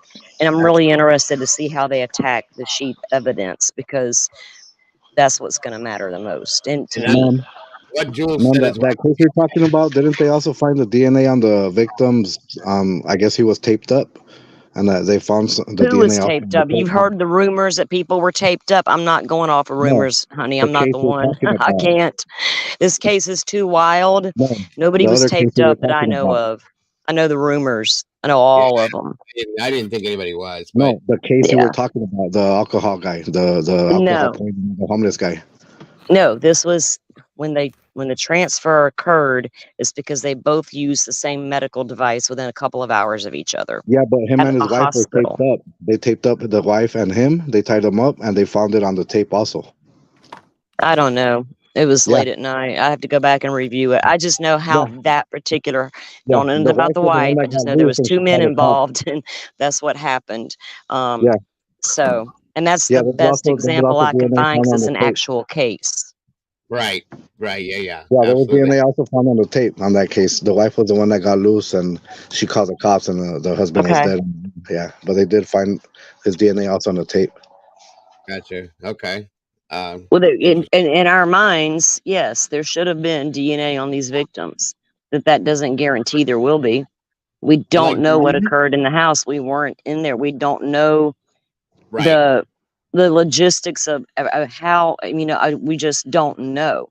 So well, they do have the two DNAs where the bodies were located, but they're just not trying to say, where. Well, I know they don't have it now. So that's the problem. But here's something, and I've been thinking this the whole time, and I know we're talking about Bryan being guilty today, but I have to agree with Jules on this one. There's 40 fingernails. 40. Yep. Okay, 40 fingernails, and there has not been one bit of DNA found under one of those. And we know that at least two, I'm going to say 3 people had to have fought back. Okay? At least. At least, yes. And that would inter to me that there's swinging, and I hate to do this, but you know what I mean, okay? And you're going to get something under your nails, clawing, or girls like not saying this specifically, but I can see girls have nails. They're going to claw at somebody to get them away from them, okay? There's not one bit of it found yet. That's what is killing me. That's what I've tried to unless they do have it, but why would they not include it is beyond me. Because I agree with you and Jules. That's a lot of damn fingernails. She has always said that from day one. And I totally get it. Because it's like, why would there, even if he's covered head to toe, he's still going to have a fiber, something that they can grab at. That would be their strongest evidence too, when you think about it. You can't dispute that. So if they had that at the time, you would think that it would definitely be included, and it makes no sense why they wouldn't if they had it. And even I heard somebody talking about a fingerprint earlier. I think if they would have found, or a handprint, if they would have had that, they wouldn't have gone through all that DNA stuff in the first place. Dude, that handprint you're looking at, though, we have seen that handprint many months ago, right when it first appeared on that window. You're looking at something that are just figuring out that we have known about for literally months. There's That's not a not the same lot. one. The I panel thought that on it here was right now, another the one. people in the comment section, they've been on this case since day one. Most of them know the rumors. They know the facts as we know them. All of that. That handprint's been I around thought for the a other handprint was really in the long sliding time. door. I thought the other handprint was in the sliding door in one of the room windows. No, there's like a fingerprint back there on one of the kitchen window. Okay. Yeah. And then you got your handprint up there where you're looking at. And it looks Yeah. like someone just reached out and touched the window one night. We don't know if that's tied to the scene or if it's one of the party goers who did it. There's DNA all over that living room. Yeah, All and over the here, living room. You can see the ping cups sitting around so people can say, you know, there's a lot of DNA going down in that house. And why they only found 3 weirdo DNAs is beyond me. Should have been more than that. yes, And they also here, found the watch. They found the watch and they found the map outside. What? We've seen the picture of what people think could be a map, but we don't know for sure what that is. a piece of It is. paper, yeah. And we don't know. I don't know what you're talking about. A watch. Yeah, there's a watch that was found too. Okay. I never saw that. That's interesting. Like I said, all of this stuff is interesting. You're not muted, Keith. I can see you, bud. But the other thing, like Jules said, I don't know how none of the force swung into space, because that's something I said a long time ago. When we saw him on his way back to Washington, Pennsylvania, how many weeks was that? How many days was that? That from the time that the murders occurred till the time he was on his way back home? How long of a period of time was that? Okay. Yeah. Dago, Okay, also, in that time, Dago, he had a doctor's appointment and had his hair cut. Yes, he did. Now, So I know where you're going with this. Let me say this: if he would have went to where he got his hair cut, the police investigated that. If he'd have walked in there to sit down to get his hair cut and had cuts and scratches and bruises all over his face, when they interviewed the barber, the stylist, whoever it was, they would have said, this dude's face was effed up when he came in here. This dude's arms and hands were effed up when he came in here. The doctor, I'm sure they interviewed the doctor that he went to see what that was like. Again, if the doctor would have seen his face all effed up, his arms all effed up, the doctor would have said, this is how it was, folks, period. Okay, and there was nothing on his face or his arms or his hands or anything when we saw him being stopped in Indiana on the way home. There were nothing. He went back to school. None of the other students mentioned any kind of injuries to his face, his hands, his arms. Nothing like that. The guy, four people, I'm sorry, out of 4 people, I'm going to say that 3 of them fought him just for their lives. I pray to God that we know that at least one did. So I'm going to say at least 3 of them did. One was nailed. Not one mark, not one scratch, not one cut, not one bruise. How is that? That's one of the biggest problems that I have a problem with. Okay.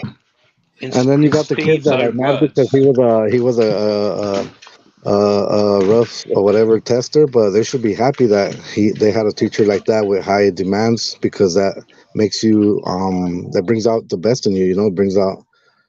When you have a teacher that's a there are regular 2 teacher, reports out there from former teachers that beg to differ. Yeah. And I know how people feel about reports and sources. I get it.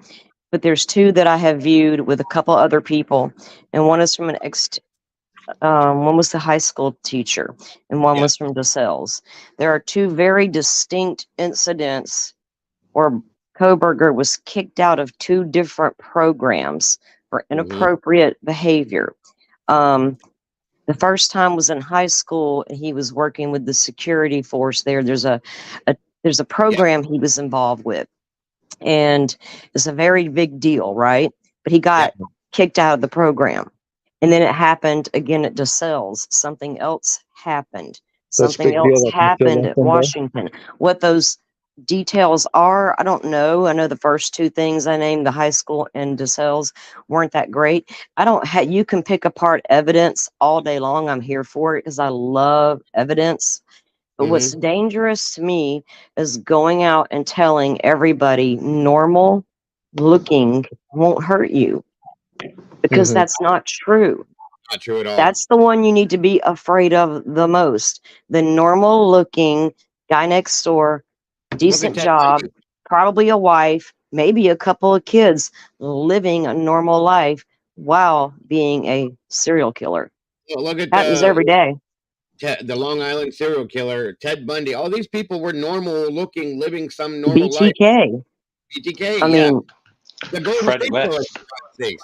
I mean, he was a police officer. I mean, anybody. It's anybody, and you're right. It is dangerous to say that normal. We could be sitting next to, standing. Right. Sorry, Joseph Sorry, D'Angelo.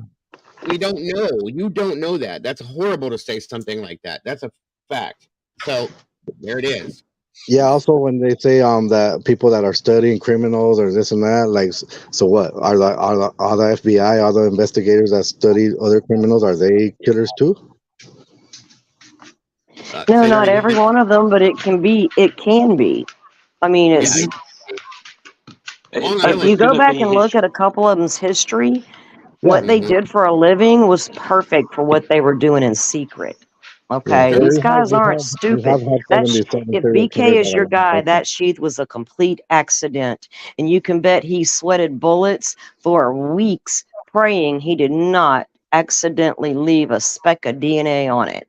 Period. Yes, Only thought he's had since he walked out that backslider. If he's your guy, I have no clue. I'm not in the court yet. I don't get to see all the evidence yet. I'm dying to see it. I'm dying to see it.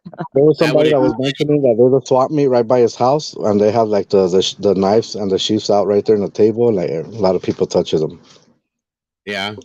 I mean, that's I haven't been brought up like as far as defense, but yeah, but I'm going to need him to let me know what the date was he went to that swap meet, how long he was there.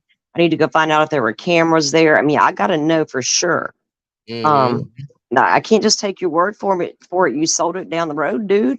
Okay, so go home now. Nothing to see here. Are you kidding me? That is not how it should work. I need you to tell me where you were, who you were with, how long you were there, because your life's on the line. Don't be playing with me right now. That's a fact. Why would you? Makes no fact. sense. And that, what you said a few minutes ago there, that makes sense. That could make sense, as we've talked about before, as to why he ended up back in that area at 9 o'clock the next morning, because he forgot the sheath. Oh shit, where is it? What did I do with it? Why can't I find it? Oh, it's got to be in the house. And then he comes back, and maybe he did see some people hanging around that were like, well, there's no police here, but what do I do? What if it's a trap? What if you know what I mean? What if they're looking for me right now? Yeah, but he's not the only one that drove a white Elantra that's close to that case neither. No, I know that. But you're not following what Dago's saying. We're talking about if he's the guy and left his sheath accidentally, did he flip out the next morning and go back thinking about this in his head? Remember, we're putting ourselves into a mind of a man who might be guilty just for a minute. Okay. Exactly. Because here's the thing: if he did this, okay, like Salty said multiple times, the sheath being left was a complete and total mistake, accident, screw up, the worst thing you could possibly do. Because let's think about this, folks. If Bryan did this and he made that mistake and he left that there, what if he wouldn't have left it there? Yeah. End of Well, I don't story. think the guy with a toolkit would take in the sheath on his hand or whatever with it, you know? To change the book out, guys, because that's a completely different story there. Completely Oh, things yeah. would have been completely different, okay? If Bryan did this, he would have pulled it off the right way without forgetting that sheath. We wouldn't be Not talking at about all. it right No, Period. he would be. He would. They would need some real hardcore. I see your car sitting in the driveway and you getting out kind of stuff, and they now. don't appear to have that right now. So the fact that all they have that sheath is the only thing, and if he didn't leave it, or if allegedly, if he's the guy, we wouldn't be sitting here talking about it. They'd still be looking for whoever did this. And then the phone data clearly states he wasn't in the area. I mean, I don't know. They're not going to know to look for him without that sheath with DNA on it. They don't know whose car that is roaming around out there. It's a white suspect car. We don't know what car that is. So it's irrelevant now because we can't prove anything by this car footage we have. We don't even know whose phone pings to look for because we don't have DNA to place this person in that home. So they would never even think to look for him unless they were out to go find him and set him up. Well, there's that too, but I just had to throw that in there for y'all. But law enforcement never sets people up, right? Oh, you never know. I've heard a few stories. There's a lot of stories. There really are. But right. I mean, I'm not naive. I'm actually an old lady, and I've been around a long time. I mean, really the law enforcement division that patrols my area is the Rodney King beaters and Rampart in them. So I've been I had a little. I'm in the South. We don't have all that too much. We don't play around. Anything over here. Yeah, well, like I said, I'm looking for anything I can find to make me see and believe that Bryan did this. That's what my thing is, and I'm struggling really hard with it, folks. I really am. I'm gonna keep looking at it. I'm telling you, I'm still waiting for the prosecution to drop something for me to go. Thank God they really do have something. I know. You're waiting on that, and I'm waiting on Ann Taylor's 136-page memorandum is going to give me a whole other scenario and name names. Yes, I know. Have you guys seen the news footage from the guy interviewing the lawyer, and he says that he denies that about the family finding links. He said that now that it wasn't true, that it wasn't a real account or it was a fake one. Everybody's saying that was the fake account. I've seen the fake account circling on Twitter, but it's not the same exact account they looked at first. No, but there's an interview with the lawyer saying that. No, I don't. I don't watch mainstream media, so if you got something from there, no, I wouldn't know about it. I don't. Not because I have nothing against them. I just got something against the news. Period. Yeah, most of us do nowadays. I don't care. My son's like, you don't even know what's going on locally, but you'll know about everybody else's crime. I'm like, yep. Right. I agree with that one. I can agree with that. So I guess I'll you guys on. I'll be watching you guys on TV. So you guys say that again. All right. And thank you for. Okay. I said I'm gonna let you guys go. I'll be right here. All right, bud. I appreciate your time. Have a great day, bud. Take care. All right. Likewise. All right. Yes, sir. Bye, brother. So did you have anything else, Miss Salty, that you wanted to throw out there? No, I think I'm good for now. Thanks for letting me come up for a minute. Always. You're always welcome. Always a pleasure. I really did enjoy that conversation the other night. I try, I love that. Something to open my eyes, to look at this, to look at that, to open my mind. I'm trying so hard. I really am. I'm telling you Me guys. too. And I'm sure we'll have more conversations as more documents get, trickle out. So I look forward to it. I really do. Because it does help me. It does help me to see different perspectives, which is what I want. I really want it. I do. So thank you always. Conversations are good. They're healthy. Yeah, exactly. Yeah. There's nothing wrong with conversation, whether either side you look at. If you're going to be, you expect investigators to ask all the questions, look at every single thing. We have to do the same thing. We can't, turn a blind eye to something that might be right in our face. We have to really look at it and think about it. Right. And if it makes sense, it does. If it don't, it don't. And then I'm going to try to figure out what can help me get there. But it just may take a few minutes. So we'll get there. Absolutely. All right. Well, thank you, Dago. Oh, absolutely. Thank you. Thank you so much, Salty. I appreciate you all the time. You have a wonderful rest of your day. Thanks, Salty. Right. Eddie. Salty. I see a few people asking for Eddie. Eddie, do you want to jump up here, brother? Yes, no, maybe so. What do you want to do, my friend? You're always welcome, and you always have some kind of insightful thing to say. So you're being called by name, my friend. It's up to you. I'm going to jump down, Dago. Okay, thank you, Dinky. I appreciate you, brother. Oh, going to take the dog for a walk. There you go. So there you go. I'll say my goodbyes to everyone now. Bye, chat. Bye, everyone. Catch you later. Care. Thanks for having me. Absolutely. I'd love most to meet you. And you. Always a That's pleasure care. to meet new people. Yeah, I don't think anybody else is up here, Eddie. Lisa's up here kind of co-hosting with me, but she's not going to say anything. So you can jump up here and speak on your own, my friend. All you got to say. Sure can. Whatever you need. So actually, let me is it pinned? It probably is, but it's probably way up in the thing, so I'll just drop it right there. There you go, bud. There you go.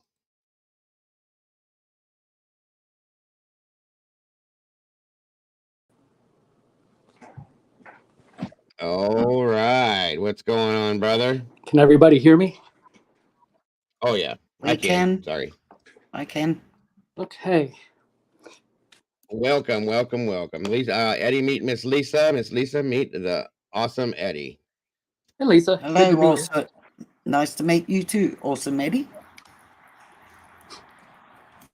So I've put together some ideas. The first thing I want to ask is, everybody remembers the 48 hours that just recently came out. And it seems like the Gonzalez family is a house divided. And I think Dinky kind of covered on this moments ago. It seems like Christy and Steve, Steve is kind of like open-minded, so to speak. And Christy seems kind of entrenched in this idea that it's probably Bryan Kohberger. Right. Remember Christy asking Steve on camera if he still feels that way, given what they know. Mm-hmm. Did you see kind of that dubious look that Yes, she I gives did. him? Yes, To me, I did. it's, maybe it's just as simple as that. Maybe she feels it's Bryan Kohberger, or I've been considering the possibility.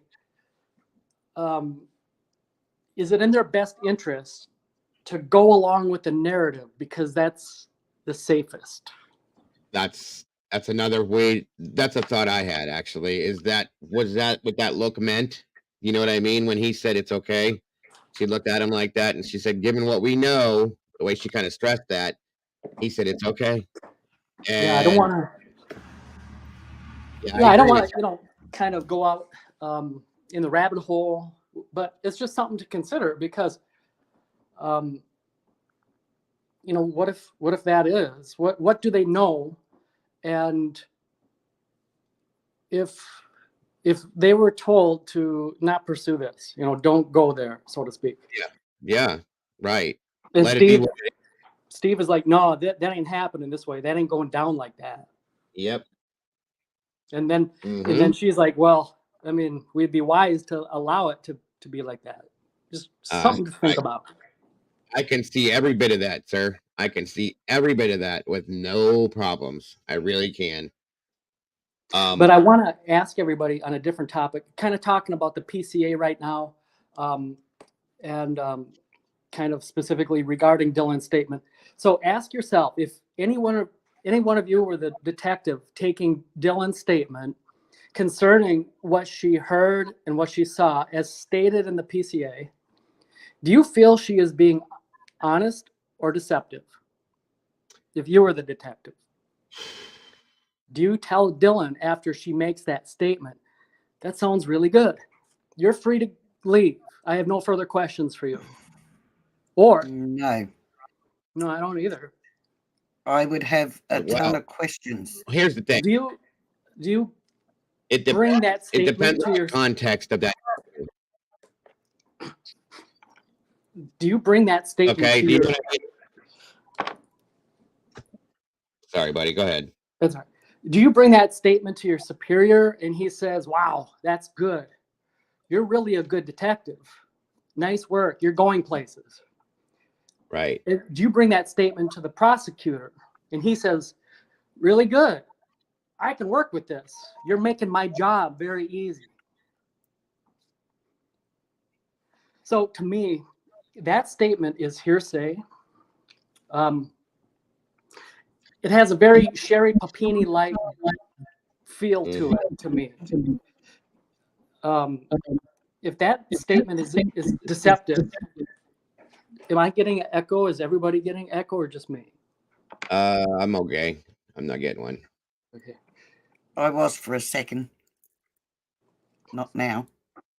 So if that statement is deceptive and it's included in the PCA, then wouldn't it be law enforcement who are the ones being deceptive since it's purposefully put in the PCA? So I think there's the possibility of Dylan never have ever made that statement, or she was coerced or threatened into making that statement on camera, during the interview. Mm-hmm. Or maybe she made that statement afterwards, or even before she made a different statement. Yeah. In other words, Mhm. she like gave a revised position Right. of that statement, but Right. they only included the one in the PCA that kind of works, the direction they're trying to work this thing. Yeah. No, I can see what you're saying. But regardless Definitely. of all that, Dylan's statement has no relevancy to Bryan and doesn't even belong in the PCA. Its only purpose is to try to establish the time of the crime based on hearsay. Mm-hmm. Absolutely. Absolutely. And like I said, it to me, it varies on the contents, or not contents, but the way that interview went. Okay. Because early on, when we first got that statement, okay, I was like, wow, that's pretty detailed there. It's an interesting statement. And I never said a lot about Dylan at that point. Okay. But it made me wonder, how did that interview go? Did that interview, was it clean cut, as in, Dylan sat down with the detective and said, hey, I got to tell you, I did see this and this. I saw these bushy eyebrows and this guy that's clad in black, and this is how he walked past me, and he never looked at me, but he just walked straight towards the back door, so on and so forth. Boom, boom, boom. I opened my door 3 different times. I told somebody to shut the F up. They were making too much noise, and then I went back to bed after I saw all that. Or was it that she was all bent out of shape because of what she just had gone through and witnessed, sat down with the detective, and the detective said, listen, I need you to tell me what went on. What did you see? Did you see somebody? And she's nervous as all hell. She's all shaken up. She's scared to death. She's never seen anything like this in her life, so she's freaked out. And she can't really answer, like, right off the get like that, and said, I don't know. I really don't know. And he says, well, did you see, did you see somebody? Yeah, I saw somebody. Well, like, what was he dressed in dark clothes? Like, was he clad in black? Yeah, he was. What was he? That statement, to me, it feels like that could be a statement she made when the detective, the first responding officers, come out of the house and say, who knows what happened here? There's a crowd of people, students and parents. What happened? Don't everyone talk at once. Hey, what happened? I don't know. How about you? What happened? I don't know. Who lives here? Well, those two over there live here. Okay, you two. How come a moment ago you didn't answer what happened? Well, you didn't. You didn't say who lives here a moment ago. You said what happened. Are you telling me you live here and you don't know what happened? Yes, that's what we're saying. Oh, so you weren't here last night? No, we were here last night. Come again? Yeah, you're right. You are absolutely right. So that makes sense. Right. It doesn't. None of it makes sense. But so, that's what I'm saying. I agree with you on that wholeheartedly. Other things in the PCA that I want to point out. You don't use the word later. You wouldn't need to. Saying later is unnecessary because you don't need to give the judge the play-by-play of how your experience was in the crime scene. You're wasting the judge's time. You're displaying that it's a poorly written document. Right. Simply stating that you found the suspect's knife sheath would suffice. Imagine, like Lieutenant Colombo writing, "At first, I did not find the broken piece of bracelet, but then later on, I noticed it when I got down on my hands and knees, started searching around through the carpeting, and found it lying there." I mean, you don't need to go through all that and share that experience with everybody because it's not relevant. Lieutenant Colombo would just simply state that the suspect's, broken piece of jewelry was found at the crime scene in the room next to where the victim's body was laying after being strangled. Yeah. Whatever. Yes. And another thing in the PCA that is questionable is the phone pings.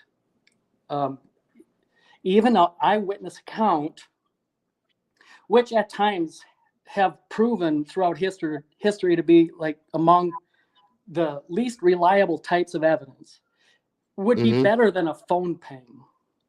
Yes, I agree. Very much so. If they have an eyewitness, the eyewitness can place him there, but a phone ping is not going to place him there. No. So putting it,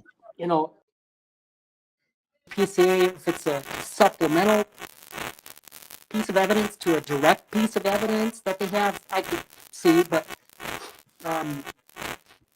being used as one of the main types of circumstantial evidence, it really proves that all it proves is that we should have conducted a more thorough investigation. Really, is right? What that, I guess, shows. Yeah. I don't know, Eddie, if you can hear it or not, but there's some real bad static coming from you. From me, I don't hear it, but it might be my phone. Yeah, it sounds like it sounds like a mosquito zapper, right? It's bad. Yeah, it got really bad out of nowhere. I don't know. It just happened just now. Is it still happening? Only when you talk, it's like your voice turns to like alien sounding type zapping voice. And is it right now happening too? Right. Yes, right now. Real staticky and crackly, like. Okay. Well, I guess at this point I should probably hop out. Oh well. Okay. Thank you for your input, brother. I appreciate you always. You know that. I could try to come back on. Yeah, you can try that if you want to jump down and jump back up real quick. You can. And we've confirmed it's from mine, right? It's definitely it's definitely coming from you. It might be, well, he's using his phone, so it could be the phone. Jump down and try to jump back up here. Let's see. I'll give you another link. But yeah, I mean, all of that stuff is very true to form, folks, in my opinion. The interview thing is very important to me. The way it happened, the way it went down, I agree. If the interview went the way I said, it could be because of the trauma she endured, per se. It would make things different. Can you hear me, Eddie? Is it any better on my end? No, it's the same. It's exactly the same. That's weird. Well, we gave it the college try. Yeah, always. I don't know why it's doing that. Yeah, it just started it all of a sudden. Yeah, Lisa's not doing it. I don't know. Can you guys hear it coming from me? How is it at all? No, I can't hear it from you, but I can from Eddie. Okay, I don't understand that. Yeah, because my phone isn't hot like that yet. It'll make a very loud, sound like that when it overheats. Oh wow. Okay. Yeah. I mean, your voice is okay, but it's just like, you know how that noise that this makes when I bring my phone close to the microphone? It's doing that with your voice. Okay. Am I too close to the microphone? Is that it? Try talking away from it a little bit. Well, I just did, and I'm still doing it. It's still doing it. Still doing it. Damn. Well. Yeah, it's sizzling. It says. Sounds like it's sizzling. We'll have to try again on another day. Absolutely. There's going to be plenty of them, and you're always welcome here, my friend. Always. Well, I could try to walk with my How about if you phone, went, you know, what if I you see went someone outside? Somebody just suggesting said go outside. try. I'm walking. All right. Sounds like a plan. We gotta try to do this. Is it helping? No, it's still the same. Okay. And it's still the same. Yeah. Murky said your phone's too hot, but you just said it's not. So Yeah, it's not yet. Rollo said to reboot your phone and turn off your Wi-Fi. That's a lot. Yeah, that's a lot. That wouldn't happen today. Right. So I'm I don't know. outside, and it's just not taking care of it. I Nope. assume. Okay. It's still doing it. Well, that's unfortunate. I had so much to I guess Absolutely. put into the conversation today. I'm kind of let down. Maybe later on in the week we'll have better luck. Yeah, and I definitely will. You know, I do the open discussions all the time. So if we need to save it for then, you always have that option. Okay. Well, I'll step out, and thanks again for the opportunity. Always, my friend. You know, you're always welcome. You always have a home here, and I appreciate you so very much. Thank you. All right, buddy. Take care. It was nice to meet you, Eddie. He's a great guy. He really is. He's so intellectual and always has good input. Lisa, I'm glad, you know, you'll get to like him. He's a great guy. He really is. Oh, I was And getting into that. yeah, And then I thought it was me for a moment. nope. He's always got problems with his phone, whether it gets too hot or whatever it is. It just, that one was different though. He's never done that before. That's a like shame. yeah, I was enjoying that. I always love when Eddie jumps up here. Always, him and Bryan. I always love to hear from them both. You'll love Bryan to death once you meet him. I just got to get him back in here. I miss him. And any of these guys, everybody that's been up here today has been wonderful. Dinky, I Rollo, enjoy everybody's input. Yes, I appreciate everybody so very much for this. I was just showing this one last thing that, you know, this very well could be something that could make Bryan deemed to be guilty. Based on this research participation thing that he set up, this experiment, you know, people have brought this into question multiple times. Why did he do this? Well, did he do this to try to figure out how to do this, commit this crime? Did he want some insight from other people? Well, you know, there it is, folks. There it is. Now, remember when we started, when this happened and we were going over this, Joe? Yeah. Originally. Yes. Remember when we were talking about, God, there it goes. The brain's just left. Sorry, guys. It happens to the best of us. Hang on, go back to what you was. Can you put that back up again? What you were looking at? Oh yeah, I'm sorry. Just to refresh my brain. Sorry, everybody. It's okay. The brain's left the building. There you are. Oh, that's right. The research. That's what it was. Yes. Remember when we first started getting into this case? Mm-hmm. And one of my thoughts or theories were that possibly if people were contacting him that did do crimes in the past, and as he points out, even if they weren't caught for them crimes, my theory, one of my theories was that maybe somebody had contacted him that had done a crime in the past and got away with it. And what better person to blackmail if you got all that information that he could use them to do a crime for him? That was a theory I thought of.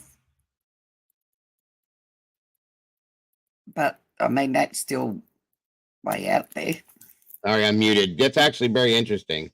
Yeah, and I apologize for I'm like, I got all of a sudden out of nowhere like a sinus headache or something. So anyway, yeah, no, I can agree with you on that, Lisa, for sure.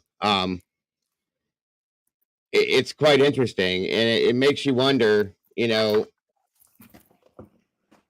when it was brought up before in the beginning of this, did he do it on his own? Did he not do it on his own? Were there other people involved? So, you know what I mean? Did this letter have anything to do with that? Could this letter have anything to do with those? Is somebody that responded to this involved? Yep. You know, or did they do it at all? Can Eddie call it? It won't work, folks, because I don't have everything set up right now. I wish he could. My phone is it'll make it even worse than what it sounded like if I do that. But I will get with you, Eddie, on what you wanted to talk about for sure. Just hang on to the notes for it, my friend. So, yeah, it's very interesting to think about in that sense. Why did he do this? I mean, we know why he did this, but did somebody respond to this? Did multiple people respond to this? You know, is that how that happened, and what came from it? And I wonder if the police looked into that side of it too, or I also would imagine. seeing what information he actually did get out of this. I agree. I would hope that they looked into this, and that they looked into anybody that did respond to this. I can't imagine them not doing it. You know, I can't, not at all. Not that I could imagine somebody that got away with a serious crime actually speaking to somebody that they don't absolutely know or know what they're going to do with the information and ringing up saying, oh, yeah, look, this is what I'd done. Absolutely. Absolutely. But you never know. You just never know. That's right. That is right. And that, again, that goes back to what we said early in the beginning. We don't know anything. We know what we know, but that's all we know. And it's not enough to be able to say Bryan Kohberger's guilty or Bryan Kohberger's innocent. It's just not enough, folks. Or whether he's involved or not. Yeah. Again, he might not have necessarily walked in and did it, but he might have some involvement in it. We don't know. None of us really know. Very possible. And all we're going on is the facts. The facts. I'm not listening to what people, the rumors or mainstream media or about what he did in the past or anything else. I'm taking facts that are written down by the police. Right. Yep. And yeah, we can do that, Leslie. We absolutely can do that. So yeah, I agree with you, Lisa, on that too. We just don't know, folks. So I think that's going to do it for today. I did the best I could with, how I feel about Bryan's guilt. I knew it was going to be hard. I can't. What I have on it, like I said, it all goes back to that sheath. That's really all there is, folks, as far as I'm concerned. And I don't trust the sheath. So that tells you it's very hard. Tried. I have notes I've looked at and everything. It just doesn't work. That's the problem with this case. No matter which way you look at it, you go over exactly the facts and you keep coming around to the same thing. There's so many more questions. It's not that anybody's a Kohberger lover, and it's not that everybody wants to just crucify him. Well, at least most people don't. I can't wait. I'm telling you, I cannot wait for the day that some kind of evidence is thrown up in front of me and it says, "Yep, Bryan did it." And I'm waiting. I prayed that they would show me something like that. It just hasn't happened yet. Yeah. So thank you, Lisa, for being here today. I appreciate you so very much. I was hoping to see you today. I didn't know. Thank you very much, Lee. Always. It's wonderful once again to have you back. You have no idea. It's lovely to be back. Always. And thank you once again for joining me the other day. I really appreciate it. Always. I got to tell you, it actually put me at ease because it'd been a long time since I'd been up and whatnot. And yes, I do have anxiety. I get really bad anxiety. And at that point I started, my anxiety was through the roof. So when you jumped up, it kind of went down. So thank you very, very much. Always. You know that. Appreciate it. And I love each and every one of you guys in chat and the mods. Thank you so much for all your hard work. Yes, and you I told you, beautiful people. There's so many more wonderful people in here that you haven't you're just now starting to meet. If we could drop Lisa's link one more time, please, guys, I would really appreciate it. And you're gonna love them all. They're all very, very, very beautiful people. They really are. And I adore every one of them. As you can see, how they support me even through all this crap that's been going on, so on and so forth. It's just wonderful. So, we can do that. We can do that. You know, just some advice. You know what they're saying is not true. So, oh yeah, your truth is your truth. You will never convince people that want to believe in others what their rubbish is. I'm not a person that listens to what people say about somebody else. Right. Because you don't know what's gone on with them people anyway. I take people for face value. On top of that, to say they're corrupting others tells me that them people needed just a small excuse to sidestep somewhere, sadly. But that's what happens. And like I said, I can only wish them love and happiness, because there's something, if you've got to be that nasty over something when you really look at the end of the day is so petty, you need to take check with yourself and work out what is missing with you. Absolutely. And I pray to God these people find it and don't carry on with the hurt and the hate. Because like I said, the end result is you become the one thing that you're doing, and that's the hurt and the hate will come back on you. Absolutely. So, yes, ma'am. That's a fact. Talk. You don't do it on here. Nobody should ever have to face anybody they have a problem with in front of anybody. Should never be done that way. I put that out there, and I put it out there and said, I'm right here. Reach out to me. I heard you. Privately, and we'll talk about it and move on from there. I won't do it here because I'm just not that person. I don't like to do that to people, regardless of what's been done to me. I just don't handle things like that. We can deal with it, talk about it, move on from it, and go forward. That's it. So I sincerely hope they do. I really do, for all your sakes. I mean, you don't realise the damage you're doing, people. And you're all meant to be adults. It's such a shame. Yeah, such a shame. If it was true, that's different all the way around. If any of it, there was any truth to it at all, that's a whole different story. I can understand, but there's not even a remote amount of truth to any of it. So that's what's sad. Well, seems I'm at your Hawaiian property. Yeah. Yes. Right. Exactly. No, joking. People, please don't take this. No, we're so ridiculous. It's crazy. Yes, absolutely, Leslie, and thank you so very much. And that goes for all of you guys. Thank you all so much for being just who you are, guys. You are a beautiful people, very beautiful people. Don't change a thing about yourselves. Don't forget to love yourselves and to love each other. And again, Lisa, thank you so much for joining us, and thank you all for joining me today and for all the support that you guys give. I adore you all so very much, and I promise you all I will see you so very soon. Have a great day. Bye-bye, everyone. Love you all. I'm going to jump down. Bye, y'all. Take care. Bye-bye.